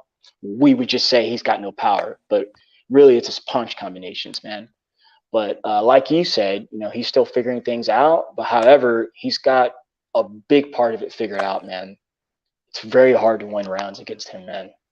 Very, very. And people always bring up the Linares fight. Here I did. I brought it up. But people say when we talk about that, people just say he got cracked. They don't say that Linares got boxed. His head got boxed off for 12 rounds. He didn't win a round. He literally didn't win a round. Like, he didn't win a round. He didn't win a round. It's crazy. That fight is a perfect example. That's another fight that's a perfect example. That before the fight, during the promotion of that fight, what is it called? Bill, I understand it's a promoter. That's what a promoter's supposed to do. But he basically almost lied to the fans, saying that Devin was going to knock this guy out in the first 5 rounds or something like that, and it didn't happen, Steph. That's the. I wish it did, and it could have, in my opinion, as far as like I said, it had he got more punch combinations going. What does that mean though? Punch placement. Really coming, with a 1-2 and bringing out another 2 behind it or something. But boxed his fucking head off, man. I mean, in fact, he beat him up. Beat that guy. Did you see his face at the end of that? Did you see Devin's face too? Mike, I don't hate on Devin. I'm not hating on Devin. I'm just giving a fair assessment. I'm not hating on Devin. I like the kid, but I'm just giving a fair assessment on what he needs to improve on. The only thing he needs to improve on is knockout power, right? Yeah. I mean, but he had that when he messed up his shoulder. He had knockout power before he messed up his shoulder, though. So I mean, this is what it is. Do you don't think so? After that surgery for his shoulder and stuff, you don't think he's, even though he's still growing into his body, you don't think he's gonna gain any more power, Kyle? I don't know, man. I don't think so, because he hasn't had since that injury. He hasn't had a knockout. He was on 2 knockouts. He was on 2 knockouts, and then he knocked that guy down, and then he hurt his shoulder. No. And this is where I say with the Linares fight, and this is where I criticize Dev a little bit when it came to Linares fight.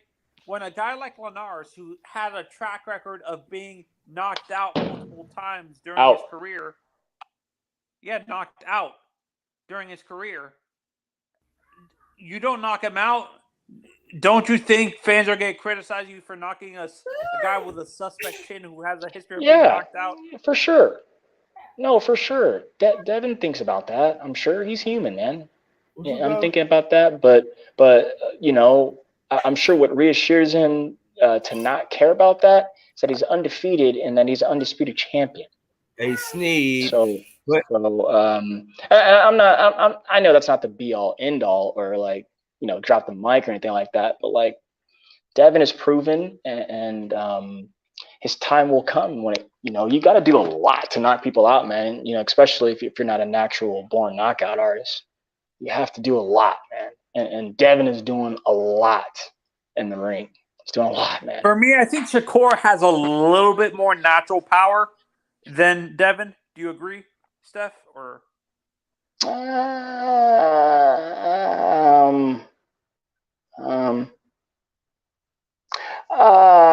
no, I don't agree, and I'll tell you why. Shakur's got people fooled, man. He's always got his hands up. like he's gonna do something. Like he's always got his dukes up. Like he's about to fucking punch you. So that what I'm saying is that could give off the perception that he's gonna knock you out. His knockouts will come in stoppages, so accumulation, like how he stopped Jamel, TKO, and then he stopped his last fighter there. He just beat the crap out of that guy. Now I think he really could have knocked him out had he just stayed with a good jab behind his stuff rather than just swinging. But that's why he got touched up. That's why he got pieced up more than he ever has in his young career, because he went off script. If he would have stayed with a jab and went upstairs, downstairs, down to the basement and the sink, as Teddy Atlas would say, and come all the way back up to the attic, he would have got that guy out of there. Oh shit! Hey y'all, hold on. We got somebody famous in this mug, man. Who? We got somebody famous, man. Ohio runs boxing this motherfucker, man. OTB. Yo, Ohio. Oh, what's up, OTB? What up to the bros, man? What up with the big bro Cal, man? Ain't nobody famous up here. Don't be letting Cal hype you up. Nah, you hype, nigga. You hyped. This is hyped up. Hey, real quick, this is Devin Haney's this is his situation before he got hurt though. Right? For sure. So real fast, Kyle, before you go there, because we're throwing Loma in the mix too.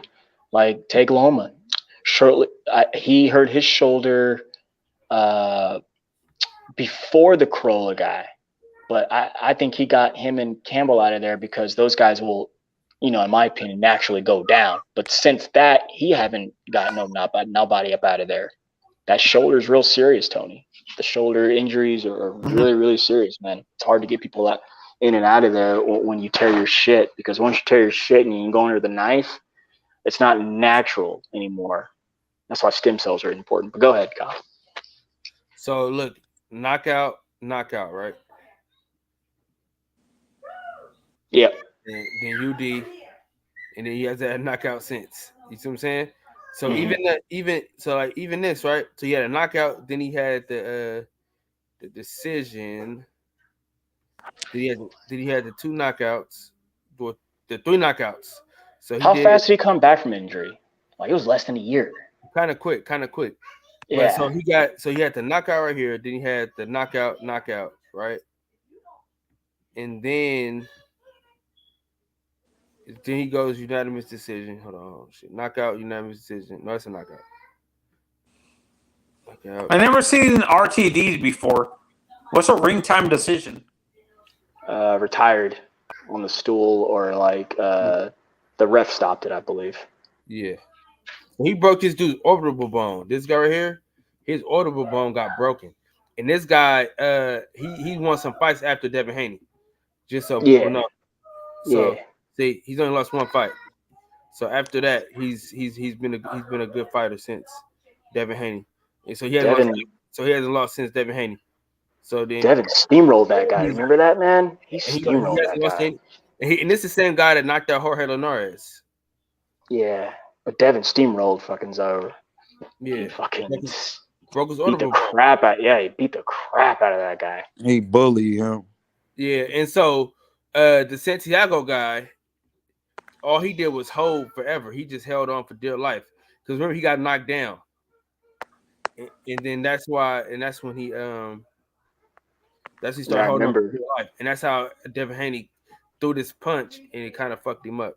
But thank you, Kyle, because Devin was fucking vicious on his championship run before he got the belt, before he got emailed. He was boxing people and he was knocking them out. They should have stopped this fight because he beat the dog shit out of Yuriorkis Gamboa. Yeah, they should have stopped that. They really should. And I agree there, because like after he started, really clowning on those guys, man, like it was just like, all right, man, like Gamboa, you're not gonna win this unless you miraculously knock out Devin Haney. But that guy goes out on his shield. Goes out on his shield, man. Yeah, ever since, I agree with you, Kyle. Ever since his shoulder injury, and I think Devin that's the issue with some of these fighters or athletes in general. They want to prove a point that they want to come into the ring before they're actually fully healthy, or back on the field before they're fully healthy, to prove a point that they're not weak or anything like that. Waiting till you're fully healthy is a good thing. I think that's what happened with Devin. I don't think his shoulder was fully healthy. Like, after off topic too. Sorry, Tony. Off topic too, because you reminded me of something, Tony. I hope Deontay's had enough time to really heal up from his injuries. And then as you were talking, I was talking to myself in my head. I was like, dude, nobody's fully 100%, man. It's just like the NFL. After week 1, people are hurt. People are hurt going into the season. People are hurt in training camp, mini camp, OTAs, and again leading into the season. And then coming back to boxing, I always say this, man. This is why I never complain about when people ask me, so what do you think he deserves? Like, how much money? Dude, they deserve everything coming from him, because this is a brutal way to make money. I would not recommend this to people, to the faint-hearted there. You know, Facts is highly barbaric. This is a brutal way to make money. Like, just think how, like, I clock in, you clock in, bro. We don't have, like, yeah, our body's not physically getting beat on. So, man, that dog farted and that stinks. Yeah, man. No, and Kyle, the scary thing is, like, people think boxing is brutal. I think, honestly, you like combat sports, like mixed martial arts is actually a lot more brutal because of the gloves they use. Those gloves are thinner than boxing gloves, to be honest, I think. But you take more head punishment, though. You know, I mean, let's not even compare them. I mean, just combat in general, it's like, brutal, man. You take more hits to the head, though, in boxing. Like, you can grapple. You know what I'm saying? You can be on the ground for a while. You know what I'm saying? You got the ground. You got the jiu-jitsu aspect of it. Boxing is just it's headshots and body shots. That's all you got. Yeah, so that's beating on your brain, which is neurology there, and then you get beat on your organs, like your actual organs that help you live while you're living in the first place. So with great destruction. With boxing being so brutal, I'm kind of surprised that none of these retired boxers have no CTE effects, like big CTE. There's not a lot of CTE in boxing and stuff like that. There definitely is. You said it's not big CTE? It definitely is, I'm surprised there's not more boxers coming out saying they have CTE. They don't gotta say it. You can see it. Look at Tommy Hearn. And boxers can't get insurance. So most of them, unless you're in a real high financial position where you can be looked at on your own penny, then shit, you would never fucking know. You just get used. They just get used to the shit. I would just say too that, like, look, man, all those ladies and gentlemen know what they're signing up for. I keep saying this. That's a brutal way to make money. So they know very well what they're signing up for. And if they don't, man, that's on them. That's on them. It's not anyone else. And this is the issue with some of these kids too. They're coming straight out of high school and going into the sport and stuff like that, and they're not very educated. Just boxing, right? Yeah, like boxing. Yeah, that's nothing new though. Are not very educated and stuff like that, and they can be easily taken advantage of and stuff like that by these promoters or these trainers and stuff like that. They don't understand what they're signing sometimes when they're younger. Yeah, but that's nothing new. Am I right? No, you're right, but that's just nothing new. I mean, like, again, like, you know, I don't know this to be system, man. That system is starve you out to that point. Think about, I mean, if they amateurs, just like if you playing little league football, by the time you get to the NFL, or by the time it's time for you to sign that contract, you done put so much work in. Like, man, I don't know. Well, you just said it, OTB. Like, look, man, these guys have been doing this their whole life. So, like, just because like I'm about to sign my name down and get money for it, it's not going to change anything. The only thing that changes is that I finally get paid for it. So I was going to say and right then and there. I kind of wished as a sports fan in general, college would take more financial stock in the sport of boxing to where now you can have a filtration system in the United States for boxers going from the amateur system in when they're like teenagers and stuff, and Well, the we amateur all system. want that, bro, but they just took that shit out the Olympics. It's about to get worse. You know how much the amateur system depend on the Olympics? Boxing's out of the Olympics now? Yeah. 2028. No more boxing. I couldn't wait. Are you serious? Are you really serious? No way. I wouldn't lie to you, bro. Damn. And this is the thing about it. Though. The USA team, they get paid though. They get their money though. They get their money for sure. If you a top prospect, like if you a top USA contender, you getting that dough. You get paid to be on the USA team. Wait a minute. So just think, Kyle, what that's gonna do to the amateurs now that they not getting that USA money. Yeah. Are we gonna see amateurs promoted through YouTube? Are we gonna see amateurs promoted wrongly? Yeah, I mean, you gotta think you go viral, you the number one prospect. Like amongst what rankings? How's it gonna rank? Yeah, I mean, like, man, we depend on USA boxing. But they still listen though. They still got the world tournaments though. It's not like the Olympics is not the only tournament that these kids can fight at. You know what I'm saying? They can bring back the World Series of Boxing and stuff like that. And my God, what was the tournament that they used to do on ESPN? Was that the World Series of Boxing? Am I thinking? Is that what I'm thinking of, Kyle?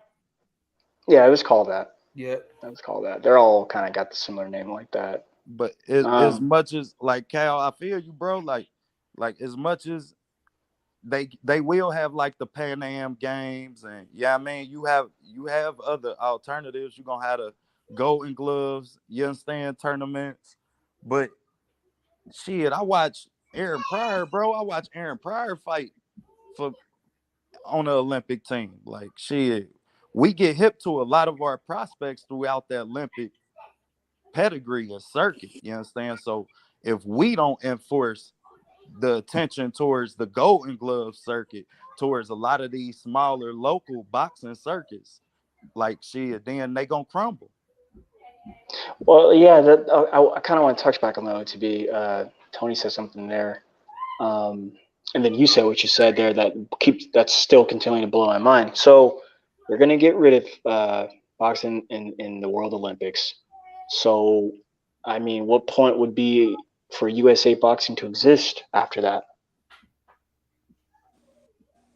There would be no point. There would be no point. It won't.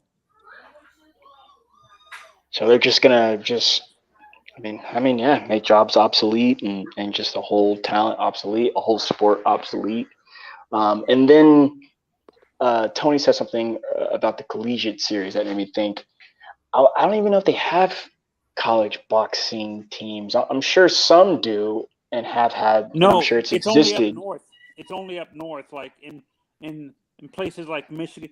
The northern schools have it. Like down south here, we're more focused on football in like Texas, Florida. And you want to know why, Tony? Is because you got to have sponsorship for that. You got to have liquidation for that, i.e. cash. Meaning someone or some type of entity to invest. That's why they only exist in such, or just a low output there. But to begin with, hey man, boxing's such a already a niche sport to the point. Already. So like, I can't imagine they cut off a niche. Boxing is becoming a niche sport in like America specifically, because most of the kids want money right away, and you don't get that in boxing. You have to, you get money right away in football and basketball, to a certain extent in baseball, but you have to wait 7 years to get that big contract in baseball and stuff like that. But in general, I think it's more about the money for these young kids and their parents. They don't want to be waiting till later on in their careers to get that money and stuff like that. That big money. Am I right, Ohio? Yeah, I'd be inclined to agree with that, but I don't know because I've seen parents put thousands into their kids boxing. Like, yeah, I mean, I've watched parents really almost drown themselves financially, just as you see them do in other sports. You understand? At their kids' success. Like, Yeah, I was gonna say that's normal behavior.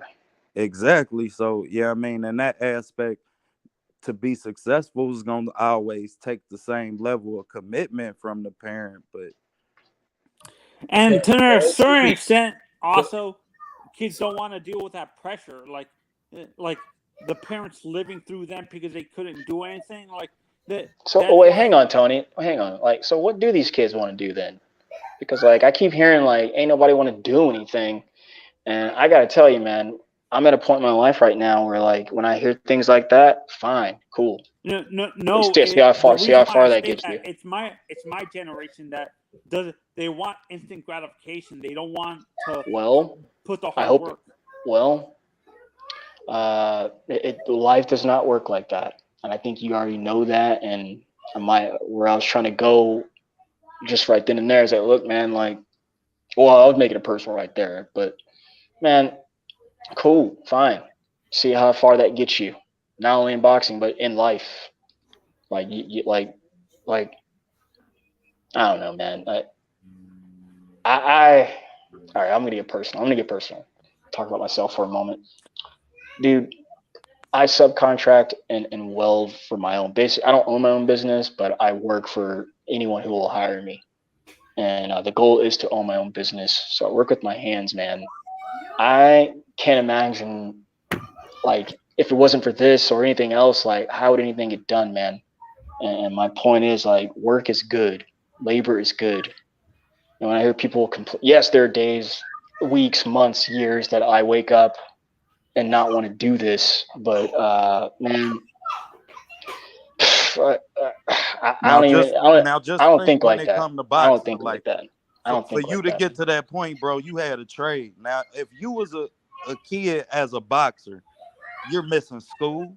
You can't eat, right? You understand? Just imagine making weight as a 12-year-old.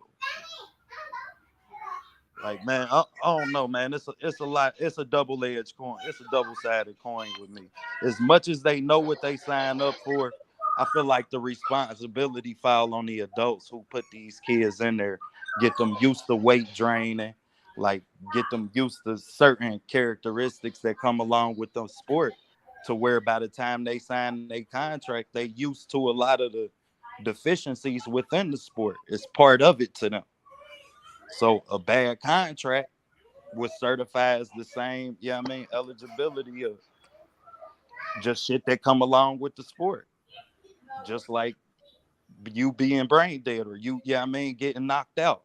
Like shit, I don't know, man. To me, it's just some things that they have to deal with and that we ask them to deal with. Like, I couldn't imagine dealing with as kids. Just like you can't tell me to make weight at 12 years old. Yeah, exactly. And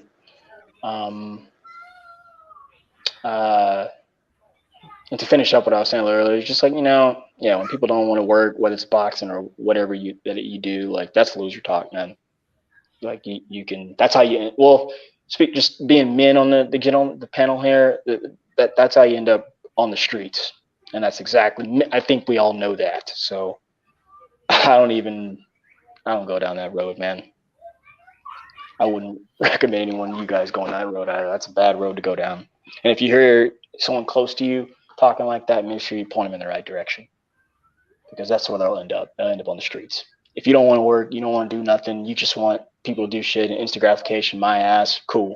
You're going to end up on the streets. Exactly. Well, that's what I was saying when he said a lot of parents want a lot of instant gratification.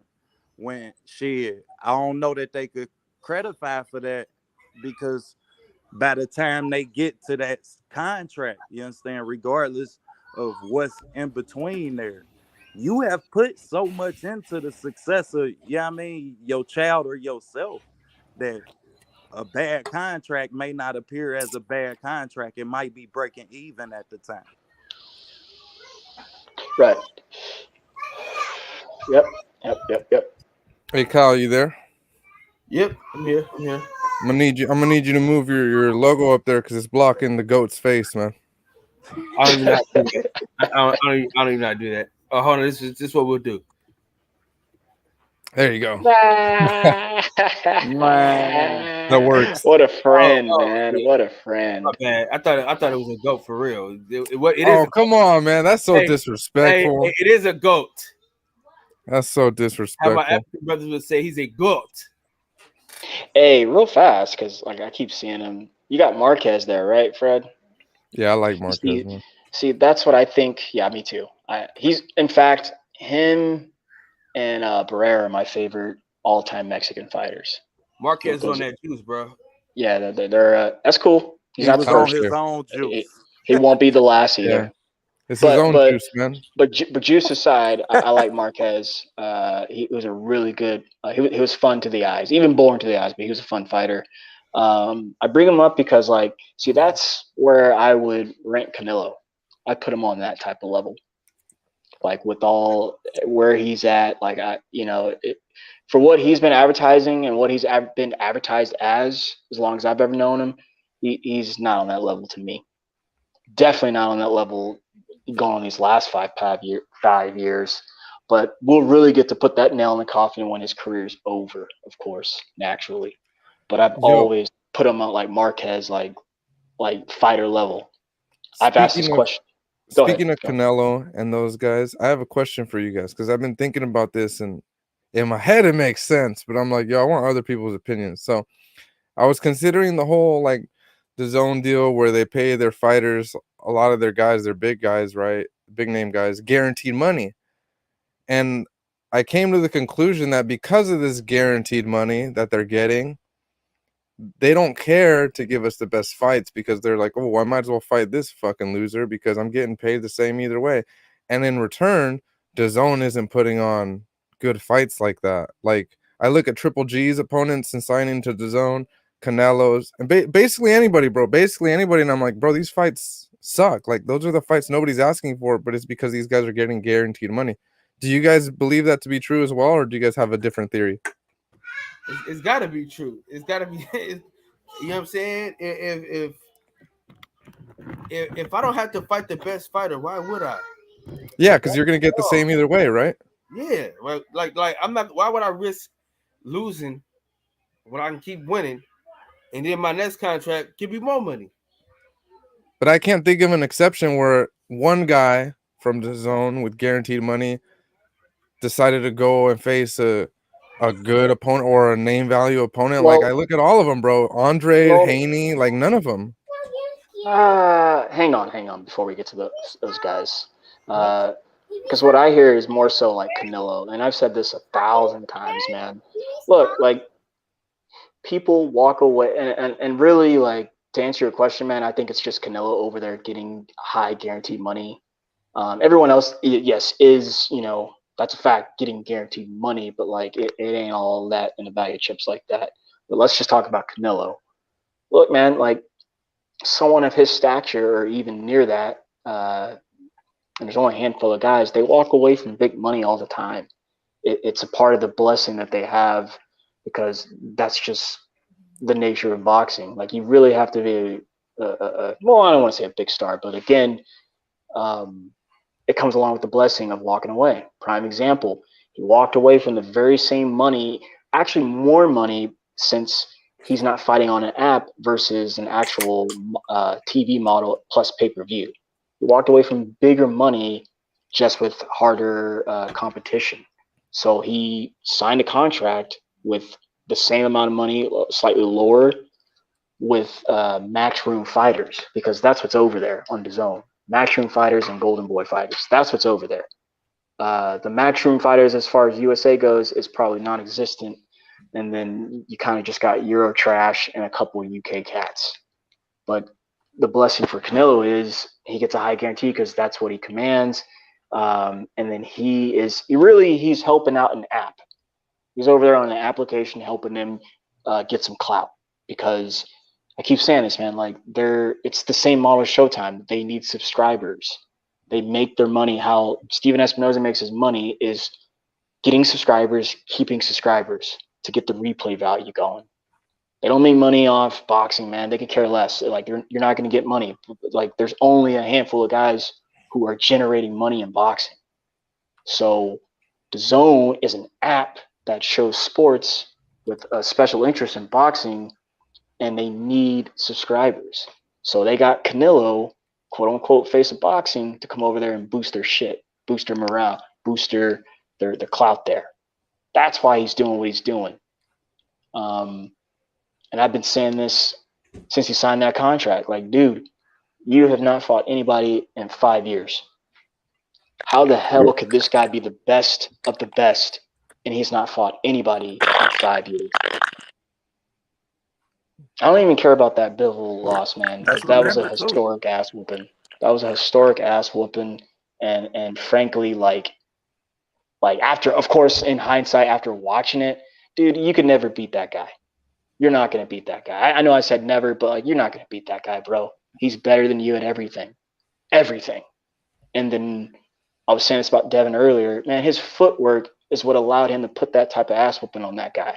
And I always say it, like, Canelo, now I'm talking shit about Canelo, but like specifically with that, like, dude is plodding forward with awesome upper body movement, but his feet are concrete, man. And he's old. He's got 60,000 miles, 160,000 miles on his fucking legs. Can't move anymore, man. That's why he's not afraid of Charlo. He's not afraid of Benavidez, but that's a tough out when you can't move. And those guys have a style, they have a jab, and they're American. They fought the best of the best growing up and throughout their careers, and if up to this point have beat everybody. So he's all that's left, but he's smart, and it comes along with his blessing of choosing. He's not going to fight those guys, bro. We may get Charlo, but he's not going to fight the rest of those guys, man. So he's going to keep signing contracts. You know, blessings like this, I call them blessings because, like, that's real. Like, that's what he's getting. And it's the timing of it all. And really, that's another thing, the timing. He really bet on himself. He left his last promoter, sued his last promoter, and what's that? You know, bet on himself and did what only Floyd Mayweather's been able to do, but Floyd did it at a higher level, of course, and command that type of money. And he's not even near Floyd. They're not even paying him that, man. They're not paying him that. They're not paying him that. They're giving him, like I said, that guaranteed 30, 40. Fucking literally Floyd was walking away with $100 million checks, bro. I've seen it. I've seen it. That's on me. That's on me. You saw it too when he pulled that check out and put it in Connor's face. It told me, it was like, I ain't got no fucking boss, dog. And he looked over at his boss. That's your boss over there. And he's like, matter of fact, I got this check I haven't even cashed, and it was from CBS. $100 million. And you know they're good for it. But yeah. What's that? So yeah, that's why Canelo's over there, man. So you're not crazy. You know what's funny about those checks, man, is usually they have like a 90-day expiration thing. Yeah, and I'm sure he cashed it right in time, and I'm sure he cashed it mobilely, bro. He took a picture of that shit, deposited it through his phone, and kept the check. Yeah, I only brought that up because like he's got you know, times those, man. He's got a lot of $100 million checks. Like that. Yo, that's OTB, what he was where'd getting. you go? Where did OTB go? Where did OT? I want to hear what he said. The hell? I know. Oh, Kyle. No, he's here. He's in the back. Kyle, put him. Oh, okay. Yeah. Some knockouts in the background too, or in the chat. All right, Steph. To summarize what you just said, do you agree that DAZN is breaking boxing? No. I don't think they're breaking boxing, but I think since they've failed up to this point, you know, I'm not saying they didn't do what they said they were going to do, because they have been giving content and giving quality and quantity. Just like, you know, or no, let me rephrase that and I'll shut up. No, I don't think they're breaking, but somebody needs to leave, man. I really want, like, because, you know, as a fan, we don't get the fights that we want. So that tells me that everyone needs to be under pretty much one banner, one promotional stable. I think you can have multiple promoters, and that, depending on what that, you know, type of success they have or have had, the boxers could choose and try to get well representation. But one of these entities got to go. It's either DAZN or ESPN, because because Fuck PBC yeah, DAZN breaking boxing. What'd you say, Hell OTB? Yeah, they breaking boxing. Fuck DAZN. They breaking boxing. Real talk, man. You talking about a company who had the likes of Jamal Charlo, Errol Spence. You understand? You talking about a company who could have had the rights to all of these fighters. Rashi Warren. You talk shit. They had the whole PBC roster with the exception of Danny Garcia. They had Adrian Broner at one point in time. You understand? They had all of these fighters. They had quality fighters, and they didn't know what to do with them. Shit, and they let them go across the street and make all of that money. Now you look at them. They at a time where they can't even promote their fights, even when they have quality fights. You talking about a Zerto Ramirez and a Dimitri Bivol. Y'all can't even put that on the stage that it deserves. We should be talking about that fight. That's a big fight. That's a good fight. Quality fight. But y'all can't even promote these individuals in a manner to where they talent get them the respect in the community that we deserve. I mean, that they deserve. And for that, yes, they're breaking boxing. And I think that that's worse than having a consistency problem that we've seen PBC have with their fighters of talent. You understand? I'd rather my promoter not be able to keep me active than have me active and I'm still not getting the credit I deserve within the sport. But that's just me. I agree with you. I agree with you. The zone is a fucking failure. You know what I'm saying? First and foremost, I'm riding with OTB, my boy Fred. They fucked them over, so fuck them. Straight up. Straight the fuck up. It's deeper than that. It's deeper than that. But I'm trying to remove just on the context of boxing. No, I said it, Fred. Somebody has to go. It's either ESPN or it's DAZN. Like, they have to go. Like, to contradict myself, someone could say the PBC, but no, PBC is a gold standard and has plenty of success, man. Not only that, there's still, you know, if I want to compare ESPN and CBS has been long running and has really, they've always been around. They've always shown boxing. Same thing with ESPN too, but like CBS has a really nice track record, man. So I'm not even gonna fuck with them. I think ESPN or DAZN have to go. One of the two have to go. You can't say ESPN. ESPN. No, they have to go, man. Dude, Top Rank and PBC, they're not going nowhere. Top Rank. Top Rank don't do shit, man. They don't do shit. Are you out of your fucking mind, Steph? I'm very Top Rank has good show, bro. I like Top Rank. Bro, you're fucking crazy, Steph. What was the last good show? I even like the Teofimo one in that main event. The last good show had the likes of Corey Stevenson, Keyshawn Davis. Their undercards are always filled with guys that we know. That's not what I mean. That's not what I mean. That's not what I mean. It's the history. When was the last good PBC card? Give it to me. The last one I was at and the last one you flaked on. First of all, I didn't have a babysitter, but that wasn't a good card, bro. That was there were good fights. Yeah, it was. It wasn't a good card. The Andy Ruiz versus Luis Ortiz was a good card. That was a good one. Listen, that was a good one. We don't know who these people are, bro. It was a good fight. That'll make it a good card. A good card is when his name. Hell, the Armory has had success. Bro, the one coming up this weekend is gonna be good. The only thing that fucked you with me on that one, Cal, was the Errol Spence weekend, and that card right there was a different level of promotion because they gave you a pay-per-view card and they gave you another card, and they was all good fights.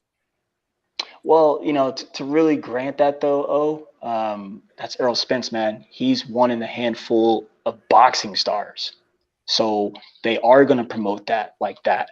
I don't know how you described it there. In that sense, he's the fighter that doesn't need promotion. Then you understand? So you putting together. I disagree with you. I disagree. And I'll tell you why Hold here. on, bro. You had Errol Spence fighting you, Dennis, you guys in Texas, in Dallas, Texas. That fight was gonna sell out if they had it on fucking Martin Luther King birthday. Who else has sold out the AT&T? Who else fought there? Besides Spence, you mean, or what do you mean? Yeah, exactly. Nobody else besides Canelo or Manny Pacquiao who are a part of the handful of boxing stars is my point. So, how did that happen? They promoted that. Errol Spence didn't just show up and everyone liked him. What I'm saying is he was awful. Hey, he worked to be where he is. Hold on, Cal. Cal. That card was fucking terrible. But let's be real. Listen, they said, hey, Errol Spence, carry these motherfuckers. That's what happened, bro. That's exactly what happened. Listen, man, say what y'all Cal, bro. That Cal had. Listen. That fight card had 3 title fights on there, Cruz, bro. Hey, listen, Cruz versus Gamboa. Give me what face? Someone says, what face of boxing star has PBC built? I will wait. Hold on. We're not dignifying that with a response. We won't. But here's my thing. Garcia just the name one. I said no. Kyle. Kyle. We're not. I'm not addressing that. But what I'm saying is people like to say that, but man, what did I say at the beginning of this conversation? I said those people are a gold standard. They have a pattern of success. You really, even if it's a bad card, people still watch their boxing content. People really don't go out of their way not watch Showtime or PBC. That lets me know people that they're doing something right over there. Now, I want to clarify my Top Rank comments. I like Top Rank. What I meant earlier is I don't think they put on bad cards. I just don't think they do enough for boxing.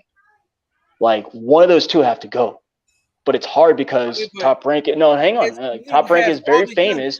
Hang on, brother. Hang on. I literally was saying that before Kyle was interrupting. I said, on one hand, they are famous and historical. With Golden Boy has also another historic success, but they're not doing anything. Golden Boy's not doing anything. They're not doing anything. Nothing. Listen to what I'm saying though. Damn, they've been famous or being historic. They have every young fighter is on Top Rank. All the top tier prospects, they're on Top Rank. Yep. Every Olympian is on Top Rank. Every single Olympian is on Top Rank. There's not one that said, you know what, I'm gonna go with the PBC. Not one, bro. And no one gives a crap. That's not true because me, Fred, no, we and I'll include myself. I'll include myself. We care, but I'm see, this third time I'm going to try to explain it. What I'm saying is, listen to me. They're not reaching the broadest spectrum. They're not even. They're just. In fact, ESPN has retracted and resulted down to an app themselves now. Is how much they give a crap. They got rid of Friday nights. They got rid of their showcases. They I mean, hell, they're even cutting programming short. They used to show more than what they show now as far as post fight stuff like that. Now, Mark Krieger don't even get a minute, man. They cut his ass off. They go to another program. You haven't been watching. What I'm saying is, no, I have been watching. I watch all their stuff. I watch all their stuff. Let me say this. There's no way, dude. They actually have done it the best. They put the undercard on the app, and then they put the main card on ESPN. Dog, that's the best way to do it. You got. Hold on. Nobody watching no app, Kyle. The only way to watch the undercard is to go to Box Talk 101. Because the only time you can see it is on YouTube. Like and subscribe. Like and subscribe. Like and subscribe, people. And you're getting really good quality there, people. And so them please like and subscribe. Come on, now, listen, man. This is Kyle Davis we talking to, man. We talking to Kyle Davis. We talking about one of the best. KD. Now, listen, I don't always debate, but listen, if there's a debate and Kyle Davis is in it, he's gonna win it. Listen, what I'm saying. They have done the app the best. They put the rising stars on the app, so they make you go run to the app, which we all do. No one's going to the app, Kyle. That's not true, man. That's not true. We, as in boxing fanatics, are going. That's who the app is for. The app ain't for everybody else, man. That when they put boxing on, they're not saying, "Hey, we're gonna try to get every casual fan to watch this." They say we got a particular fan base, right? That's gonna watch this fight. Like they have cricket on there. They're not promoting cricket to everybody. They're promoting cricket to people that watch cricket. They have dodgeball. They're you know what I'm saying? They're putting programming in for people that like that particular programming, and it's doing it the best. Like honestly, you can go see all these young fighters. They tell you, "Hey, go over to ESPN." You go over to ESPN, and they talk about all the young fighters that just fought on that card. They're doing it the best, man. They got it down the best. The PBC won't even allow you to see their young fighters, man. BS. Ryo just took a really good fighter on week's notice and got his ass beat. And he's considered a top prospect. BS. Ryo gonna be all right. BS. No. I brought that up. No, hang on. I brought that up because he's not the only one. There are more examples of that happening. Their young guys get fights, bro. They're young guys. That's not what Kyle means. If you want to, no, hang on. But I'm about to compare it. That's not what Kyle means. That's not what Kyle means. Okay. Because who was on the undercard of Jose Valenzuela? Nobody. Anthony Garnica. See, you don't know Anthony Garnica, Kel Spencer. No. I said nobody because they don't show their undercards like that. That's the problem. That's what he's saying. That's what Kyle's saying. Top Rank shows you everything. You get to see every young prospect from. That's his point, Steph. I see. Versus PBC keep giving us fucking Vito Milnicki. Hey, does that's a good point you brought up, Kyle. Does the Zone, for example, do they show every single fight? Like that's on the undercard? I believe they do. I think they do, but I don't know. I'm not gonna lie to you, dog. I don't care. For the bill, they show. Honestly, listen to me. The only reason I watched the Zone exactly. Listen, I watched the Zone for 5. That was my point. He doesn't even watch it. I mean, y'all were saying I don't watch it. yeah. No, I watch that shit, but I ain't watching that shit no more. I'm trying to tell you. I watched the Zone for 5 people. If those 5 people aren't fighting, I really don't care. Now I'll tell you this though: the Zone has the best production. I mean, hell no. Fuck no. Yeah, they got the best production. Their stuff looks janky. What are you talking about? They copyright blocking people like my shit, and then they using the shit. So I bet they do got the best production. Listen, you can still listen when you stealing from OTB and then you're blocking Box Talk. You have great production. All right, but listen, what I'm saying though. I'm only saying that because it looks very extravagant when they do their walkouts. It looks extravagant. I've been to a PBC fight. Y'all have too. They just walking through a fucking curtain. You know what I'm saying? At least ESPN and DAZN make it look like every fighter is a star. You know what I'm saying? But what I'm regarding to as far as production is what it looks like when these guys are in the ring. Like the lighting and everything is just. You can go look at it, bro. As a matter of fact, PBC has the best lighting. They had the best. PBC by far. I thought you were saying I hate ESPN cameras. That's the one thing I hate. I hate ESPN's boxing cameras. Top rank cameras, I fucking hate it. Their cameras do suck. But I kind of want to go back to the ambience real fast, Kyle. For the better part, maybe 3+ years, everyone has gotten better with like making people look good. The walkouts. Everybody. Thanks to Adrian Broner. Yeah. Hey, shouts to him, baby. Shouts to Ohio. Shouts to him, baby. All right, so who has the best undercards? The Zone, PBC, or ESPN?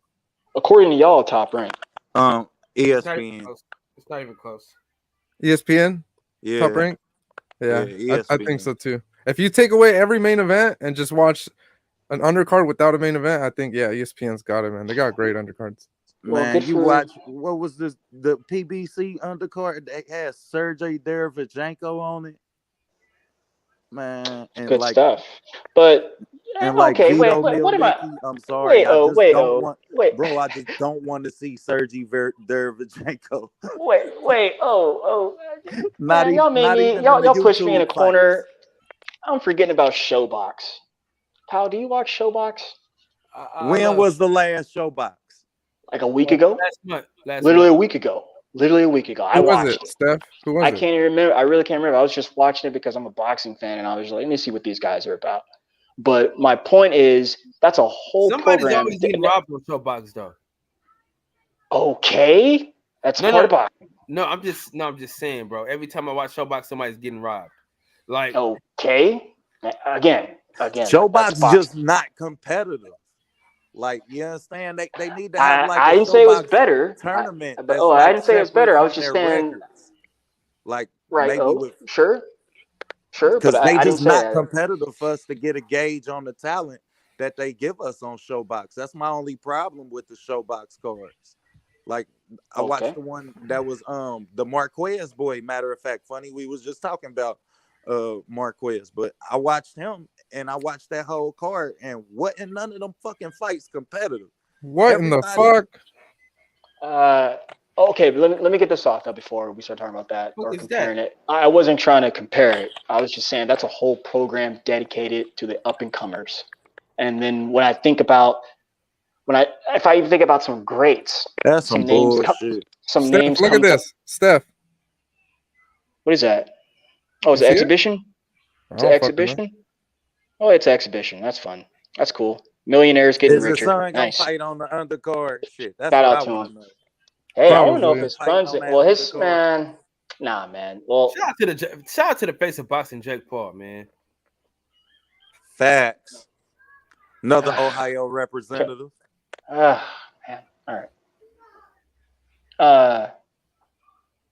Listen, man, Jake Paul cannot be denied, Steph. Just get on the boat, man. Kyle, please, sir, I'm begging you. I don't want to talk about him, man. I don't want to talk about that guy. I mean, we're talking about the sorry ass PBC undercards. I mean, they ain't no better than Jake Paul. I'm about. Nah, they're not sorry. You think they're sorry, Kyle? Listen, I'm gonna tell you the truth, bro. Nah, Kyle. Hold on. Let me explain myself. But before we get the huffing and puffing, let Kyle Davis explain himself. Okay, the PBC is good at surprises, right? You like go upsets? Like upsets, or what do you mean? Yes, they're good at surprises. They're good at that. So it's not like we're going in there and you expect a good fight. You're not expecting a good fight. You're expecting a blowout, and then the guy gets beaten. It's like, oh my God, we're seeing the greatest thing ever. No, the guy just wasn't ready. He wasn't that good. He wasn't ready yet. You know what I'm saying? You needed to cook him a little bit. I could easily say all these great prospects you keep talking about, they're not fighting anybody. They're literally fighting tomato cans. Literally. I mean, not literally. No, literally. Literally. Well, the fact that what I'm saying. No, because I'm gonna ask you guys. Did you think those guys were gonna beat those high prospects? Hell no. It's not even a surprise. Steph. We get to see not them even progress. A surprise. We get to see them progress. We get to see a Troy Isley box from the outside and then sit on his shots in the next fight.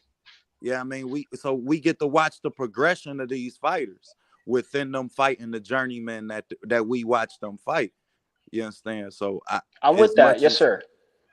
I will say I don't think I think we all agree ESPN has the best undercards.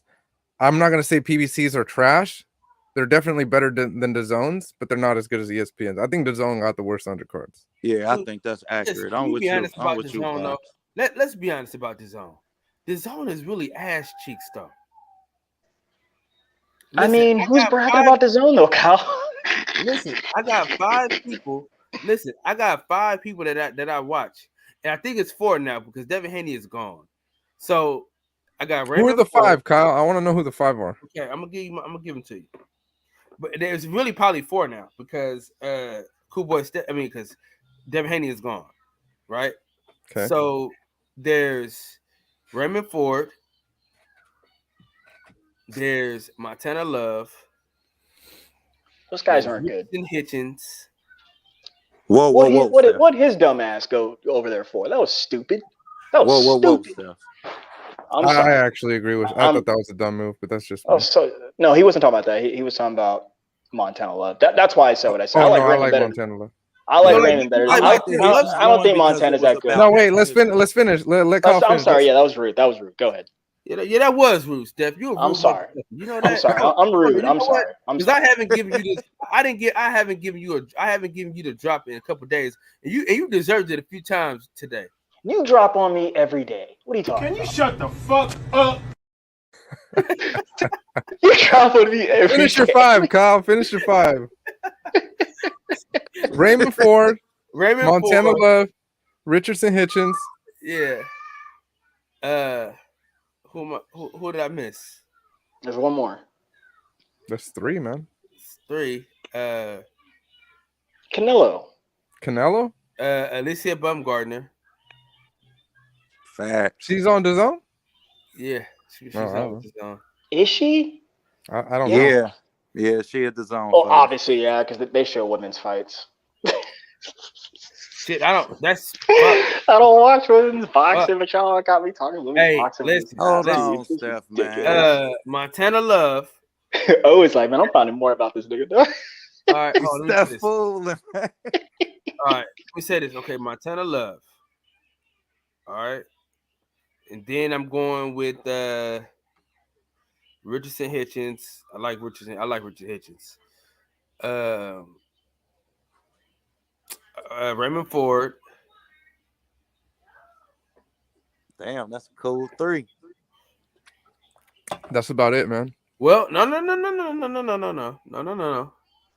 My boy Nick Sullivan. He fight with Golden Boy. I like Nick. And I'm not familiar with him. Kid Austin. Austin. That was a fucking struggle. Hey, that was a fucking struggle. Hey, listen, and Kid Remind Austin, me who that is. Remind me who Kid Austin is. I know. I can't. He's out of San Antonio. He fights out of San Antonio. Hey, Kyle. I had the likes of Ammo Williams. Oh, man, damn. Ammo Williams is one. But I don't know, man. I can't trust him, man. I can't really trust him. he a little sus-o. He a little. I don't know. Like he a head case. He a basket case. So I can't really trust him. But I like all of the great ones are. Ammo Williams, though. I'm not gonna lie. I do like Ammo Williams. But, I like Ammo. I like Ammo. He just, we talking about one boxing match. So like, man, depends who he's up against. So if we were to sit here and name the guys that, these are the guys. This is the reason that I watch ESPN and Top Rank. Can we agree? We would be here all day. Demetrius Andre left DAZN, right? Yeah. Yeah. See, I knew I knew it. Because I used to like to watch Demetrius Andre. So. Yeah, I like DA. I like DA. Yeah, man, he had to. Fucking Eddie ruined his career. But hey, he made that decision. No. He made no. He has the worst management of all time, bro. DAZN gave all these guys guaranteed money and they fought nobody. That's what I'm trying to tell you. That's his decision, though. I'm talking about DA in particular. He signed up for that. He knew what was going on. It just didn't work out. Didn't pan out in the end for him. That's all I'm saying. But I rock with him. I fuck with him. I think he's one of the best. There's not many people, in his respective divisions, I think would beat him when I'm comparing him to the best. Dude's a killer. I can't say that yet. No, I don't think. Yeah, I disagree. As much as I want to say it, I know what you see, Steph. I see it too. You understand? You definitely see flashes of it there, but. Let me ask you something, though. Killer, you mean like he killed his career, right? Oh, that's rude. You sound like me right there. You've been learning from the best. Who would you favor over him right now? And I'll let you choose the weight class since he's been suspected to lately. For starters, Caleb Plant. Okay. Second off, I don't know that Boo Boo beats a fighter like an Anthony Durrell. I don't know that. Interesting. The talent says Boo Boo washes him and outboxes him and maybe even stops him. And I don't know that Caleb Plant stops him. You understand? But who can I say that Boo Boo beat that even got half of that even been in the ring with some of the fighters that Anthony Durrell has fought? Very fair. I mean? And that's a journeyman from that division. So that's just the problem when you build that gatekeeper. Hold on, man. Don't call him no gatekeeper now. He coming off a knockout. Gatekeepers don't get knocked out. You called him a journeyman. That's way worse. He got a 16-year career. I'm saying, but that's not a journeyman, bro. A journeyman is like just a guy. You know what I'm saying? Just, you know what I mean? That fights all the up and coming guys that get beat up on. That's a journeyman. I wouldn't say. Yeah, I take that back. A gatekeeper is a step above a journeyman. Yes. I can't say that Anthony neither one of them because, yeah, I mean. Well, see, the reason why I say he's a gatekeeper, right? We looking at his 17th year, and he coming along the likes of one of the upper echelon of that division. Well, what I'm saying is after Caleb Plant puts them hands on him, he's going to be a gatekeeper. Who, Durrell? Yeah. What would you call him right now? I got to see that. Not really, y'all talking like that lately. He's a former champion right now. So is he a contender? Come on, Box. Don't do that. No, I'm saying I like Durrell. I'm not trying to say that in a mean way. Contender. Let's say contender because he's still fighting good fights. Look, okay, hear me out. Hypothetically, quality fights. You talking about a David Benavidez? If he beats Caleb Plant, does that line him up for a title shot? Hell yeah. Okay, so he's a contender, right? Facts. You're right. If he beats Caleb Plant, I would say that puts him in line. And even if he don't get Canelo, I mean, David Benavidez has the interim. So. Well, let's be real. If he beat Caleb Plant, or not David Benavidez, if he beat Caleb Plant, who gets that Canelo? Who can we say deserve that Canelo fight more than him? Right. Benavidez, because Benavidez already beat his ass. Yeah, it's Benavidez. Yeah, but he's not going to fight Benavidez, unfortunately. Not going to fight that guy. No, he'll fight. Listen. One thing about Durrell that we got to respect. I was talking about Canelo. I was talking about Canelo. No, I was talking about Canelo. Benavidez really just beat his ass neither because Anthony gave Davis some problems in that fight before his eye got fucked up too. You understand? Which is worthy of noting as well. Like, if it wasn't for that cut, I don't know that David win that fight. So even if he doesn't get a shot at Canelo, let's say Durrell beats Plant, right? Even if he doesn't get Canelo, if he gets a Benavidez fight or if he gets a David Morrell fight, you guys aren't going to be mad at it, right? You could say, oh, he earned it. Nah, I'm with that. Nah, I'm with that. I'm with that, Box. David's the best 168-pounder. And I think he deserved that fight. I think that David Morrell fight would have his name wrote all over it, too. And you know what? If he can pull off this Caleb Plant win, and we talking about some of the deficiencies that David Morrell had, that's a winnable fight as well for Anthony Durrell, if he can pull off this fight. I want that fight in Vegas. If he doesn't beat Plant, then yeah, I think he drops to a gatekeeper. Yeah. Let's not say gatekeeper though. It's like the guy at the guy behind the gate. Just a guy. Unfortunately. He the front desk man. Yeah. He's the receptionist. He's receptionist at the division. Receptionist to the belt room. Nice. Hello, sir. Are you here for a title shot today? Right. I'll take that resume. Damn, yeah, right? Right? Let me check that. Yeah, he's secretary and shit. That's hilarious. Yeah. That's hilarious, man. The concierge. And yeah, I ain't gonna lie to you. I want Durrell to win the fight. I want him to win the fight. I want Durrell to win the fight too. Man. However, I am very intrigued. I am very interested, highly interested in the Caleb Plant comeback. I want to see how he responds after coming off a big payday and the biggest fight of his career. I'm interested in that, and I'm also interested in seeing what Breadman has been, finagling and working with them on, trying to make them better wherever those weaknesses are. I'd like to see that. So basically, I'm patient with Caleb because when you said Caleb, you favor him over DA, I the first thing my head went to is that resume, man. I don't think he's beat anyone of the likes of a Demetrius Andre talent. He's got no one on that resume at all, man. Even a mid-age Usyk who he won the belt off on. Of course not, bro. But I could equally say that about Demetrius Andre. Yeah, but you know us fanatics, right? We like to do that eyeball Exactly. test. So now, It's very you got to popular. look at the eye test and the deficiencies in each fighter. You understand? And when I look at Demetrius Andre, it's the activity for me. It's But I the don't see Caleb activity hurting with him. me. I don't see And the Caleb hurting Caleb him. Plant fight. You understand? He didn't even hurt Canelo.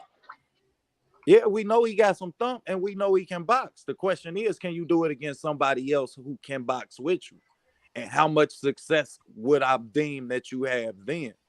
Given Caleb Plant being as slick as he is and as defensively sound as he is, will Boo Boo be able to put his foot on the gas pedal to give him the problems and do the things that, What's up, yeah, Detroit? I mean, and I don't see that. I see Caleb being able to finagle his way up out. He may get hurt, he may get caught with a few flush shots. You understand? But I don't see Boo Boo putting his foot on the gas enough to capitalize off of it. I see. And yeah, I mean, that's just as credit as that is to Caleb Plant. That can also be a deficiency in something that Demetrius can capitalize off of. I just haven't seen him do so. But you know what, man? Let me defend. Not defend. I just want to make a point with DA.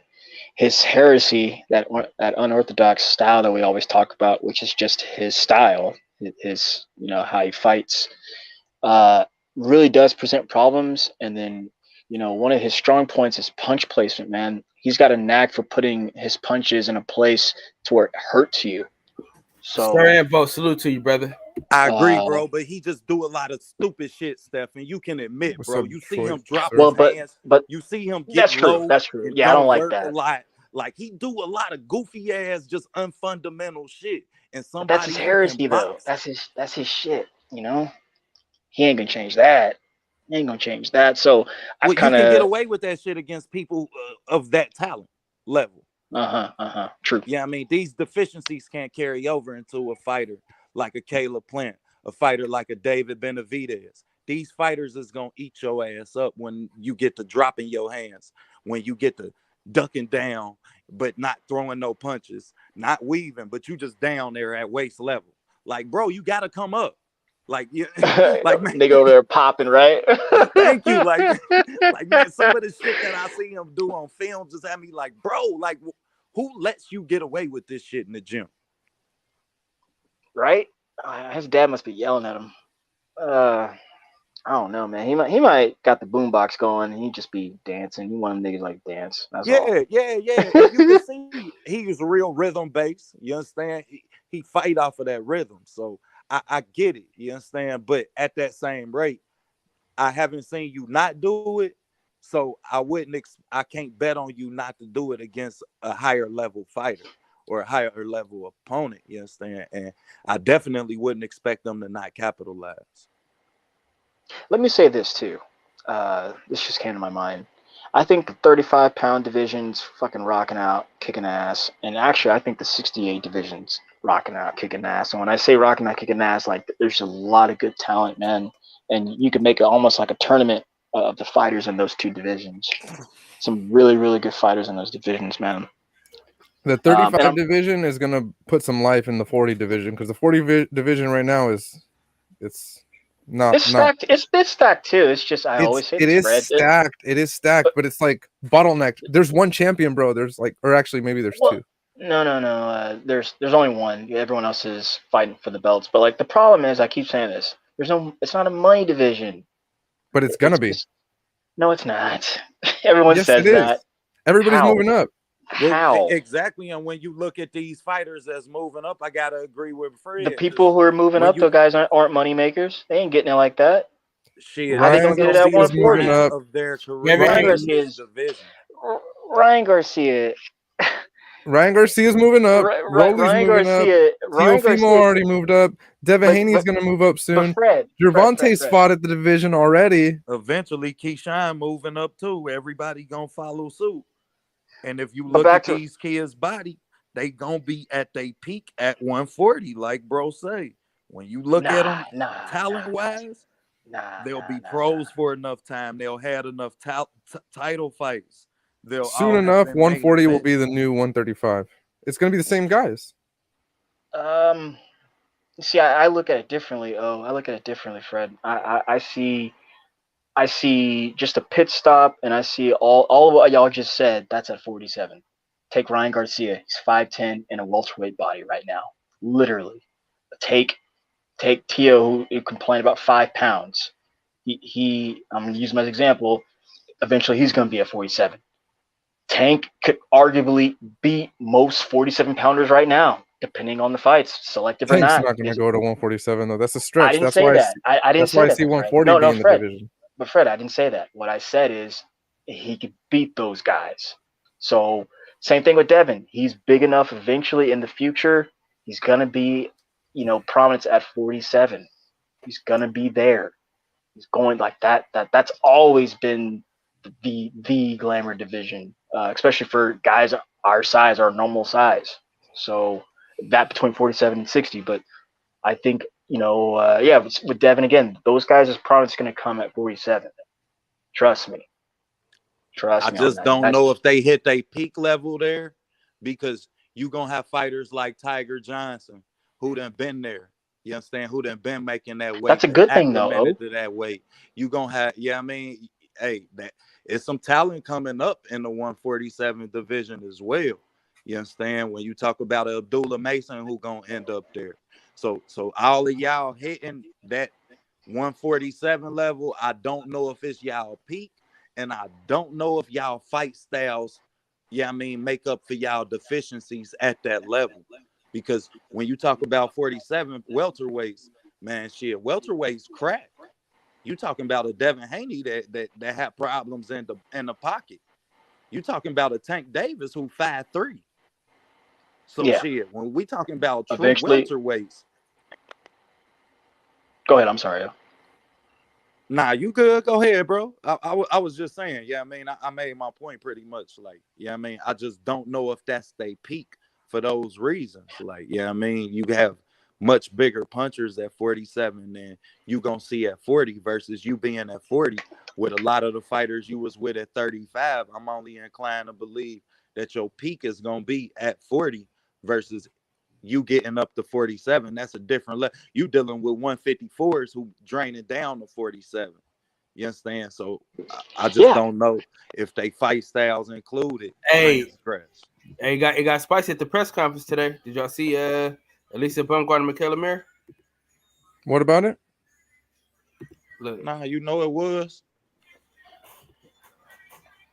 Our energy ain't changing, man. We from Ohio. Oh, I saw that.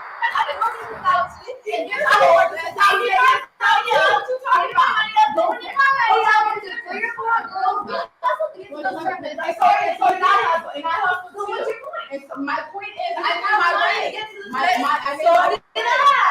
stop. No, you stop. No, you stop. You stop. No, you stop. Oh my gosh, this cat fight, dog. What? No, you stop. What the fuck, bro? Hey, that's gonna be good, bro. Steph, no, you stop. Hey, man. They stole the show. Hey, listen. Dog. I'm looking. I told you. The fight I'm looking forward to the most is Michaela Mir, Alicia Bumgarner. It's crazy because the co-main events are more exciting than the main events. Yo, Kyle, actually, all you guys, which co-main event is better? The Durrell and Plant or the Bumgarner Mayer? I mean, I just told you. Which one? You know what I'm gonna say, bro. I like Plant Durrell. I gotta go with Ohio. I got to. And I'm going Durrell right from Michigan, right next door. Yeah. Y'all know we stay boxing them. We box Michigan like it ain't nothing every weekend. There's a Michigan fighter down here. But I think Durrell could be the biggest upset of the weekend, though. I agree with that too, O. He's And that's the a fight I'm bigger most underdog. interested in. Yeah, he might do his Marge Simpson again. You guys remember that meme where she pulls back the po' boy punch, and she's like, "Here's Marge." You might pull that KO again, but yeah, I'm really interested in that fight. We'll see what happens. What were we talking about earlier though? Before he brought in the women's boxing. Oh, you were cooking on something. Dang. I can't remember. I done seen them two about to fight now. Goddamn it. This came back to mind too when I was trying to rep Showbox. Dude, some of the greatest names came from there, bro. You got Devin Haney, you got Errol, you got Amir Khan, you got the Garcias. A lot of people started there. And it wasn't even necessarily like they're claim to fame or anything. They just, happened to fight on that program. What are y'all least interested in seeing? Least interested? You said what card are we least interested in seeing? Yeah. Or what fight? No, it's period for this weekend. Damn, bro, I'm a junkie. You can't ask no junkie. Probably the Clarissa Shields and Marshall card. See, and I'm anxious to see that because I want to see Caroline Dubois, the Daniel Dubois little sister. Like Shorty got work. She boxes? Yeah, I think her and O'Shea Jones from Toledo, the Olympian. I think that's gonna be a hell of a fight later on down the line. So what weight class is that? I'm looking at Caroline. Right now, this only her second fight, so she's still picking a weight class. That's why I'm really watching. Yeah, I mean how she developed, how her body developed, the weight class they choose. Because I know O'Shea Jones gonna be fire. There's too many fighters on the other undercards that I'm familiar with. That's why I'm more interested in the other ones. Yeah, I definitely feel that. I want to watch the Maloney's. I want to watch Truck Simpson. I want to watch Amari Jones. So that makes the Devin Haney card, good for me. And there's Gergen on the Deontay Wilder card. Obviously, Anthony Durrell, all that. Those cards are too stacked, bro. As much as I like the Clarissa Shields and Savannah Marshall card, because I like it. I'm not gonna miss it. I'm gonna watch it for sure. But the other ones are just a lot heavier for me. Yeah, I agree. And talking about Michelle Rivera, Truck might have the most to gain from this weekend from a good performance. Like he can put himself in. Frank Sanchez, Gary Russell, bro. Yeah, those cards I do want to see Frank Sanchez. Fucking stacked, bro. Can't say the name right now. Yeah, the Showtime showing out, man. They're such good cards, bro. And that sucks because Dude, the Clarissa Shields Savannah Marshall card is good. That's a good card. It's just these other cards are really good too. I still haven't even bought my plane ticket yet, man. I gotta. I'm just gonna. What am I gonna do? I'm gonna just go for 2 nights. But fucking, oh man, plane tickets are so expensive, bro. Plane tickets are so expensive right now, man. So you don't want to see the Clarissa Shields card, Freddie? No, that wasn't your question. Your question was which one am I least interested in? And unfortunately, that one can't compete with the other two. As great as it is, because I do think it's great. It's a great card, but the other two are too stacked, man. Can't compete. Yeah, I'm more interested in the women's card than I am the God card. To be honest with you. Really? Yeah, no, I'm not. It's because he's a PVC hater. That's why. I am because I have added interest in the women's boxing. This the 4th undisputed. We about to have 4 undisputed fights in women's boxing in 1 year. Shit, not to mention Alicia Baumgartner from Fremont, Ohio, like 2-3 hours from Cincinnati. So shit, I gotta be indebted to that card. What do you know? Right on cue. My brother's calling me. Salute you guys. Oh, peace out, Fred. Salute, Steph. For sure, man. It was good. It was good. Kyle, you gonna be going later this evening? Oh, I think he walked away actually. Yeah, he probably walked away. I probably won't, because I think You said- Knockout's gonna go live and they're gonna have a debate. So I probably, No. Like, late. Oh hell yeah. I'm not gonna be on. So if you want to run the show, you can. I'm gonna be at work, but if you want to run the show, Steph, be my guest. Here, I'm gonna put my number in the private chat, and you just text it when you get a moment. Yeah, I got you. It's all good. For sure. Well, you guys be cool. Later, Steph. Later, Late. Steph.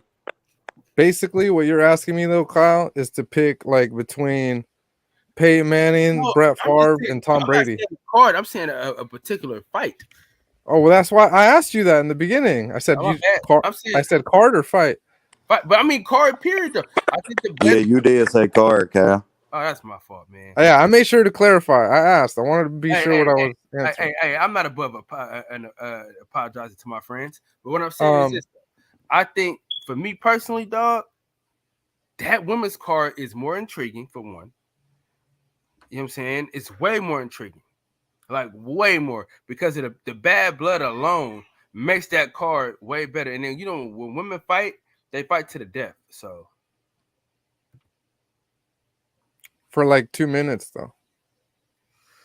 Yeah, but it is what it is. It sucks because sometimes it's like they start going and then rounds over, and I'm like, fuck, man, I hate that shit.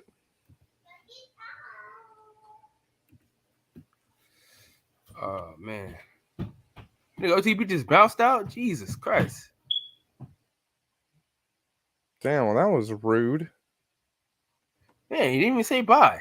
I know, so rude. We say bye to our friends. Bro, you can forget it.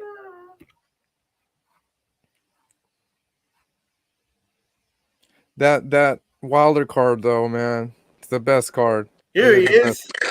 This weekend, it's the best card. There's not really a fight on there that I want. There's maybe like 2 fights that I don't care for on that card, but the rest of the card is stacked. That card is stacked, though. I agree with you there. Is it pay-per-view? Yep. Oh yeah, I ain't doing that, but I'm gonna watch it though. Say I'm not doing that, huh? I'm gonna watch it. Are the other 2 on pay-per-view? DAZN or whatever the fuck else is on? I don't think Top Ranks is. I don't think theirs was pay-per-view. Hey, how you put that background Everything is on ESPN. Perfect. Box talk. How you put that background on your box? On my box? What do you mean? The background. This? Yeah. Are you on a computer or on your phone? I'm on my phone. I gotta be on my laptop. I think so. I've never tried it on my phone, to be honest with you. Because I need that for when I go live on my podcast. I need to put something in my background. You get a green screen. You got a green screen? Nah, I'm gonna buy one tomorrow. Fuck it. Yeah, bro. They're like $20. They're cheap. It's like a fucking cloth. You can go to Walmart and buy one. Matter of fact, go to I'm on Walmart. Amazon Prime that shit. Yeah. Go to Walmart. Go to Amazon Prime. Whatever. Buy yourself a little. I don't know. 5 foot the lights, man. Yeah, the lights. You gotta have good lights. And yeah, man, that's about it. And then you can have yourself you could put up something like that, like if you got something custom, or you could pop up over here at Girl Collection. You could teleport, bro. Oh yeah. I need that. You can go to Cane's just like that. But like when you setting it up, are you doing it in StreamYard or just? You can go to jail. Yeah. Oh, stories from the sale. Cool. Yeah, man. It's Open dope. DWX. Huh? Just make sure there's no shadows on the green screen. Yeah, that's why. Like, I have 2 lights. Hey, God. I got one over there and one over there. So I'm trying to get my daughter to try stuff, right? And she, I'm like, if you try it, you can get an LOL. she's trying to eat stuff that she already eats on a regular to get the LOL dog. I'm like, no. Yeah, I don't work like that.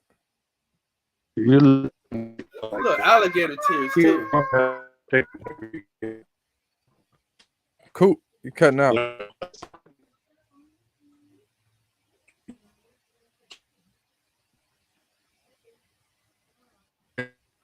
And you ain't really hungry. Oh, there you go. I like the screen separate. Wait, what? I like the screen separately as a subject always. Wait, what? Hmm? Subject always. Oh, no, I was reading the comment, but I didn't quite understand what Rob was saying. Okay, make sure there's no lights on the green screen. No, you need lights for the green Yeah, screen. you need No, lights. I mean, he for said them. shadows. Yeah, make sure there's no shadows. So, like, if you put a light, one light right in front of you, that's probably not going to work. You need light, or unless you get a big old one of those big circle ones, because you need light coming from the left and the right. So I got a smaller lights, but I got a light on the left and on the right. Otherwise, your screen be bleeding. What's up? I say your screen be bleeding when your lighting ain't right. Watch. You want to see what it looks like without my lights? Watch. I don't know if you saw that for a second. Like the green screen, kind of like it's not as good. It doesn't look bad though, bro. You said what? It doesn't look bad. We just can't barely see you. I have a really good camera too, so that's probably why. Also, What's the camera? What kind of camera is this? It's a Sony.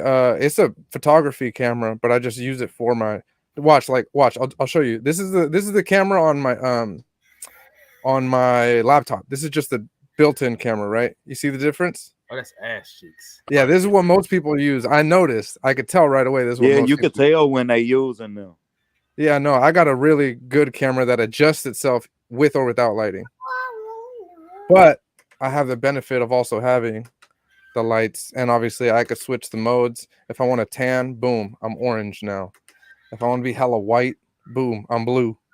Shut the fuck up, box dope. Yeah, so I spent a lot of money, man. You don't have to spend a lot of money, but I spent a lot of money on my shit. Yeah, I spent a pretty penny on mine, boy. Them damn lights just be getting on my nerves and my face. I ain't gonna lie, my shit be fucked up. I be having all type of shadows and shit. But see, like, I'm super close to my background too. I see some people do it to where like they're like in their room and they got their whole room behind them. Like they don't have a direct back. My shit's like I'm right against the wall. Yeah, you could tell.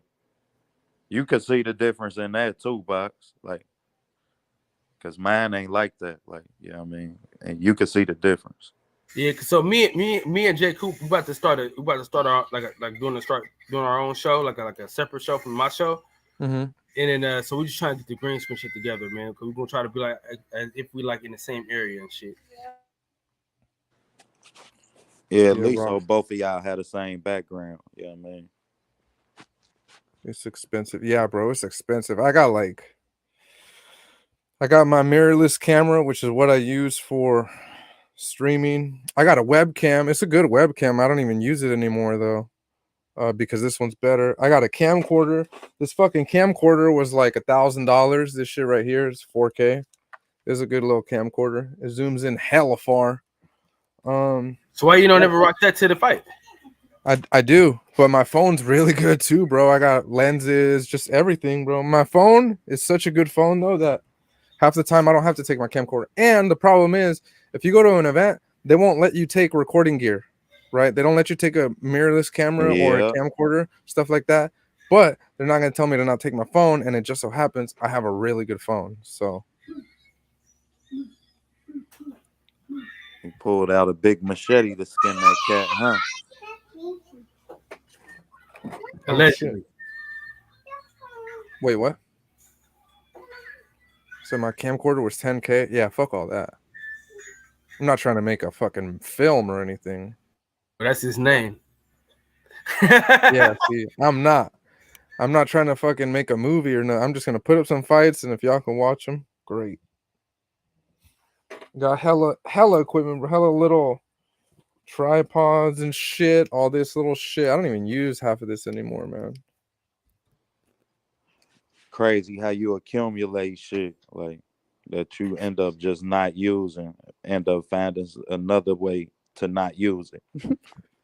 My fucking microphone. Let me see. Man, I got like 5 mics.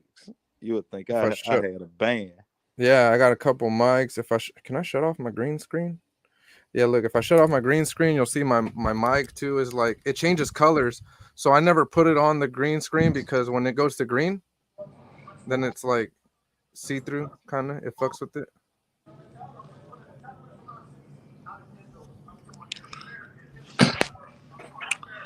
Bro, none of my videos catch the algorithm on YouTube. I don't really know what. I feel like I'm wasting my time doing YouTube shit. Man, just be patient, bro. Like you could go back and look at my film studies, bro. I had some that just wasn't catching, bro. Like you just got to be patient and keep working. Right. Bro, I think drop your link. Drop your link because I didn't even know you had a channel. I tell this idiot this every day to put his link in the chat. I tell him every day. Listen, they talking about boxing. They ain't talking about what I'm talking about on my podcast. It don't matter, bro. What are you talking Don't about? matter, bro. We still gonna support you, bro. Shit, well, I'm gonna drop the motherfucking link, but what is your channel called? First of all, the podcast about nothing. So we talk about everything, but nothing in particular, right? So we'll just go on there, and then we be talking for like 3 hours. I feel like my videos might be too long. Listen, I'm trying to tell this idiot. The boxing session, we talk about race every fucking day. We barely talk about boxing on this motherfucking channel. Facts. We've been talking about race for like the last 6 weeks. And people still come. Same people here. You know what I'm saying? I'm telling you, if you keep putting your links in the chat, if you go on everybody's channel, put your link in the chat, people going to subscribe. And you got to give us an opportunity to know, you know what I mean, to be a part of your conversation about nothing. Right. I be tough, man. It's so unmotivating because when your friends don't come up there and support your shit, you was like, damn, I'm gonna get a random motherfucker to come up. No, bro, you expect them not to. Bro, I got a video up now where, man, I promise like 6% of my subscribers watched it. But that bitch did bans.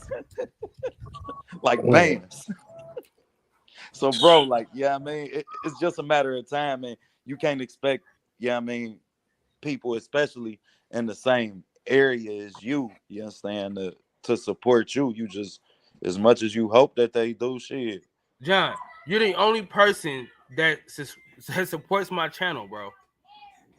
Everybody else is from YouTube. It's homies from YouTube. That's it. Everybody on here be from YouTube. You're the only nigga that's my real life friend. I mean, I'm not saying I'm not my friend. I'm saying like that we know each other our whole lives. You're the only person that has known me my whole life. Pre-YouTube, before YouTube. Facts. And them be your biggest supporters. The biggest people that support you don't know you. Yep. You could post your link on Facebook 1,000 times. Ain't you gonna get 2, maybe 10 subs. Man, you get to working on YouTube, man. Yeah, man, shit. Put your link behind your work. You understand? Start to diversify your work a little bit. Maybe don't do just shows. You understand? Shit. Give them try some different venues. Like, Rob, where are you based out of? Where do you Texas. live? Yeah, out of Texas. Rob's out of Texas. Bro, there's hella events in Texas. For a guy like Rob, you know what would probably work, man, is if he does a lot of it sounds like he does a lot of that film stuff.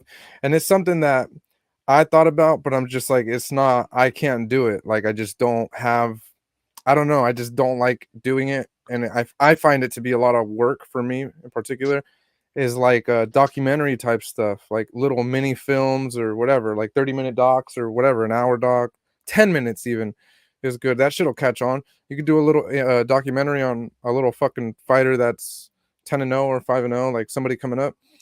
And that shit works, man. That shit works. And then just even in your lane, you understand? Shit, diversify your topics. Like shit, as much as it's about nothing, you know what I mean? You want your basis and your thesis to lead to something. Yeah. I know for me, what helped, not necessarily on YouTube, because I'm not gonna lie, with YouTube, I didn't start from scratch. I started from scratch on Instagram. On YouTube, I already had the big boost because of my Instagram. My Instagram was doing well, so in turn, my YouTube kind of, it wasn't as hard for me as maybe for others that were starting from scratch on YouTube. But yeah, man, I started with the guys that nobody was talking about. I started on Instagram posting the fighters that were amateurs and like fucking nobody paid any attention to them. And those guys in turn started fucking with me, and they would tell their family and they would tell their cousins and they would tell their friends, and they'd post it on their Instagram, and then their followers would go check out my shit. And you can do that individually with a bunch of the smaller guys, and then before you know it, it starts spreading, man. It's like a spider web. If you start from the beginning trying to get the attention of the Canelos or the Floyd Mayweathers, they're not going to pay you no mind. If you post something about them, chances of them seeing it are slim to none, Fact. So it's better to start from the bottom. Start with people who will acknowledge you.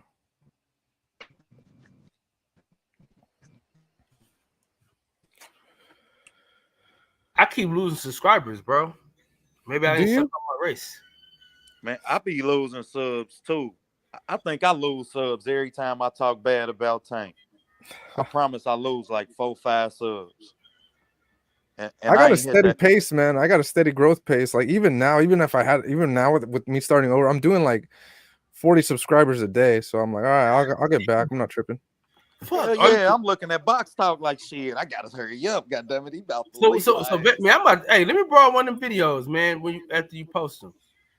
Good luck, man. If you get taken down, that's on you.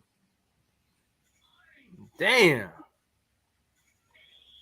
Because trust me, they'll come at you. Spree since you've been back, Box.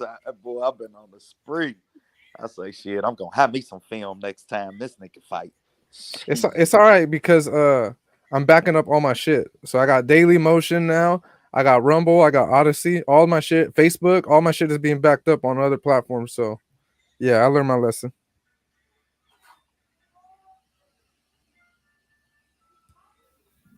Damn, I need to fucking. Because that's my only thing, man. But my subscriber base I got like a loyal subscriber base, though. You know what I'm saying? So you established, though. Like, shit. I actually had to build my channel from scratch. Like, should I build mine from scratch, too? Shit, I wasn't. So you guys started on YouTube, right? Hell yeah, I did. Yeah, see, that's fucking hard, bro. It's better to start somewhere else. For real, for real. Hell yeah, shit, because you end up having to go somewhere else. Because I started on Instagram and then I did Facebook, and those are a lot. I understood those algorithms a lot more. Obviously, I did my homework too, and I saw what worked and what didn't. And so, but once I figured those out, I was like, oh, this is fucking easy. Then I ventured off into YouTube because I was like, all right, this can actually make me money. Instagram and Facebook weren't paying at the time. See, man, I ain't understand no algorithms, none of that shit. Like, I just had to trust my work. Like, I look up, goddamn PBC, like, OTB, we got you. Breakdowns are great, bro. I'm like, after that shit just started taking off. Yeah, my shit, man. I'm so fucking lazy, man. That's my problem. I'd love to link with Bam. I reached out. My shit is Rob. Where are you in Texas? Bro. I got friends in Texas. Let me know where you're at in Texas if you want to do some work. Shit. Them networks, man. If it wasn't for the zone blocking half of my motherfucking shit, like shit. Then every breakdown I do, bro, it gotta get approved by them. Unless I use Box Talk film. You can always use my film. Shout out the Box, man. But real talk. I forgot who asked me. Somebody asked me about that recently, OTB. Because I don't know, I think we were talking about other pages or something like that.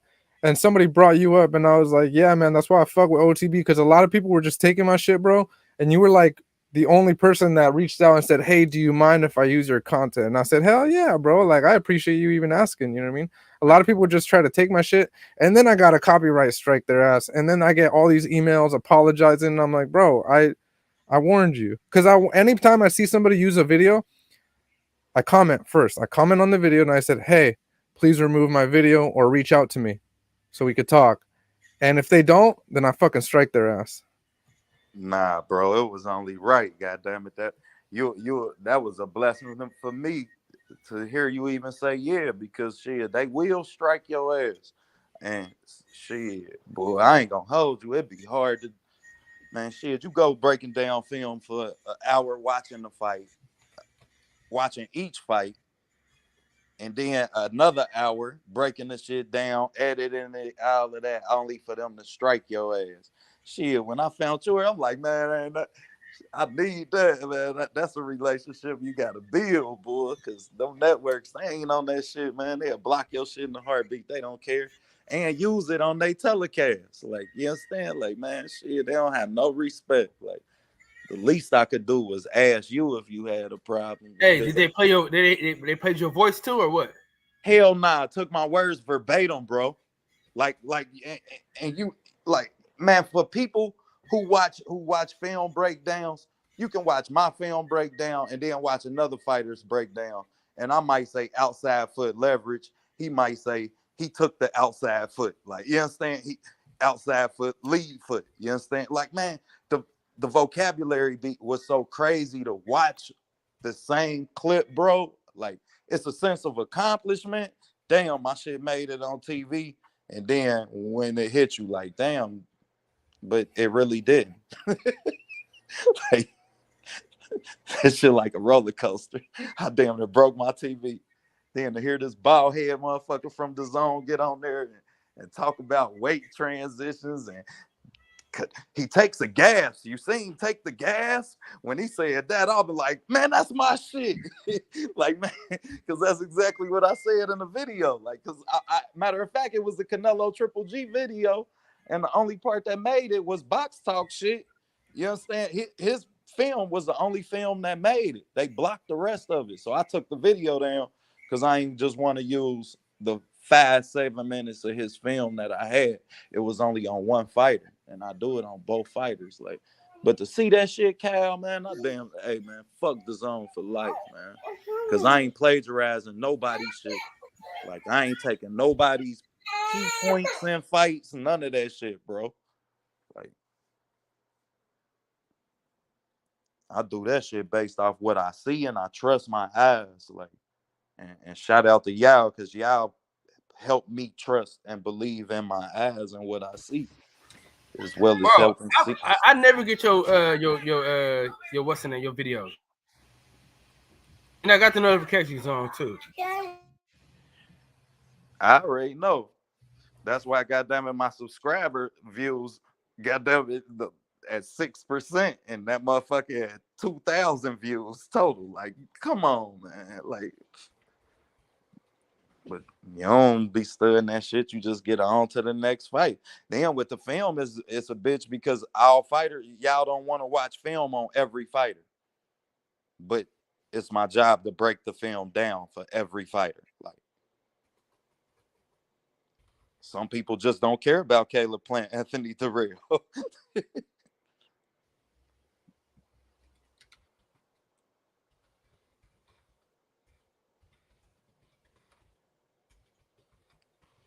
Man, we need to fuck it. They need to give us the layout for Saturday for ESPN though.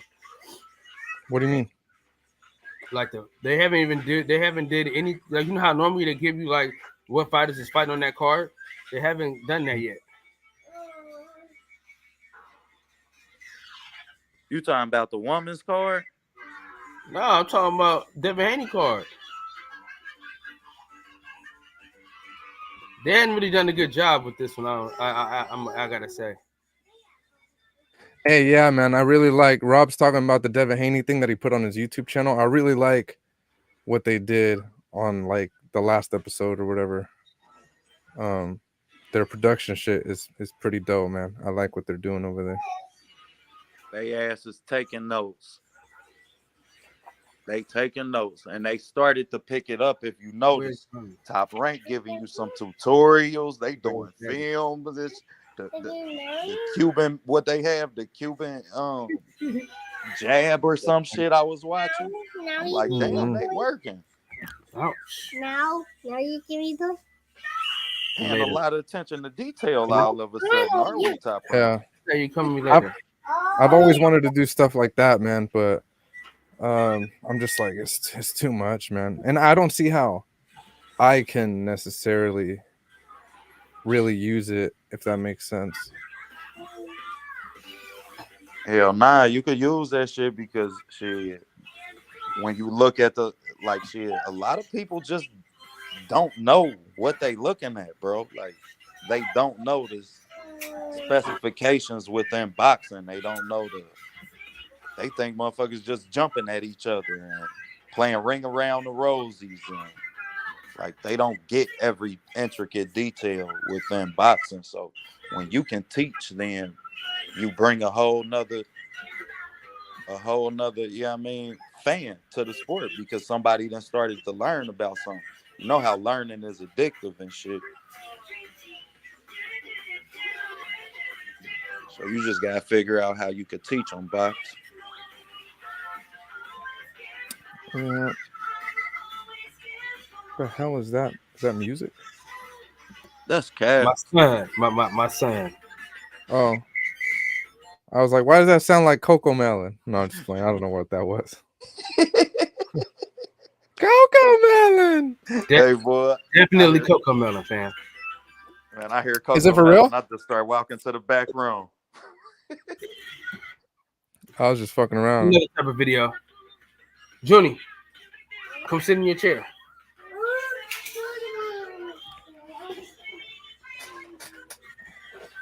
You need to take a nap. You ain't took a nap yet, boy. Watch Nickelodeon. Hey, so OTB. What up, bro? You know, my Cash App is Cool Kyle D. If you just, if you want to send that over. Man, I'm gonna send that 25 in pennies. I don't think I can cash out pennies. I've been trying to buy some of the old food stamp dollars. Remember when food stamps was dollars and shit? You used to get a whole book of them bitches. I've been trying to buy them. I've been walking around the hood trying to buy them from all the old heads. Man, I need a green one and a pink one. Hey, I'm trying to get down there for the 12th though, bro. Hey, yeah, we definitely tapped in already. I ain't even gonna hold you. I just was talking to some of Montana people trying to get him on so he can promote the show down in Southern Ohio a little bit, man. See if you can get some of Cincinnati up there, because the way we love boxing, they gonna come. I just don't want no Cincinnati, Cleveland shit.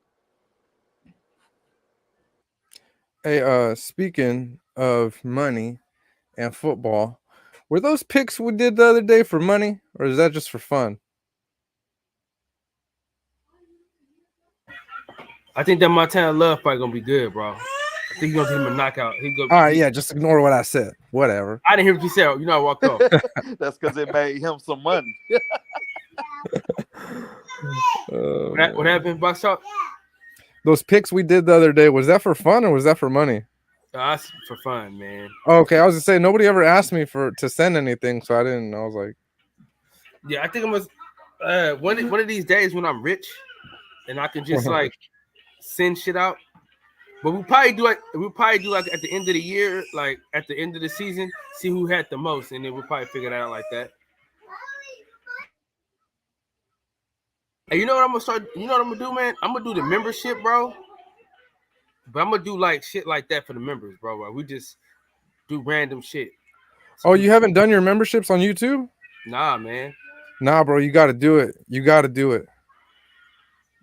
But I mean, it's like I'm not giving people no extra content though. It's kind of like, you know. See, yeah, you got to think of what you're gonna do because, for example, for me, I already know I can't do it right now. I have all the footage that I'm gonna put on there, but I can't right now because it's the zone shit, right? Because that's the shit they're gonna fuck me over with. So I'll wait till I get my my channel monetized. I'm not monetized right now. So once I get my 1,000 subscribers, I get monetized. I get my memberships. Boom! I put up all the DAZN shit. Because if I put that out publicly, they're gonna fuck me over. But I'll put it for members only. I hate to do it, but it's the only way I can get it to them. You know? Hell nah, and that's worth it, bro. See, I think I want to do Wire Wednesdays like that, where I can where I got put up a video of the Wire and like break it down and shit. So it would only be like a Wednesday thing though. So I'll probably just do like breakdown, like fight breakdowns and shit, like where we watch fights and shit and see who won, things like that. And then like, so I'll probably do shit like that. Maybe that could be the thing. Maybe I'll do giveaways. I haven't really. I know I want to do more than just offer DAZN shit, but yeah, I gotta figure it out. Giveaway T-shirts. He said they still can get you Box Talk. Maybe, but they didn't before. I never had any issue with it, but I don't mind testing it out with like one video first and then seeing how it goes. He said he's gonna ignore it till it's time to collect. Because either way, even if I don't look, I'll be straight up with whoever the fuck my followers are, like my membership people. Like, hey, you guys don't have to. If you want to sign up for the membership, there it is. If not, if you want to watch this fight that I don't have on my YouTube channel for free, just go watch it on Facebook or Daily Motion because it's on there for free and you don't have to pay for membership. All the DAZN shit is up right now. I just can't put it on here.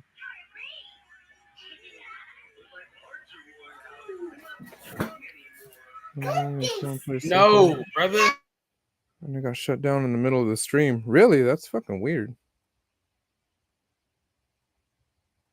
That's weird. I don't know that did that. Because I had stuff on my members only and I never got in trouble for it. So I don't know.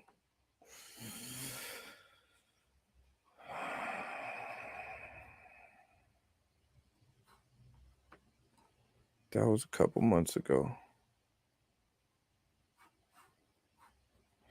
Yeah, man, I don't know what I'm gonna do. I think giveaways though. I wouldn't mind doing some giveaways because I obviously have my merch that I could do giveaways with, and then I get companies that send me shit too, that I could just give away to members of the channel. Like I get like little equipment, boxing gloves or speed bags or just random little shit like that. What's those little things that has like a string on the hat or whatever, and you hit it like a reflex ball or whatever.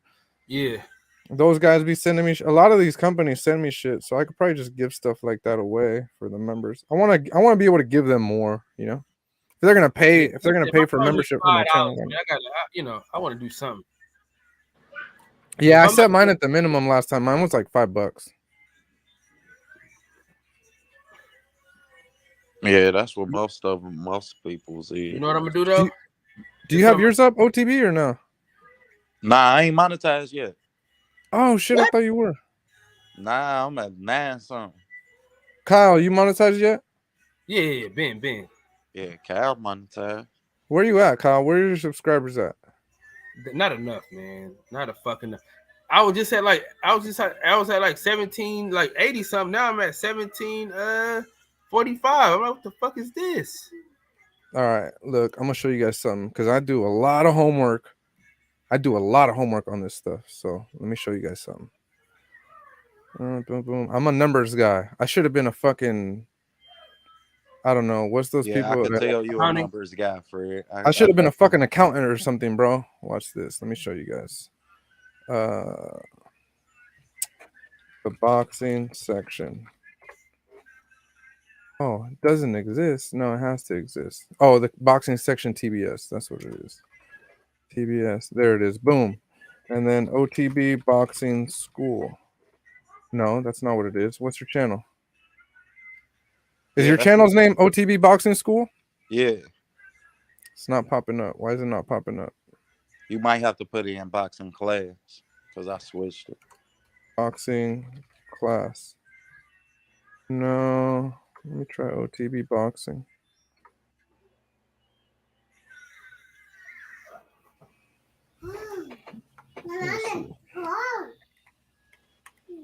Let me get this pulled up. Boxing school. Your shit's not popping up. That's weird. Yeah, you might have to put it in the old page. It was OTB boxing class 101. I There's see a lot of OTB people. boxing school right here. Oh yeah, that's me then. All right, watch. Let me see. I'm not pulling up yours for some reason, but let me share this. Share screen.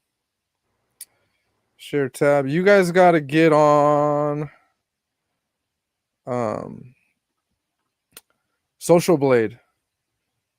You guys got to get on Social Blade and do some homework on your channels, man, because it helps a lot. It shows you your growth. It shows you what you're expected to get. It shows you what you're doing daily. I could see right here, like my channel compared to Kyle's. Kyle got a total of 581 uploads right now, 191,000 views, 1740 subs. Everything, bro. You can see his growth pattern right there. Damn. You got Kyle in the blue. I'm in the red. I just started, obviously, right? When he created his channel, what his daily estimated, like what his earnings are right there, if he were monetized, if he is monetized, etc. Everything, bro. Your subscribers a day, your daily subs. Kyle's getting 3 daily subs. I'm getting like 18. Daily average views, just everything, bro. Your projections are right here. It just tells you everything on how you're. I'm always comparing myself to everybody, bro, all the time. Damn, that's dope. You can look up any channel. You can go to Lalo's Boxing. Boom, right there. There's Lalo's. He's got 26,000 subs, 11 million views, 833 uploads. So they just let you just look at whoever numbers, dog? Yeah, bro. You want to see my old channel? My old channel, obviously. I'm looking at my shit now. Did you find it? Yeah, I found it. Look, here's my old one. Go to the YouTube search. Yeah. My shit took a hit, right? But bro, I was doing great. Like my numbers were insane. And obviously, yeah, it fell off now. This is my old one. Get on Social Blade. You guys got to get on Social Blade. Do your homework, man. And it's not just YouTube, bro. You can look up your Instagram on here. You can look up your Twitter, everything. I just got a Twitter too, by the way, guys. Look, Boxing let me see. section. OTB Damn, boxing. that shit say I got 124,000 views. Oh yeah, you right here. Yeah. See, I found you, OTB, right here. Damn. Hey, Cal, hey, Fred, good looking, bro. You know I don't know nothing about this shit. I'm telling you, I'm a big statistics guy. So I do my homework. And it tell you I'm live now. That's too much. What's the boxing section? PBS. Boom, right there. You got a total grade of a C+. There's your rank, where you rank for subscribers, etc. What you're making as far as your estimated income. Everything, bro. It tells you everything. Look, here's your views. It tells you how many views you got in that day. Do you see that? I can't. It's too small. Oh, it's too small. All right. So like, this Saturday that just passed on the 8th, you got 1,013 video views. Yeah, I didn't even post. Damn, Cal, you be doing numbers. Yeah, but if you got a library, bro, it always helps to have a big library because you never know when one of your old videos is either gonna blow up or just maybe somebody searches something, even if it's one view. That shit adds up, you know. Dang. Your daily averages are 600. Everything. It tells you everything, bro. My shit went down to 45. I don't know what the fuck happened. Your shit went down to what? 40. You see where it say? See, it says 75. Now 75 where? You see where it says boxing section subs 175. Now it's 145. Subs. I don't see it. Bro, go up. Go up. No. Go, it's on your right side. Oh, right here. Yeah. No. What it says is the boxing section should reach 1.75 around October 16th. Oh, okay. It's giving you a projection. Yeah. Now, obviously, depending on what you do, like I was smashing my projections. It was telling me where I was going to be at 6 months from now, etc. And I was killing. I was going way over. But that's, you know, it's an estimate. Everything on there is an estimate. Obviously, they don't know what content you're going to put up, but it adjusts as you keep going. It keeps adjusting. So what do you think I gotta do? Just put up like more regular videos, or what? Instead of just doing See, live I all fucking can't day? even get none of my statistics. I don't even have no statistics for me. Yeah, you probably if because I ain't probably if they been don't a got channel enough long enough. Yeah, if they don't got enough information off your channel to be able to give you estimations and stuff, then they can't yet. Yeah. Damn, that's dope. So what do you think I gotta how do you think I can grow the channel? How do you what? How do you think I can grow the channel? How can you go to channel? How can I grow the channel? How do you think I can grow my channel? Just stick with me, buddy. Just stick with me. I'm gonna blow up. Just don't worry about it. I'm taking everybody with me. Taking everybody with me. Hey, you know what's gonna work, bro? What? When we start doing these road trips, though, it's gonna be fucking. That's when it's gonna be lit. I'm hella mad. Like, dude, I was gonna tell my wife to call off, but she had just called out like the day before that. So everything, nothing fell through like I wanted it to, bro. So everything I fucked up. But next time we go to LA, bro, which is gonna be November. Fuck that. Next time we go to LA, November 26th, dog, it's going down. You gotta you could do interviews, Kyle. You should do interviews. You know people. Even if it's not in person, bro. Huh? I gotta get back to doing them, bro. I used to do hell of them, bro. But you were doing them how? Like on a live? Yeah. See, I got to interview probably. I'm gonna interview somebody today. And I don't think I'm gonna do it live, bro. I think I'm gonna do it like just a behind the scenes thing. And then I'm gonna edit whatever the fuck I need to edit, and then I'm just gonna post it. And even if it doesn't take off like that, like if it's not a big video, it doesn't matter because I'm going more for the quality of it. Like I just want to make sure it's a good interview, and it's a one for today, and then maybe tomorrow I'll do somebody else completely different. And if I can do a couple a week, that'll be fine. It's just consistency, you know. You have the live thing going for you, bro, and that helps amongst ourselves, amongst other YouTubers that like hopping on your channel. But you still got to get the followers on here. Yeah. The subscribers, I mean. The subscribers. Yeah. Because my lives, goddamn it, be having like 8 people in them. Yeah, man. I could never get my lives going. Not really. So that always kind of sucked. So I was like, fuck it. If I can't get good lives going, people talking amongst themselves or talking amongst each other, then just bust out some content. Just fucking upload. And yeah, man. Yeah. My whole thing was not trying to do the clickbait shit, like not trying to just like ride waves, but that's the way you Oh yeah, I don't do that. Bro, I refuse, bro. I refuse to ever do that shit. Like I ain't even gonna hold you. I can't. No. That's Never the on best my. way, though. That's the best way to ride the waves. But I refuse to talk about Earl Smith versus Terrence Crawford, bro. I just refuse to talk about it.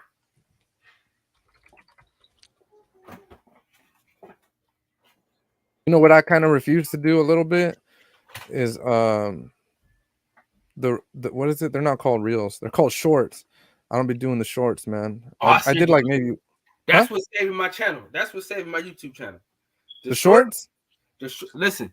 And I ain't gonna hold you, Box. Like the shorts. That's where I get all my views from, though. Hey, Box Talk. That's where I get all my views from the shorts. You know why I don't like it? Because when somebody goes to your channel, the presence is a big deal, bro. Like somebody goes to your channel, it's gotta look good, bro. It's gotta look professional. And when some of your videos are like this, right, with the black surrounding, and then your other ones are like full, what is it, 9x16 or wherever the hell the measurements are, it just doesn't look consistent, bro. I want all my shit to look good. You know what I mean? Yeah. Yeah, I feel you on that one. And I catch hell editing my shorts, bro. Like making sure they fit and look the right way, like man, I want to say I redo them like an extra 2 or 3 times. But shit, I didn't got more subscribers from my shorts, and Yeah, they so help right me. now on YouTube, shorts is a big deal. I did my homework on it too, and it is. It's helping. It's fucking part of like YouTube's big algorithm. Like if you put a short, bro, they'll push it. But I just don't like how it appears. Like I wish it would go away after 24. Like you know how Instagram stories go away? Nah. Well, Yeah. bro, that's where I get the most of my shit from, though, bro. Can't do it, my man. video, all my shorts got like damn near more views than like. So the only video that I have, which I was at Jerron Anderson's fight when he was on Clarissa Shields' card, right? And I recorded that whole fight because I knew it was gonna be short.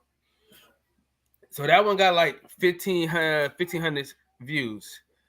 Dog, fucking my shop, like this clip of. Let me see if I can go to it real quick. Hold on, so you can see what I'm talking about. The shorts, dude, they be having hella views, bro. Yeah, but all right. Did you guys ever do You guys never did the YouTube? What is it called? The YouTube Academy? Did you? Nah. It's free, bro. It's on YouTube. It's like school basically. Anyways, I did it. I did the YouTube Academy, and it helps. It helps a lot with. They tell you. All right, so look, you go to your page, right? The first thing that pops up is that stuff right there, right? Yeah. Go to my page. All right, but hold on, let me show you this.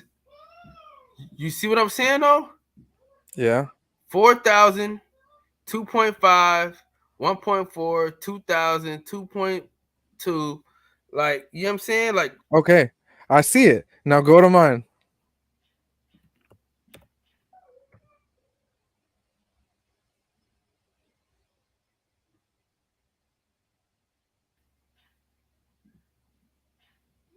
Click on it. No, just click on the channel. Yeah. All right, now you see the difference? Hit that What am bell I what am I what am I what are my views? God damn. You see what I'm saying? But now if you go to my video, see, I edited. I don't know if you guys edit. It doesn't appear like you guys edit what comes up when you can customize your front page. That's your front page, right? So I edited to make sure what pops up first is my more popular uploads. Why?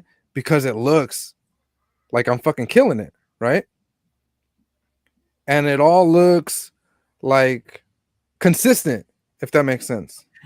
Damn. Now, if you go to my videos, if you click on videos, then you'll see that I do have a short. And because it's only one, it doesn't appear too out of place, right?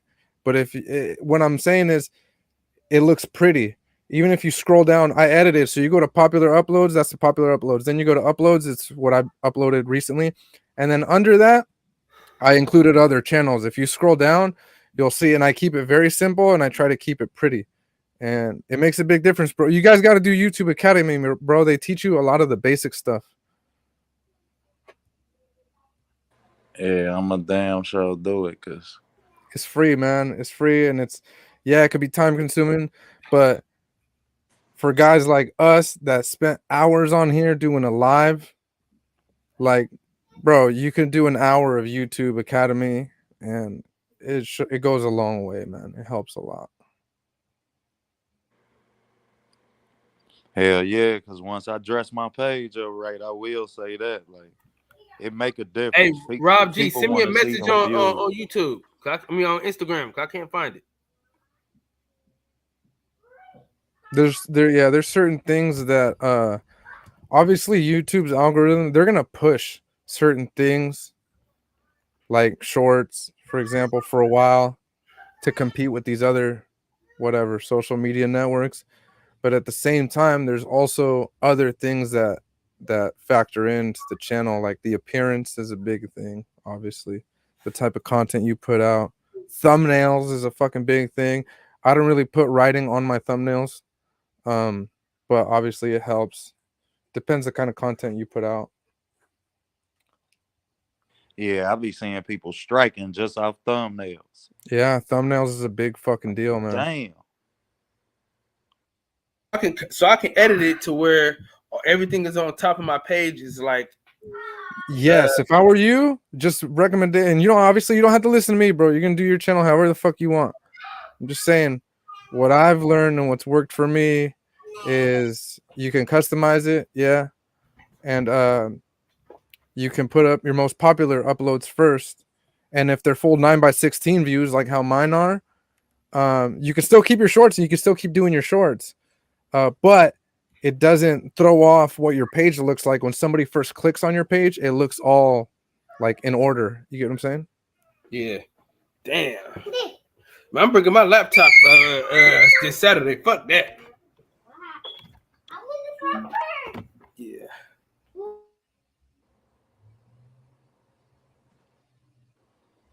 And that's slick for pages that have a lot of traffic. Yep. All that stuff helps, man. There's a bunch of little tricks. Shorts is one of the newest ones. I haven't jumped on it, like I said, yet, but I have seen it helps people. I don't know what the payout is though yet. Obviously I'm not monetized yet. And when I was monetized, I was making enough to where I didn't care what the shorts was doing. I was like, nah, you know what I'm doing right now is working for me very well. And I'm not. It ain't broke, don't fix it. Yeah, it ain't broke, don't fix it. And I didn't want to flood my page with shorts because what I was doing was doing great. So I don't know what they pay, man. You guys would have to tell me. I don't know, but that's where I was getting all my I can't tell you, but I got some shit on my shorts feed. Yeah, that's where I be getting all my views from though, honestly. But what is it paying you though? I don't know, but you know what I'm saying? But I would get when I was doing it, I was getting more traction. See, I got a problem with being consistent, man. That's my biggest problem is consistency. Because I know on all right, that Le'Veon Bell, whatever, that first one, it's not even the longest, right? I have longer videos that are 40 minutes, whatever. On the Le'Veon Bell one's like 11 minutes. But I can tell you, I'm not monetized right now. But if I was monetized, that would probably run like maybe 3 to 4 ads on it, plus a pre-roll, right? And I don't think shorts. I don't know how shorts work, bro. I don't know if they run ads on their shit or not. Again, I don't know. I think it's a bonus. They say it's a bonus. Okay, see, so it's different. It's on a different pay structure. I'm familiar with how ads work. Yeah, I think theirs is based off of views type shit. Plus, you could set up on those videos. I don't know if you can do it on shorts, but on those videos, you click on one of the videos once you're monetized, of course. Right now, I'm not monetized. But you can click on one of those videos, and underneath the video, you got all your links, everything in the description. You got your merch. I had my merch set up, my shop, so there's more than one way of making money. You got the ads, you got the links, you got your merch. If somebody buys merch, it's just a bunch of different ways. And I don't think you could do that on shorts because it's a short. People literally just watch damn show can't. Yeah, people watch it for what, a couple seconds, and then they scroll, right? I think that's how that works. I don't know how it works. Yeah, it's 1 minute. The longest you can make a short is a minute. So if it's like reels on Instagram and on Facebook, then yeah, it's like a video that people just like, they see it. Sure, they see it. But what it gets you in the long run isn't as much as what a video would get you. I got more. I mean, I got more comments on the shorts than I got on regular videos. I'm sure you do. I believe it. So yeah, I got more on my videos, but my shorts, like shit, I see my subscriber number change off my shorts. My videos, man, motherfucker watch a breakdown of a fight. I could get 27,000 views on a breakdown. And shit, had 10 subscribers from that video. 300 likes. Hey, Freddie, let me borrow that Le'Veon Bell video. To do what? If you add something different, bro, do some alternative commentary or something to it and go ahead. Hell yeah, I think I used the Le'Veon Bell video in one of my shorts from Box. A damn show did. I think I want to start doing. I got him and Frank Gore. I got him and Frank Gore knockouts. If you guys do something different to it, bro, I don't care. Use the footage. If you add something different, like I made one the other day of the Valenzuela and who was it? Whatever, De Los Santos. I have the fight up, right? Just the regular fight up, and then I have the fight up with me right there on the green screen on the bottom, commentating the fight, which I don't ordinarily do, but I figured, fuck it, let me try something different. So, I mean, you guys could do that, to be honest with you. You guys could take my shit and just fucking shit, bro. That is what I do. Is that literally what you do? Bro, I literally just break down the fight. Like, but when you say break down, do you sit there and like you rewind and yeah. I slow-mo it. Yeah, see, I don't do that. I just sat there. Yeah, you just commentated. And I just commentated on it. Yeah, I get what you're saying. Yeah. Yours is more of a fight breakdown. Mine is just like, hey, if you want alternative commentary, here it is. Yeah.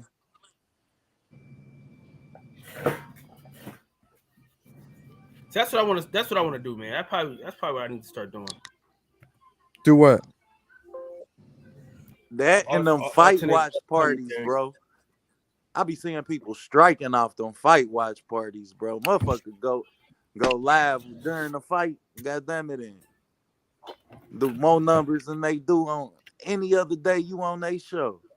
That's what you should do, Kyle. Take literally any of those videos off of my library. Just pick one. Just pick a random one that you're like, oh, I can do good commentary to this, and fucking record yourself, right?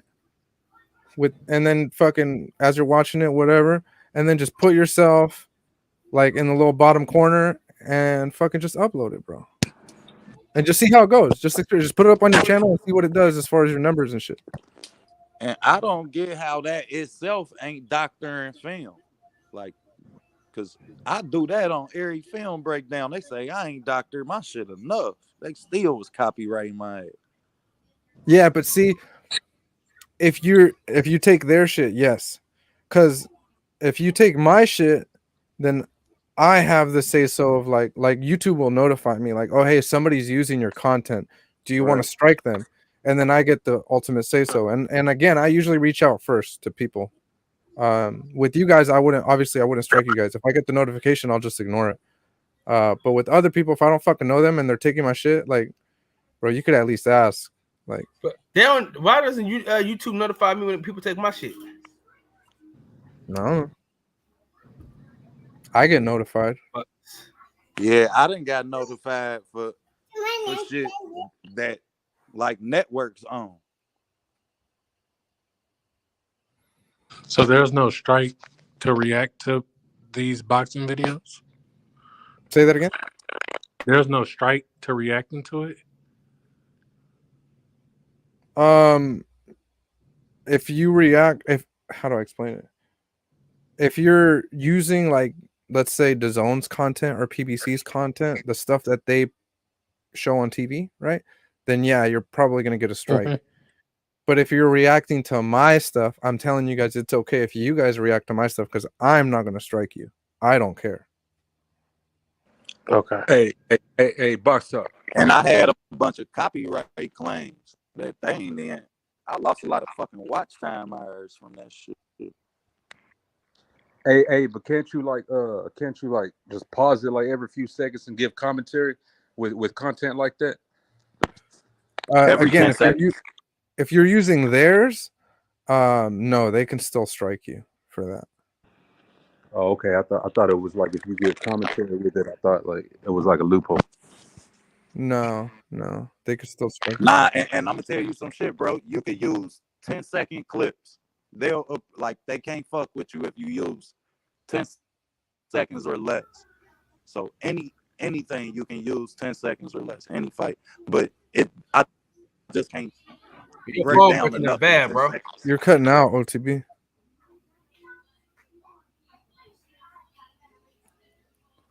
But I've gotten notifications, bro. Put this video in the chat, bro. What are you talking about? No, he just sent me a video. Oh, but I've gotten notifications where people have used even 10% of my video and I can strike them if I wanted to. YouTube asks me, and they're the ones that notify. They catch it, and they're like, "Hey, this person's using 10%, 30% of your video, whatever the fuck it is," and then they give me the final, like, "Do you want to strike them or not?" Hey, I was gonna tap back in with those YouTube shorts that Joe was talking about. Mainly, I know OTB said he was trying to grow his channel right now. I think those YouTube shorts, they're really good for growing your channel. The only thing is those views from if they're pushed on the YouTube shorts feed, then I heard that the watch hours don't go towards getting the monetization, because you got to get 4,000 watch hours. So that's the only thing about the YouTube shorts, is they won't go. I don't know, like once you're already monetized, I don't know if that counts towards your to what you get paid, but like it won't, like when you're trying to get to that 4,000 level. But definitely, like, it's good for subscribers and stuff like that. Like I definitely get subscribers off of that. That's views and all that stuff. So YouTube Shorts is a way to go. I feel like the watch time is like probably the easiest thing, at least for me. The watch time was the easiest thing to get every single time. Before and then this time around, the watch time was always super easy. Right now, I need to get my subscribers up, and I know I'm on a very good pace, but I'm just like fucking hella impatient too. Yeah, I feel like your watch time will grow quick, because you be doing like the full fights and stuff, and they sit there and watch the whole thing. So that's like, yeah, I'm already over my watch time. My watch time right now is 6,600 hours. Okay, yeah, I'm already there. I was done like a couple days ago. I hit So it. basically, all I gotta do is go to these fights and record the fucking fights. Like, what do you mean? Like actual go to the fights in person, or are you talking about my fights? No, I'm saying like how you do your thing. Because I mean, shit, that was fast, nigga. but basically what it comes down to is let's see if I got this right, but it's like he has that long content to where people want to keep watching. So it's not necessarily recording the fights, just as long as you got content that's of a certain length. You know what I'm saying? Like most of the time fights are what, like 30, 45, or about 36 minutes. Yeah. 20 to 36 minutes. So that's a lot of watch time. You got a bunch of people watching that. It's Yeah. gonna grow versus like, like little 3 minute to 5 minute clips. Yeah. So it don't matter if it's fights. I mean, you could go to workouts, you can go in the gym and do that. It's more about having that lengthy amount of content. Hey, but check this out. Do live streams, does that count as like all the people watching that? Is that watch hours? I don't know. I don't Yeah, I know don't how know that either. works. I tended to not go live too much. Like, for example, right now, I don't know if this counts, right? But once Kyle ends it, if people go back and watch that definitely counts. Oh, when it turns to video on demand. Yes. Okay. Yeah. Wouldn't it count if they running ads at the beginning though? Or no? That's like AdSense, right? Say that again. Repeat that part. Because when I click on this video, an ad pop up, right? So wouldn't that count as watch hours? Because you getting the ad at the beginning. When you click on this live video right now? Yeah, like when I click on this live, I always get an ad when I come here. Yeah, so that's if Kyle monetized it beforehand. Right. Then. But do the watch hours count, or like? I don't know. Because you have to watch the ad for him to get it. Yeah, right? so the watch hours. So there's two questions. There's two parts of that I'm understanding. So you could be talking about the watch hours going towards your monetization, right? But that doesn't really matter because Kyle's already monetized. Or you could be talking about the watch hours towards ad revenue. And in that scenario, then yes, he is getting ad revenue because he has ads running on the video. Okay. But if your question is, do the hours count towards the monetization, because the monetization keeps track of how many hours you like that, it doesn't really matter because he's already monetized anyways. The big thing is getting that ad revenue, and in this case, yes, he is getting ad revenue. Hey, so like watch time on ad revenue, that also, I heard that also depends on like if you don't skip the ad, because you can skip the ad. Yeah, so you guys know what CPM is and all that shit, or no? A little bit. No.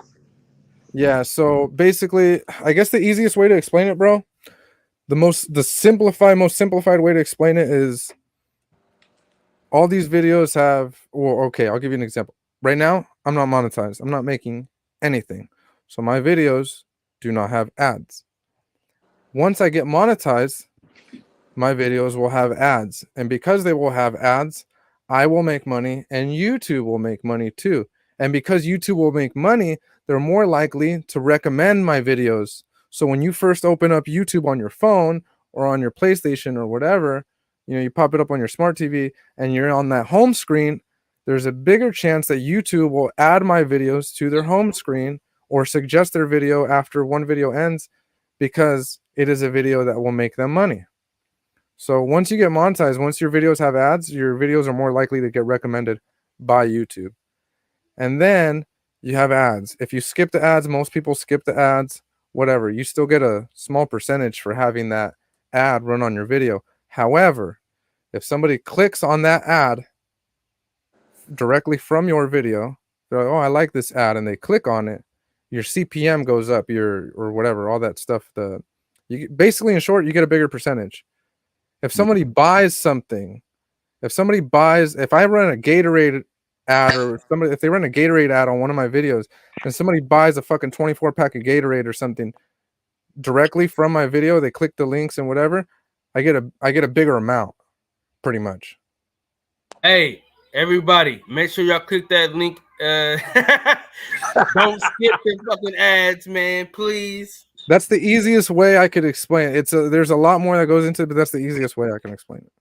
Hey, yeah, that's most definitely, man. Like, anytime I'm watching a video, most of the time I skip an ad unless it's someone that I mess with, I support. Then I definitely always let that ad go all the way through because I know that helps them. Yeah. Hey, what about like affiliate marketing and stuff like that too? Hey, how do you get the ads that don't let you skip them? That's what I need.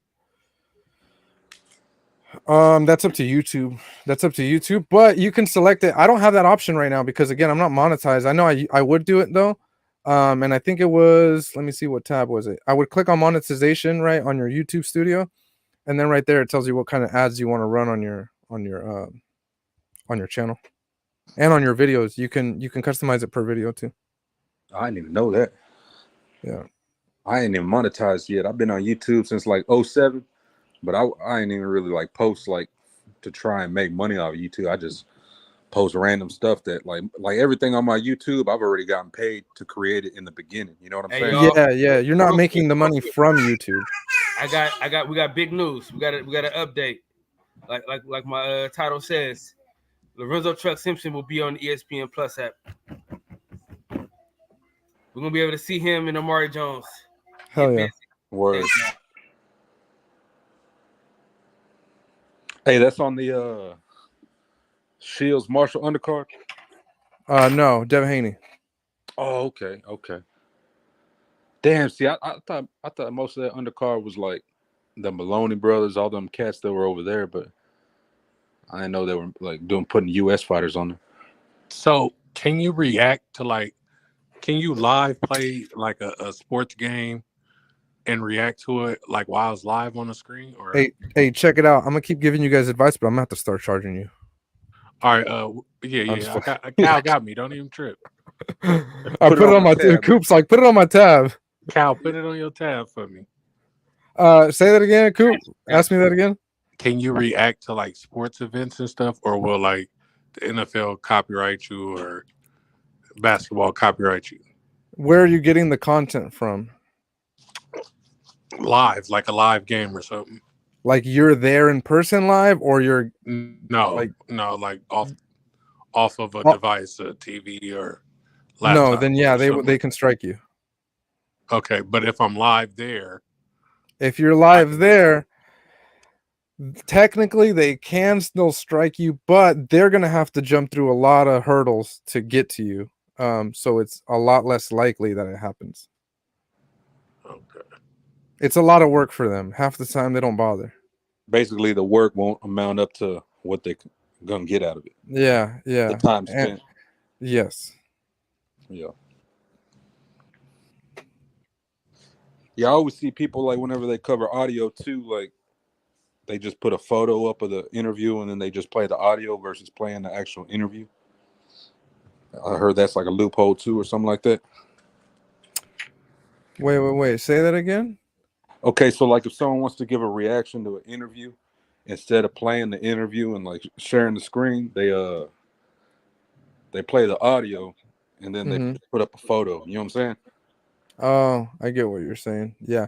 Well, that's because YouTube, and I don't know how they decide what the percentage is, but they will decide what percentage of that person's content you use. Now, let's say the interview is I don't know, the original interview is like a 3-minute interview or something, and you use, I don't know, 20 seconds of that or whatever. And then your response to that is like a 5-minute video or a 6-minute video, then the percentage in your video of that other one is a lot less. So I think you can get away with a certain percentage. I just don't know what that percentage is. I know though that I haven't gotten anything that is less than 10%. So for example, like when somebody uses my content, the lowest I've ever seen, when YouTube tells me and they notify me, they're like, hey, this other channel used 10% of your video in this video. Like that's the lowest I've seen. And I've seen all the way up to 100. Like if somebody just takes my video and posts it on their channel, YouTube tells me right away and they're like, hey, this video is using 100% of your content. And then I could just strike them, right? Right. But I've never seen anything lower than 10. So maybe you can get away with using 10% of somebody else's content, or less, I should say, less than 10%. Yeah, I was mainly just asking because I find all this very interesting. But me personally, I don't plan on doing. I want all my shit to be all original content. So yeah, I just was kind of asking because I'm sure there's going to be other people that kind of have like similar questions that want to go that lane. You know what I'm saying? Yeah. Yeah. Hell yeah. I'm gonna change my username to Consult Talk 101. YouTube School 101 or something. Yeah, I just got 2, buddy, about a week ago. Hey, you got a whole new. Hey, you got a whole new drop coming. All right, we'll see what it is. I mean, like you could even just do YouTube videos off that. Like, there's definitely there's vidIQ on YouTube. I'll be watching. One of my favorites is The Future. That's more like business marketing. Mm-hmm. And then just 2, buddy. But I ain't never heard of that social that I bookmarked it earlier. That one you was talking about. Social Blade. Yeah, I bookmarked it in my computer. It's free, man. That's dope. It's free. You can check all your numbers. You can compare yourself with it. I'm very competitive, bro. I'm very competitive. And I like to know what I'm doing. I don't like to waste my time. I like to know that what I'm doing with my channel, like I like to know where I'm going to be fucking 2 weeks from now or whatever. How you doing? Right, project. Who are you looking for? Yeah. I like to project where I'm going to be, and I like to know what I'm doing is working. And if what I'm doing isn't working, bro, if let's say I wasn't as educated on how to grow my channel as I was, and I was just putting up random shit just to put up random shit, and then I went to Social Blade and I saw that my growth is the same exact place that it was 3 weeks ago, then I know what I'm doing isn't working. You get what I'm saying? Right. Well, the goal is to scale, and if we're not scaling, obviously, we got to change up the formula. Exactly. Most definitely, yeah. Yeah, I get that. I mean, it's very similar to like business marketing. You know what I'm saying? Because I've done like SEO with like websites and stuff like that for businesses, but I never really. I just started tapping into YouTube. Yeah, and see, that was one thing where I was like, bro, I wish I could have, like, I fucked around in fucking school, man, and I really wasted a really good opportunity there. That's another discussion for another time, but I wish I would have done like some type of business schooling, because now I feel like what I do is basically that on a smaller scale. And I'm like, man, if I really, really knew what I was doing, like if I was educated in business or had a degree in business or something, I would do better than even what I'm doing now. And I like what I'm doing now. I think I'm on a very good pace again, but I could be able to do more, I'm sure, if I was more educated in that field. Yeah, I mean, there's definitely like programs and stuff like that, like like that Grant Cardone 10X, and yeah, I did that actually. The Future, with Chris Doe. You know what I'm saying? Like, there's definitely like courses you could take.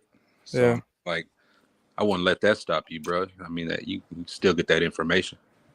Yeah.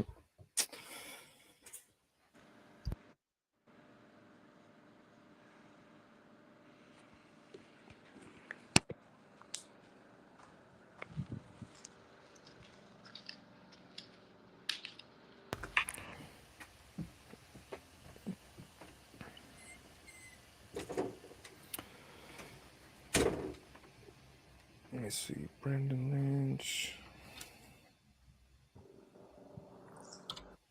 Yeah, man, it's a good convo, man. That's why I had to tap in. I like this type of stuff. You know what I'm saying? Like, just. Well, we'll keep it going then, Rob G. Hey, Yeah. Rob. So what are Hey, you trying to do, man? Because I can trying- link you up with some people if you need fighters or something, man. I don't know what exactly you're trying to do, but. Okay, so basically what I'm trying to do is I'm trying to link with boxers and do video marketing and work with them on their brand. So basically, a lot of times, like whenever a fighter is about to fight, they get all this promo. They get, you just see a promo on like Top Rank, DAZN, YouTube channels, and all that stuff. But the thing is like it mostly only happens around when they're gonna fight. When they don't fight, then you know what I'm saying, it's not happening. And not only that, the fighters aren't getting paid off of that content, that intellectual property. The promotion companies, that's part of their media bank.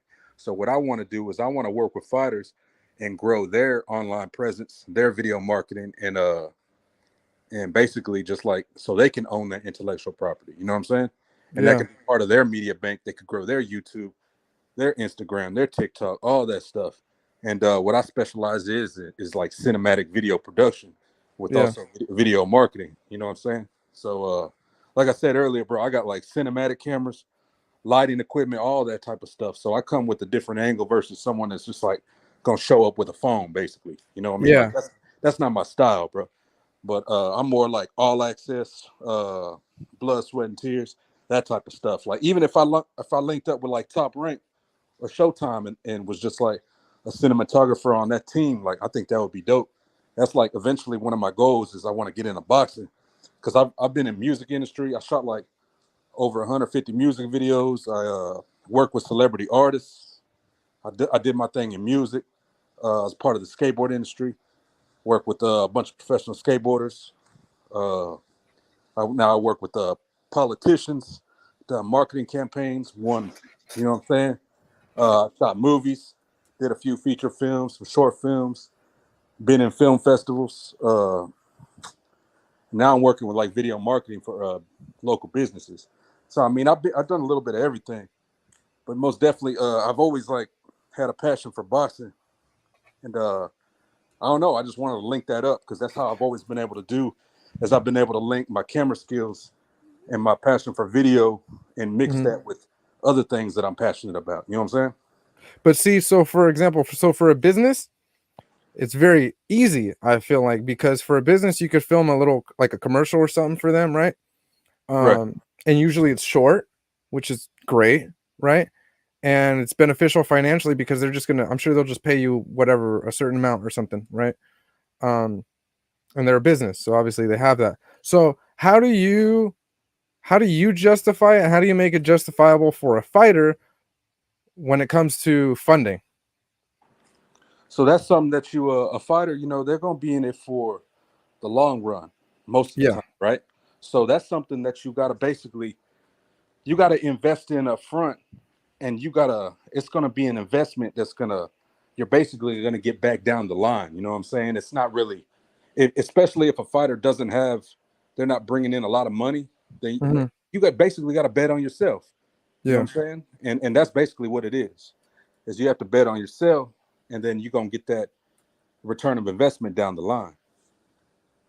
So, and you don't have to give me an exact number here. I'm just thinking out loud. Let's say you get in touch with Virgil Ortiz, right? Right. And he's like, all right, let's work together, Rob. Do something for me. And you put something together for him. Ideally, how long is this video looking like? And what can he do with it? Like just post it on social media, or what would you recommend to him? Like, oh, this is how you market yourself, or this is what you do with this content. I'm going to give you content, and what's he going to do with it, and how much is it going to cost him? So first, what I always say, man, it's not one size fits all. Basically, I have to go into a meeting and a diagnosis process with him and see what his goals are. Where does he want to be in 6 months? Where does he want to be in a year? You know what I'm saying? And kind of gain an understanding of his goals, and then we go from there. I can't really just go into it and say, all right, this is what you need. You know what I'm saying? Like, you don't pull up to a mechanic shop and they're saying, oh, you need a transmission. Damn, you didn't even look under the hood. No, but you need a transmission. No, I would have to diagnose where he's at now, what he's currently doing, and what we got to do to get him like on the right path to get him to his goals. And I'm not saying that he's on the wrong path, but I'm just saying it's a diagnosis process. And that's what I do with just local businesses is I solve problems. And basically the video production, you're not necessarily hiring me for the video production, but it's more or less like a marketing like type of deal. You know what I mean? Yeah. I'm trying to get you results. And basically video is just a vehicle to get you there. But video, you know what I'm saying? Video, I'm A1 at that. So I ain't even got to worry about that. But more or less, like I'm worried about results. So basically, like I said, like where you want to, what's your goal by the end of the month? What's your goal in 6 months? What's your goal in a year? You know what I'm saying? And we go from there. Yeah. Because I wish I could do what you do, man. I've been fortunate enough to be able to see results despite not being able to do what you do. My shit's fucking raw and like I don't have the skills that you do, but I have a decent sized following all over social media, so that's been able to help me, you know. Right. And sometimes, man, like it don't always have to be like a certain type of quality to get the results. You know what I'm saying? It could just be like because you got that following, because you have a big presence. You know what I'm saying? So, you know, there's many ways to get your results. You know what I'm saying? Yeah, man. I wish I could do that stuff.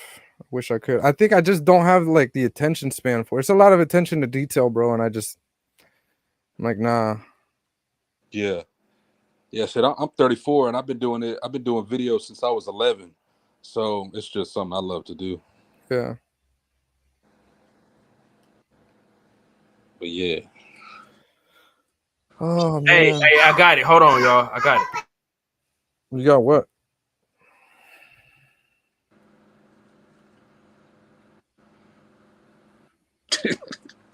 What you got, Kyle? I got his new drop.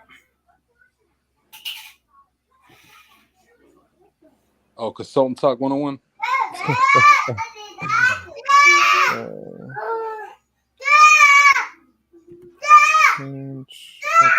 Bro, yeah.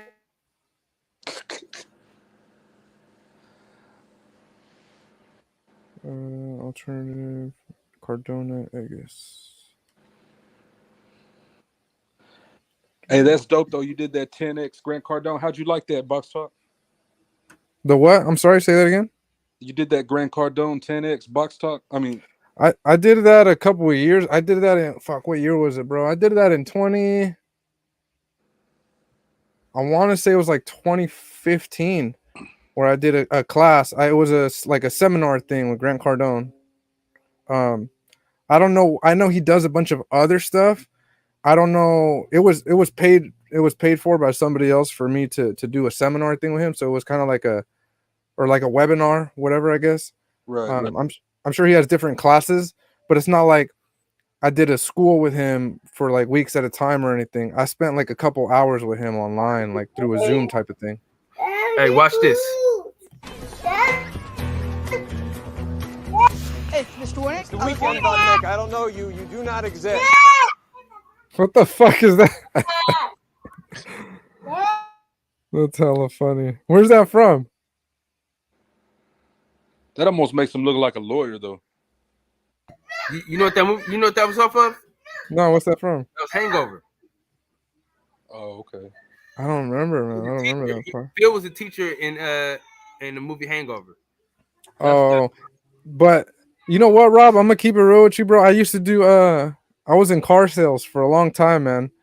And there was a point in time where I started like I wasn't feeling it, bro. I felt like, I'm not gonna lie, man, I felt like a snake. Like there's a lot of deception in that business. Right. And I started to turn away from it, and I started to like push back on a lot of the shit that was coming into me from like the higher ups and people that were telling me, oh, this is what you do, this is what you do. And I was like, you know what, man, I'm not liking this. And around that time when I did the Grant Cardone thing, I felt a lot of that vibe. I was like, you know what, man, a lot of this is not sincere. And I didn't like that. And so honestly, like maybe it was just a time in my life where I didn't just want to take a lot of it in, but I didn't, man. I didn't take a lot of it in because I was like, nah, this is not what I want to do, you know? Right. So I know about the Cardone, but I haven't really paid attention to it too much. And I know sometimes sales can get like a slimy reputation. Yeah, man. To me, sales is you don't sell, you serve. You know what I'm saying? And you gotta find what your client values, and you service him in that value. Yeah. Well, a lot of it, like to me, bro, is if I believe in it, if I truly, really in my heart believe in it, I could sell it to you, no problem. It's fucking easy. Right. But if I truly in my heart believe something is not right for you, I have a hard time internally trying to push it on you. Because in my heart, I don't believe it, and then it's not right. You know what I mean? And that's the thing with car sales is like, if somebody comes in and they want something specific and I can't, and I don't have it or whatever, then I'm told, oh, well, sell them this instead, you know? But I already know, well, that's not what they want, or that's not what they need for them. And I don't know. I guess it's just different. Like it was very easy for me to tell you guys, for example. How easy was it for me to tell you guys, hey, you guys got to check out Social Blade? Why? Because it's free, it's beneficial for you, right? It'll help you in the long run, and I can explain to you how it helped me. I'm giving you every reason. I'm not giving you literally any reason why you shouldn't use Social Blade, right? But if it was going to cost you money and all that stuff, then I have a harder time selling it, because what if it's not beneficial to you, you know? Right. And I think we all, like at this current time, we're all valuing growing our channel. Yeah, exactly. You can see the value in it. And if there was a way where that can help you, even if it did cost money, well, then I could still show you, okay, well, it costs fucking $10 a month or whatever, but here's what you get in return, and here's why it makes sense for you, right? Right. And that goes down to, like we was talking about earlier, is like the diagnosis process. And, you know, everyone's going to value different things differently, you know what I mean? So it's, yeah, it just comes down to that. Just, yeah, properly diagnosing. Yeah.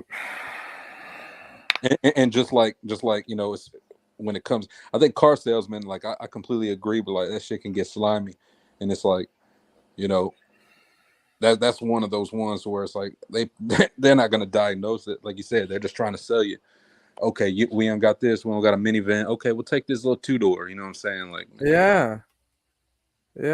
I'm completely against that. You know what I mean? Like, I'm big on sales, but like I said, man, the goal is not to sell. You're supposed to serve. And if you can't serve them and what they need, then man, like, then don't sell them anything. I'd rather just say, you know what? I don't think that's what you need, but maybe I have someone in my network that can provide you with the service that is what you need. You know what I'm saying?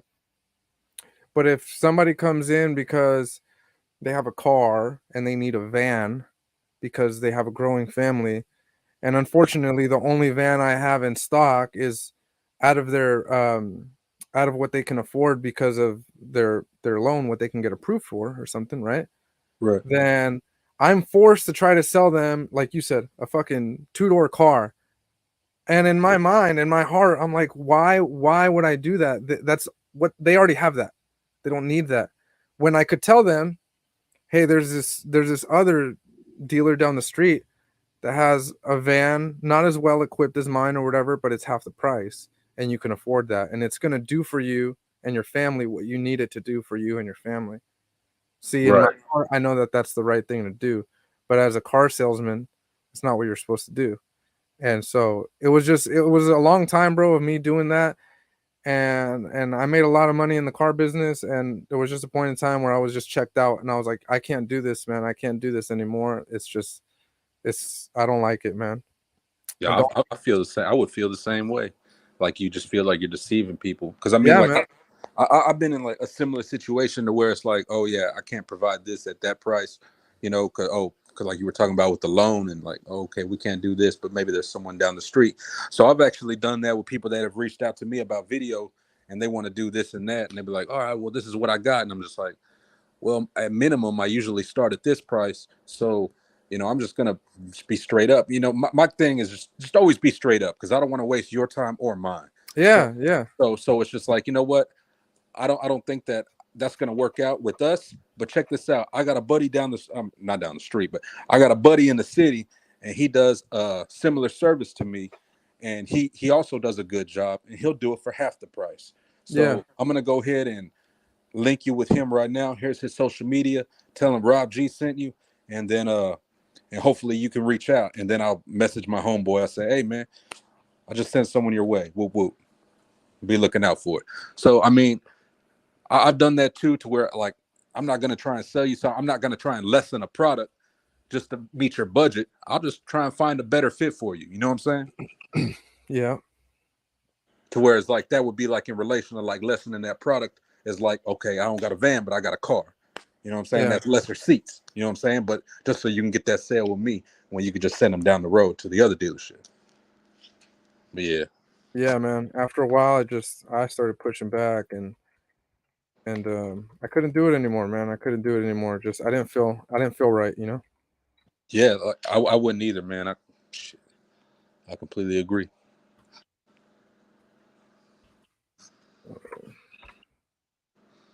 Yeah.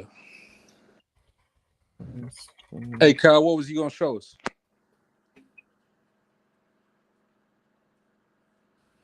What, he was gonna show us something? He said something. He said he found something. I don't know. Shit. Hey, I had me a 20-ounce rib. Hey, Mr. Winnick. It's the weekend, Bud Nick. I don't know you. You do not exist. That's hella funny. Oh, okay. It was that. That's right. It was that. That's right. Yo, I don't know where you be doing those, Kyle, but that's hella funny.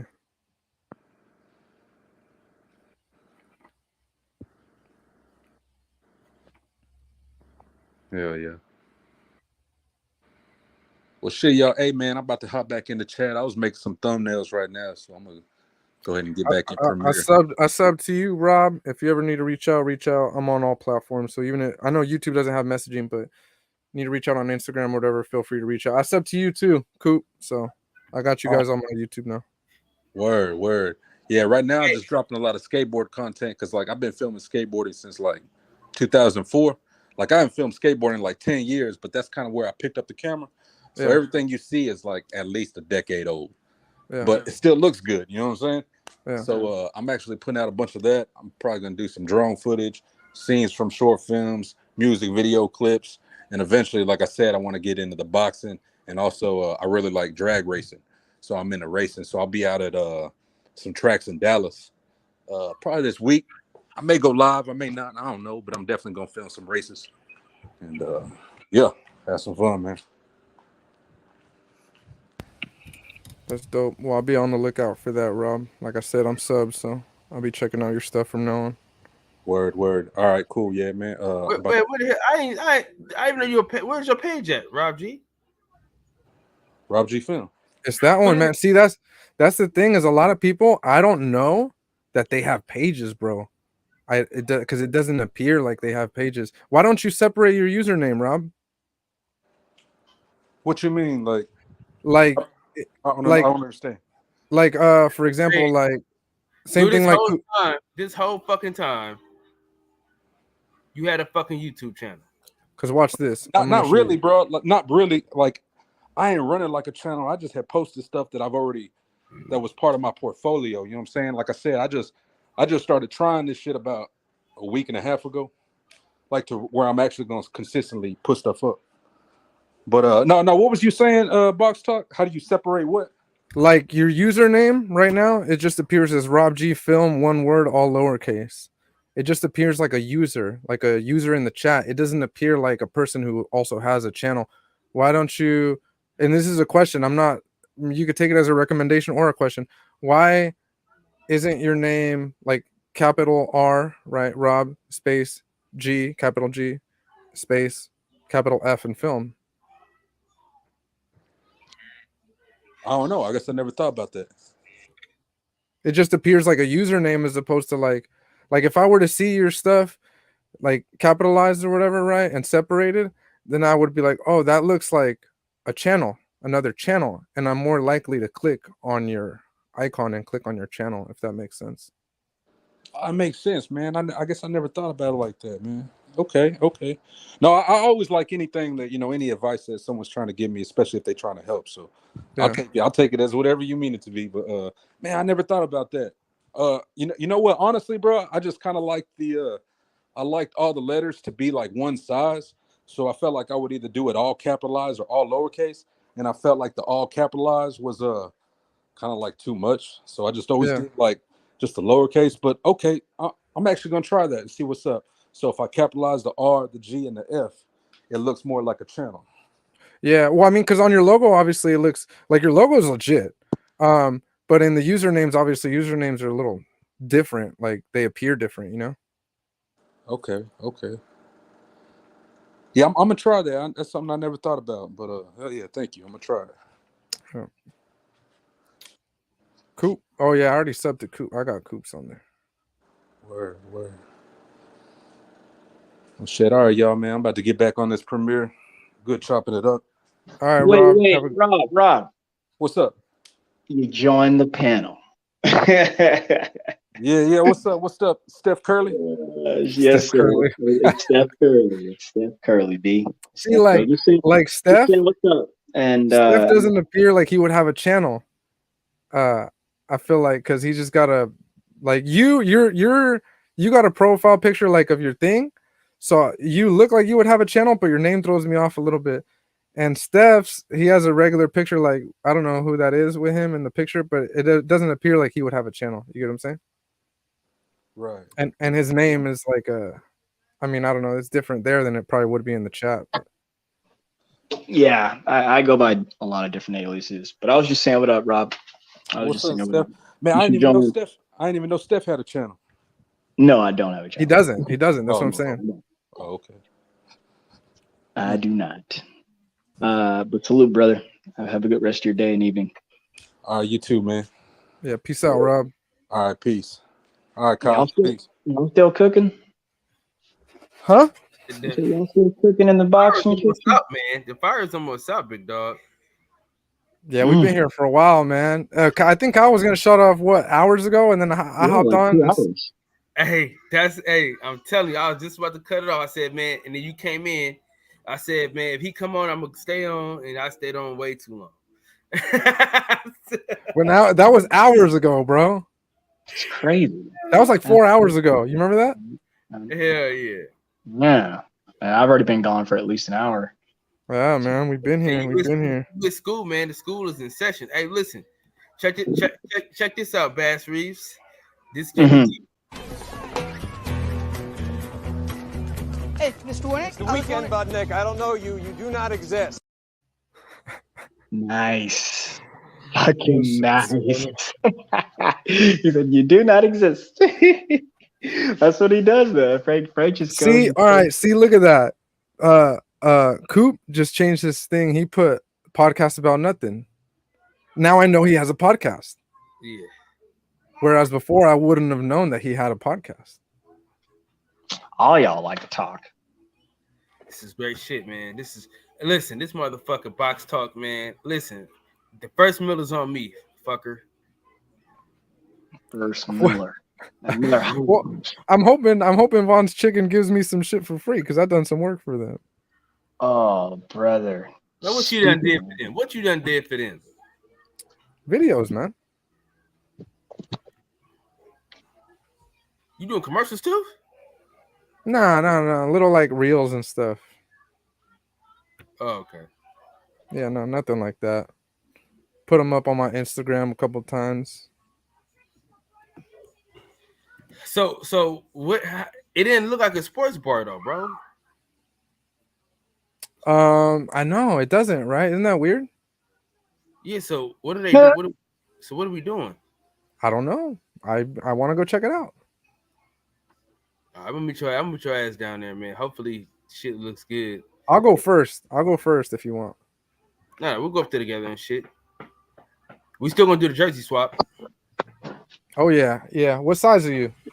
Medium, I believe these days. Yeah, man. Cause I'm not gonna lie, I like my shit a lot, bro. I feel like I really put. Yeah, I got fucking I got gypped, man. I this isn't the first time I've done merch, so I learned from my first set of merch, and I don't like to shit on other people, man, and their merch, but like the most common one you see is like I think it's like Gildan. Yeah. It's cheap and it's good. It's great if you just want merch. You don't care what you're putting out there. A lot of people go with Gildan. My quality is a little different. I went with a different brand. So like the material of the shirt is very light, it's very comfortable, it's breathable, and I made it specifically with the fighters in mind. So like if you're a boxer and you're gonna use my shit to work out in, my shit is gonna be very comfortable. It's gonna fit you right. And that's primarily what I did. I spent extra money when I got my merch done. So yeah, man. I'm really proud of my shirts. That's really cool, man. That's cool. Damn, my bad. I should have told you to bring one down for me. I would have supported. You should have told, bro. I literally had them in my trunk. Yeah, Rob. See, I had Gildan too, bro. I did Gildan for my first batch of shirts, and like they're cool. They did the job. I just needed merch just to get merch, right? But for my second batch, I was like, you know what? Financially, I was in a good place. Yeah, they're thick as fuck, bro. They're thick. Gildan's thick, and like after a while, they start to get like, I don't know, bro. I want to say like, I don't know. It's just different quality. See, there's different ones too, though, because there's like I know. Yeah, the different I type. know. Let me look at mine, because mine is Next Level. I believe it's Next Level, and it's got the tearaway tags.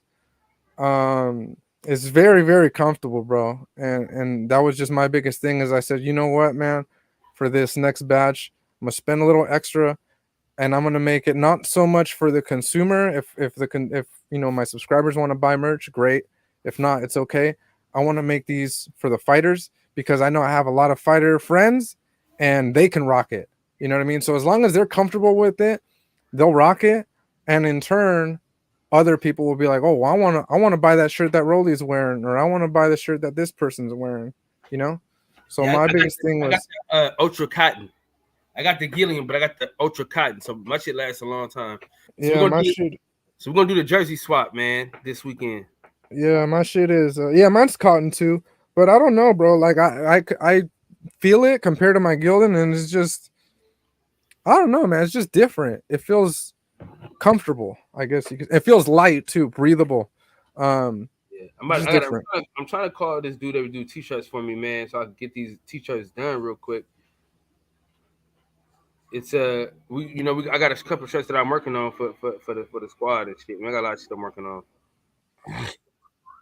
If I was gonna make just merch just to make merch, I go with Gildan, man, because they're cheap, bro. They're cheap, and it makes sense, right? Like it makes sense financially, anyways. But I knew with this one, again, my thing was I need the fighters to wear this, and if the fighters like wearing this and they feel comfortable wearing this, then they're gonna wear it more often, and it's gonna be more often, like in their videos on their Instagram, in their reels, whatever. And yeah, I've had a ton of good feedback. So, I blew the bag, bro. What do you mean? On your stuff? The mascot, the yearly salary for the Denver Nugget mascot is $625,000, bro. Nice. I need to be a mascot. Fuck, man. Dude, I was a mascot in high school, man. I was one of the most. Oh yeah, you said that. Dude, fuck, man. Dude, the mascot makes the highest paid WNBA player, dog. Were you a Saber cat? No, asshole. Oh, my bad. I was a cougar. I was a cat, but I was a cougar. Did you guys get some rain this morning? As always. You said You said what? I said, did you guys get some rain this morning? And I said, Nah. as always. Nah? Interesting. Got some down here in SoCal. Bro, look at hold on, how do I share this? Look at where is it? Share screen. Chrome tab. Boom. Hey, share this on your screen real quick, Kyle. That's No. huh? That's I don't know if you guys know who that is, but anyways, that's Fernando Vargas's brother, right? And he coaches a lot of other fighters. He coaches who just won? I forgot. They just won something. Anyways, yeah, man, he really liked the shirt, and I really liked how it looked because with his jewelry and shit, I was like, bro, that shit looks fire. He put it on his display on his Facebook and shit. So yeah, man, looks good.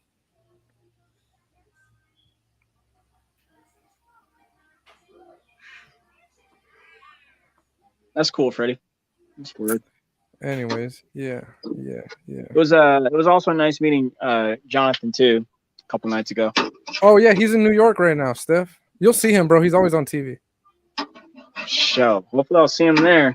Still got my ticket. Oh yeah, that's right. Because you're going. Yeah, he's already there right now because he's got a couple heavyweights on the undercard.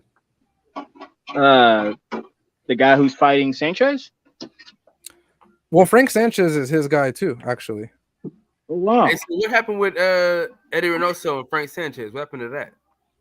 I don't know. Eddie is not as good as we think he is. That's what happened. Yeah. But yeah, so Jonathan has Frank Sanchez, he has Gergen Havanesian, and he has Giovanni Bruson fighting on that undercard. Wow, he's gonna be busy getting that pay. What undercard? And if I'm not mistaken, I think I could be wrong, but I think he also has Vito Meloniki or whatever the hell his name is. Yeah, Junior. Yeah, I think he's a super welterweight, right? He's light middleweight. I'm not familiar with the guy at all. I've just heard his name here and there. Vito. Do you know that, Kyle? Vito Meloniki? Yeah, is he light middleweight, junior middleweight? No, he's light. That motherfucker, he's like 54, I think. Here, I'll check. That's light middleweight. Yeah. 154. He's super welterweight, 154. I just said he's at 54, guys. Yeah, I call it. It's all of that. Super welterweight. It's light middleweight, junior middleweight. You said, was he middleweight? I said no. I said yeah. I don't know if they have him or not. I know they've mentioned his name around the gym a couple times when I was there, but I've never seen him there. So I don't know if maybe they worked with him in the past. I don't know. Probably. I mean, it does sound familiar though. I thought he's located here in California. That's why that would make sense. Okay, yeah. See, if he is, then probably I think they do have him. But I never seen him in the gym. They're more it's not San Bernardino. They're in like East LA, aren't they? They're like Eastern. Who? Wale? Jonathan? No, yeah, Goosen's gym. That's Van Nuys. I don't know where Van Nuys is. Yeah. Okay, that's Southern. It's like the beginning of East LA. Okay, yeah. SoCal. Not even the beginning. It's just like South Central LA. Kind of like a little northern from where we were when we were watching the fight. Maybe. Yeah, I don't know, man. LA is hella confusing to me. I just navigate everywhere I go. Right. How were those burgers you had the other night? They were good. But you know what, man? I know people are gonna shit on me. I had a Wendy's burger the other day. I hadn't had it in a long time, and they're really good, man. Wendy's is like the better fast food, though. If you're not eating at Chick-fil-A, though. Wendy's has a really good patty. The square patties are fire. Obviously, Dave. it's because they're square. That's got to be why. That's that Dave's hot and juicy for you. That shit's fire, dude. Fuck, I'm getting hungry. I know. I'm about to cook a steak, baby. Yeah. I'm about to go eat in a little bit. Kyle, when we shutting this down, I'm gonna go eat, man. I mean, y'all was talking. I didn't want to cut you guys off. You know what I mean? All right. Well, So I still got a problem though. I still got a problem. What's that? And that's that the face of the goat is still covered, man. And I got a problem. Can you shut the fuck up? Got a problem with that. Hey, who's training Rolly, by the way? I know his dad though, but like he was like second in command. Bullet, and Joel Casamayor. Oh yeah, Casamayor. Yeah. Okay, well, he in good hands. Hell yeah. He's in good hands. Had to take off mine and put this one on. I don't care if it's clashing with my green screen because it's got the green bill. Romero. What's his real name? Forget. Rolando Florencio. Yeah, that's right. I like that name, by the way. A lot of Rolando people have that name. Florencio Romero. Have that name. The third. That's a popular name though. Ronaldo. Yeah. Not Ronaldo. You guys do know Teofimo is the third too, right? A lot of people don't know that. Yeah, I do know that. Yes. So where the hell you get Someone the third? told me that recently. Where does his senior come from? Yeah, see, that shit's confusing with me because I know them personally, and so like the dad, we call him Junior. Everybody calls the dad Junior. So then when I talk to people that aren't familiar with them and they call Teofimo, they call him Junior and they call the other guy Senior. That shit's very confusing to me because we don't call the dad Senior. We call him Junior because he is a junior. So and then we just call. Why does ESPN always call him Teofimo Lopez Senior then? Because they're not familiar with the family, maybe. I don't know. And we just call we call the son, the fighter, we just call him Teo. We just call him Teo. That's it. Yeah. And we call the dad Junior. At least, in person. Like still teaching class. Hey, Mr. Winnick. It's the weekend, bud, Nick. I don't know you. You do not exist. Before you go, are you crazy about Teo? I'm not crazy about Teo, dog. I like him, man. I have a good relationship with him, so I would never talk bad about Teo. Hey, ain't nobody trying to hear that bullshit, man. He's working on his own stuff, man. There's plenty of friends in boxing, so whatever. Let him have a friend. You said what? To Kyle's little he's telling the shit the fuck out. Oh. I'll just say everyone's friends in boxing. Hey, quick word from our sponsors.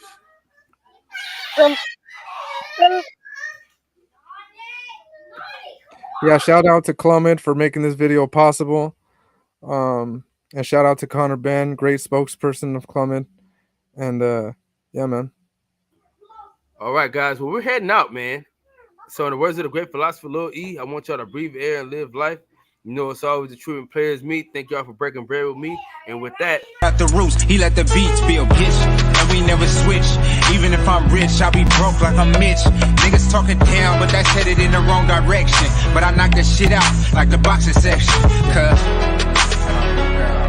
they can't touch what they can't see. All I gotta do is be the same me.